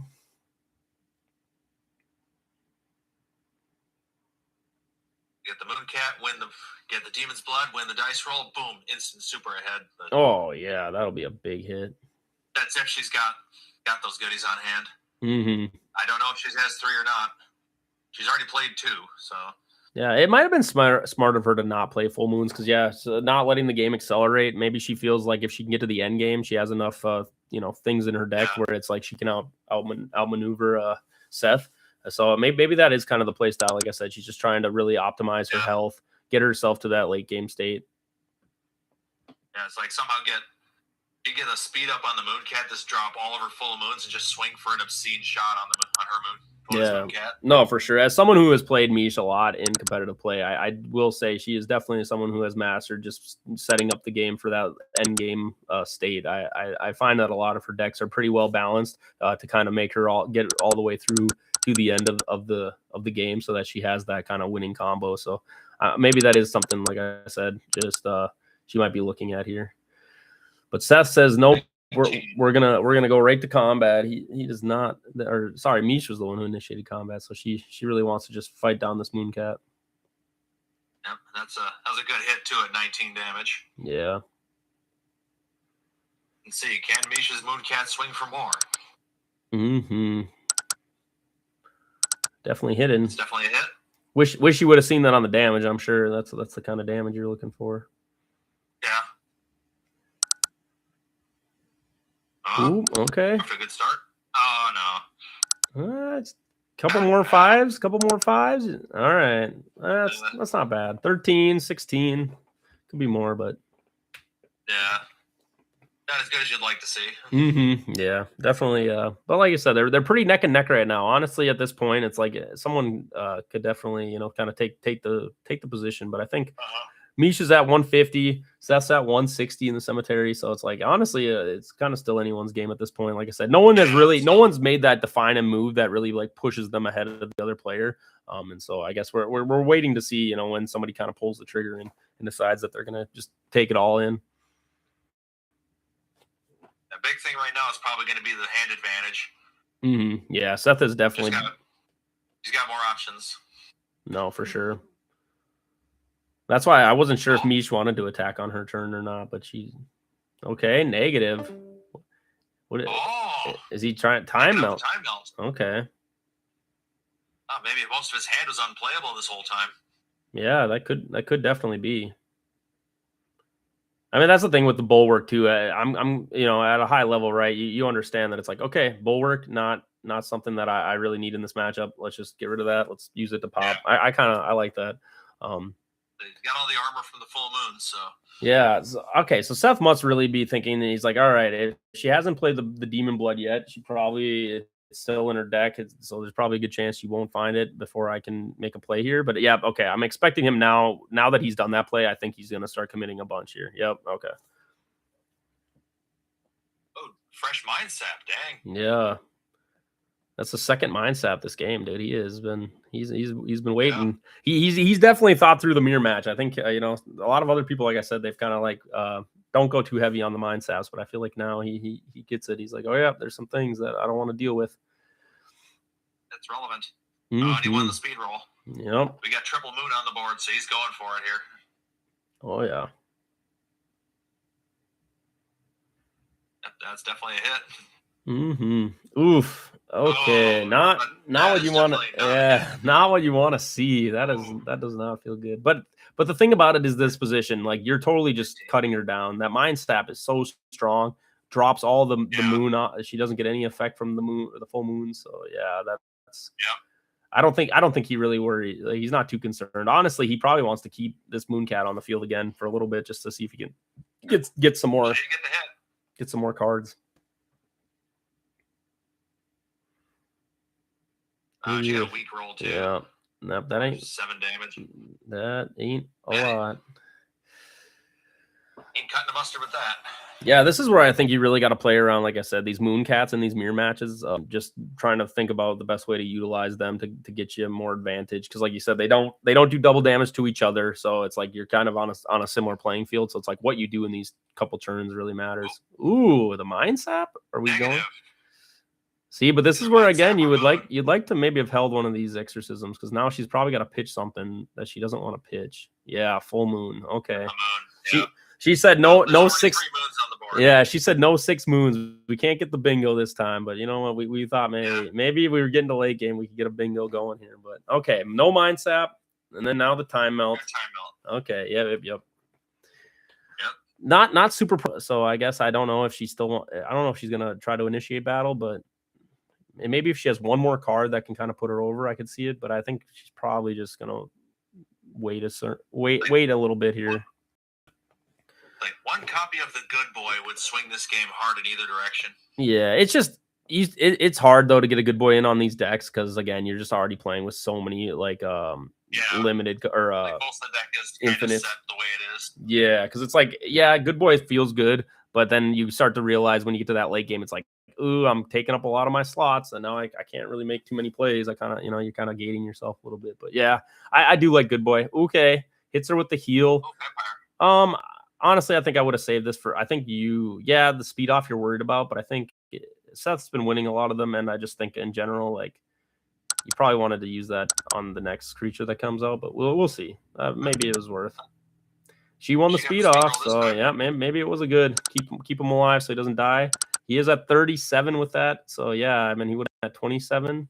So we can see if it would have made much of a difference, but I don't think Mooncat unless it crits has enough with all these full moons. 5 dice, still gonna hit hard. Oh my, Hitting maybe I was wrong. Okay, the 1/1 it's kind of saving grace.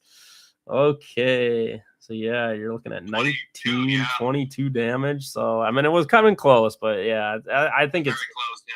It's still she'd need a pretty amazing rolls to. I don't know if he needed to use that heal because like now think about this situation. Now he lives that hits her here, and then the next creature comes out. He can heal off of that one to start already getting it burned down a little bit. Oh my! Oh, for a second I was like, no way. The ones were coming out. Again, another thing that the wear decks don't have to worry about is really like crit missing. So that's always a nice thing with those full moons. Yeah, it's a very, very highly improbable scenario. No, yes, for sure. And I think I've seen it happen, but it's very improbable. Yeah, but for all those people that they hate when they roll crit misses, it's like, all right, play a wear deck, play a demon deck, decks where you get those added hit dice. It's like, all right, then you don't have to ever. You almost never crit miss. Third exorcism, dang. Oh, okay. Oops, showing her cards, unfortunately. No. But yeah, I mean, with that little preview we got, she does have a steam armor, which again, really good. Could maybe buy her some time. Definitely something to look forward to. Yeah. Yeah, steam armor, the Mooncat, and hopefully the Mooncat will start missing a few shots. Well, and that's the thing too, is right after that hit. I mean, you put him. He's pretty close. He was at 37. So now he's down to 15. So I don't know. You're probably not going to get it with a one shot. So unfortunately, it's like, I don't know. You got to really think about like, all right, how do I play around this? When figure out this cat really fast, or how should I go about it? Yeah, like probably tank a hit with the Were-Rabbit and take out the Mooncat, then save steam armor for the next Mooncat. Yeah, I mean, she's really hoping that she pulls some kind of damage negation here. She needs a future warrior or something just to give her that extra. There it is. There it is. All right, then just what calling it as she's playing it. But yeah, no, and then like you said, this is a good spot. Mish, honestly, I think she can take over from here if she gets in 2 good hits with that Were-Rabbit. It'll be good. But the only thing that does suck is the Mooncat does go first, so that is something unfortunately you can't really get around. That's like on average, the Were-Rabbit should be able to take the Mooncat, but you never know with the dice rolls. Yeah, and it depends how many full moons are on the field, right? Like.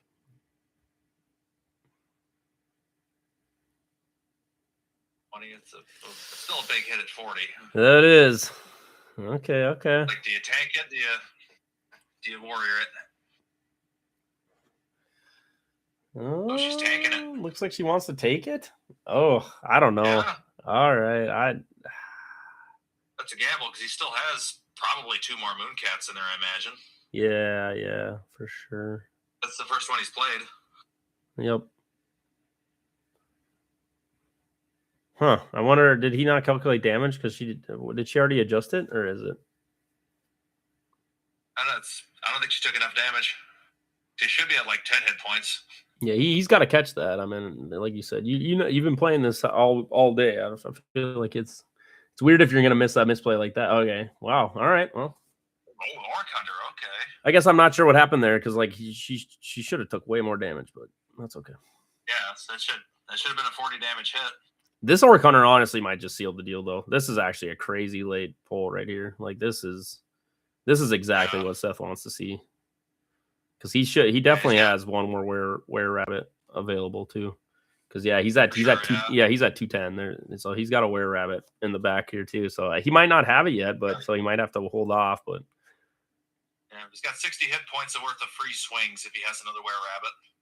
Yeah, I'm not too sure. I think Seth let that get away because he definitely did a bunch of damage. I don't know why he didn't give her the double damage from the Mooncat. I don't know if he's just because like if you look back at the damage he did. Oh, done steam armored. Yep, he did 10, 15. There goes the future warrior.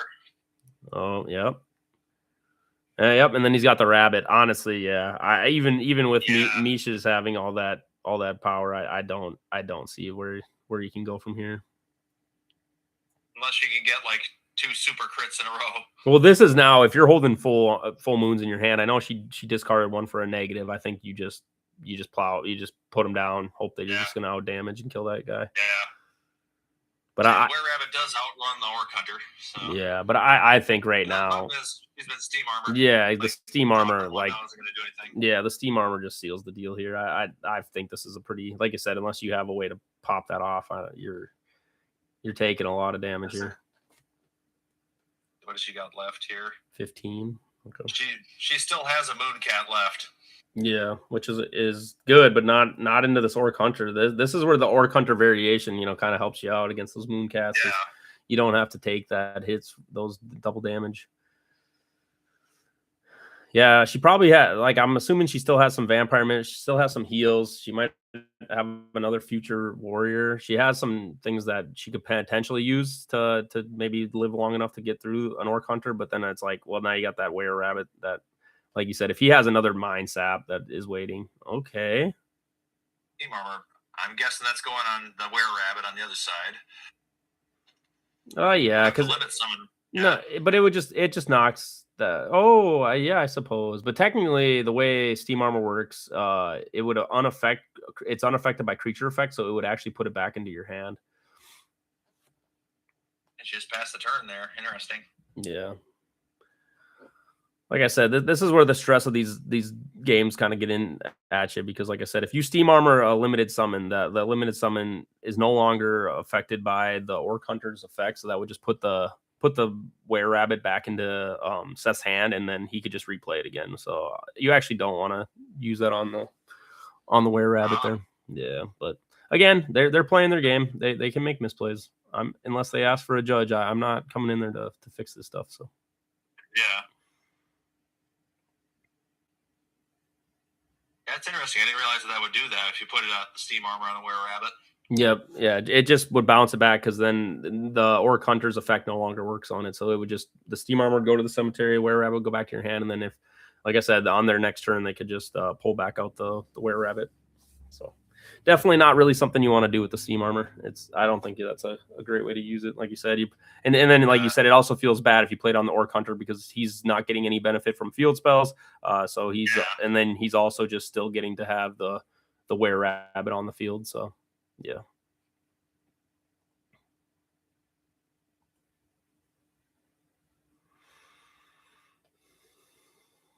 Yeah, well, just passing the turn away. Yep. Not much you can do there. But that will make the steam armor on her were rabbit fall off now. See, and by him popping another timeout, I believe he definitely has one more mind. He knows he has one more mind sap for that Mooncat when it comes out. Yeah. So I think, I think Misha's running out of options here. She's definitely. I think throwing away those full moons and not playing around the full moons might have hurt her a little bit, but she just killed her were rabbit. Okay. No. He attacked with the Orc Hunter. Going for the mulligan. Yeah, he attacked for 5. Okay. Yeah, he hit her with 7. Oh, okay, yeah, it's his turn. Yep.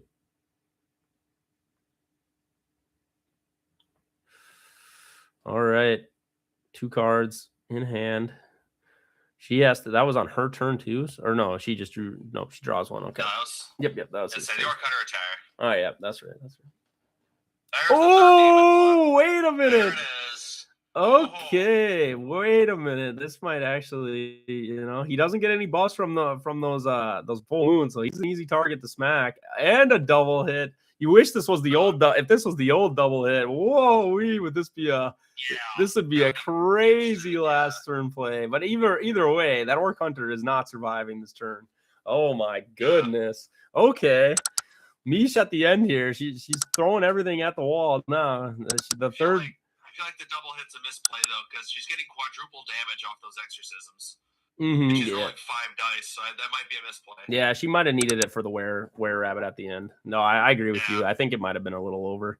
I think she's just again, he is sitting at 60. He's at full HP, so it's like she is definitely trying to kill him this turn though. So I don't know. I think you might be right, but I think you could low roll. So I think just trying to guarantee it, I think is probably worth, to be honest with you.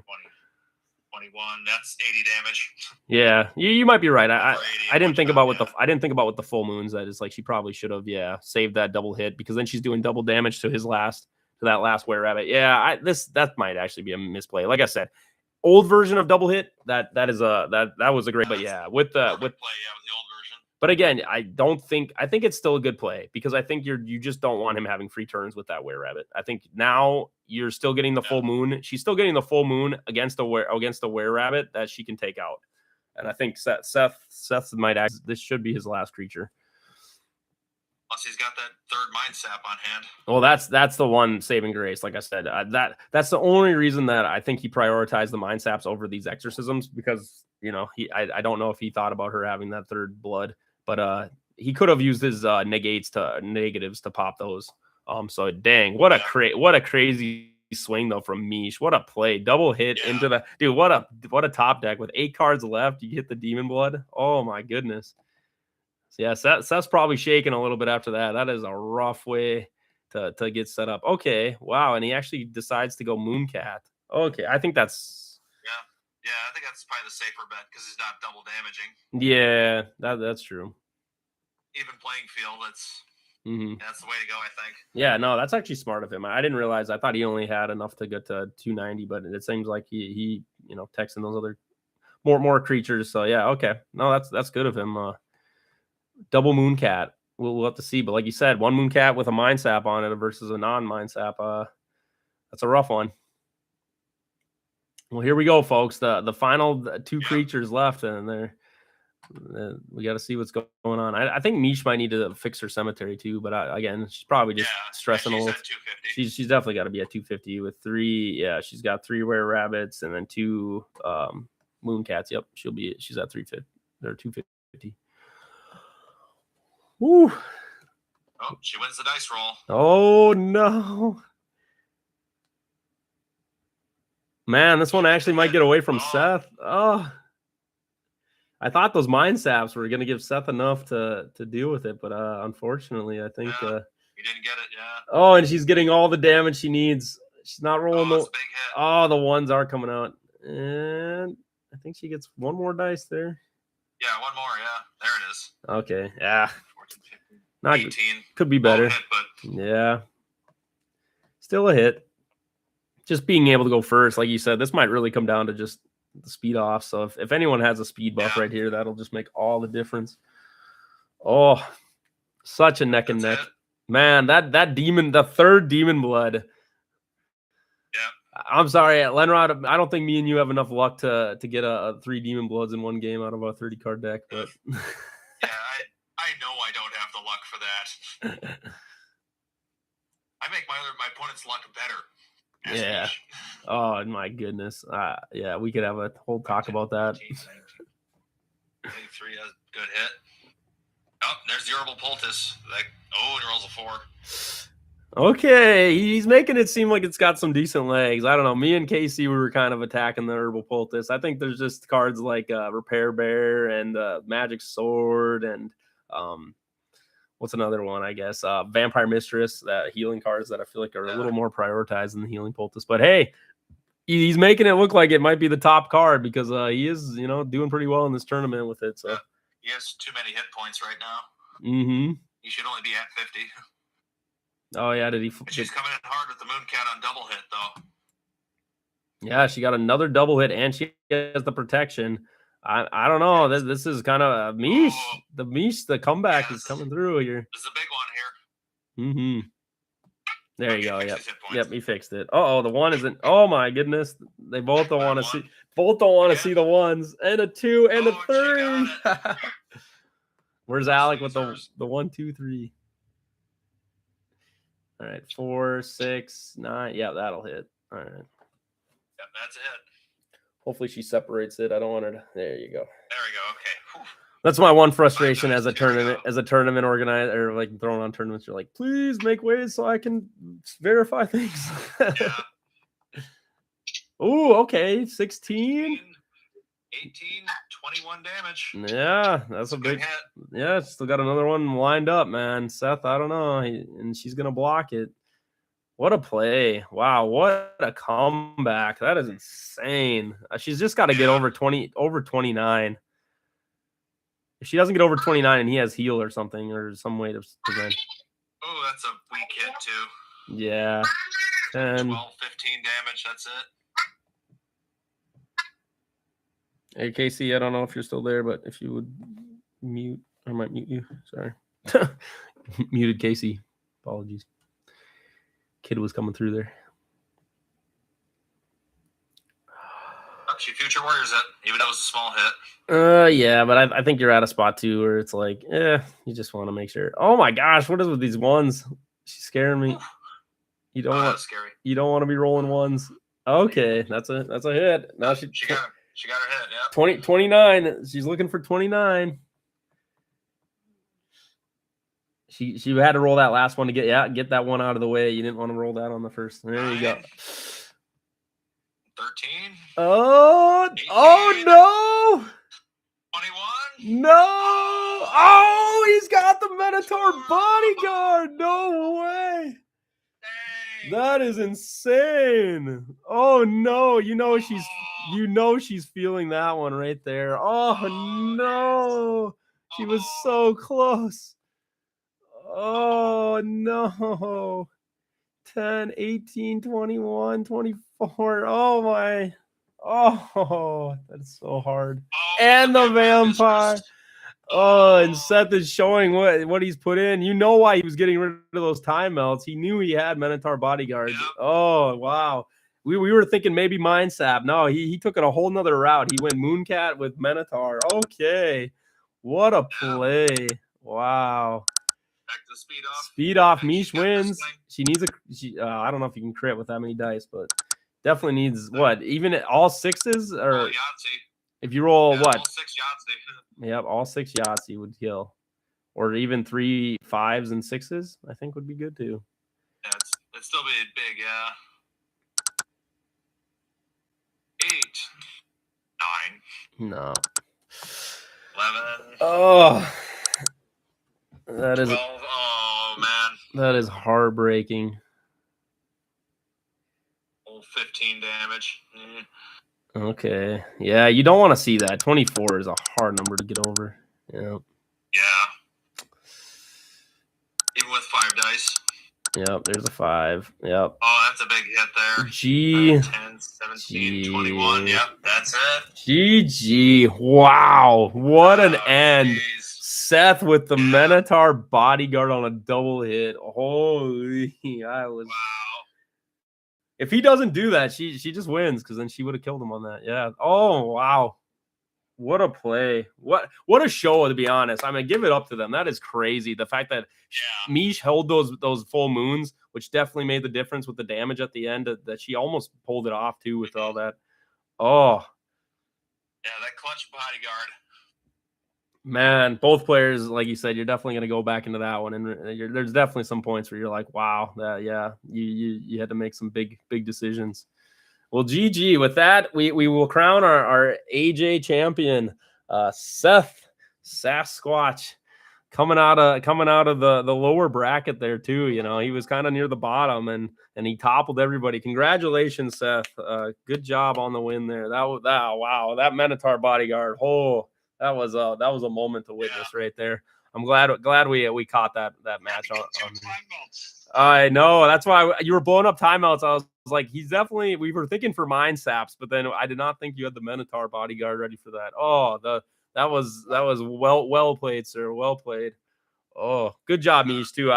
Mish holding on to those full moons and not putting them down, I think also was well thought out too. I like that play too. Just kind of understanding how much damage you needed for the end. Oh, and then those demon bloods. Seth, you had to be a little shaken when that third demon blood pick. You're like, no way, the demon blood is out on the field. And then we thought all you had was the wear wrap, and then you pulled out the moon cat, and I was like, oh, that's crazy. He still has a moon cat too. That was good. All right. Well, I gotta get going. No, you're good, man. Congratulations. Yeah, I'm gonna be sending that over to you. Yeah, great job on the win, and you are the AJ champion. Thank you. Woo! All right, and with that, guys, that concludes our showing of the tournament. As always, yeah, like, subscribe, and again, shout out Khan. He has an online store at Jungle Games. Make sure to look that up. He was one of our participants in the league. For all of your Ward needs, he has all 3 generations: remastered Gen 1, remastered Gen 2, and Gen 3, all available in packs and boxes. He is also looking to get singles pretty soon in his online store, so I encourage you guys to check it out. If it's your first time purchasing from him, if you use Ward, there's you get $5 off your first order from him, which I think is super awesome. Just to help out with everybody who wants to buy some of that Ward product, get in on it, maybe get in on some of these tournaments. But with that, guys, thank you again to everybody. Thank you again to all participants for their time through the league, and then also just to use up this Saturday to find out who is the WWB AJ champion. So with that, guys, have a good day.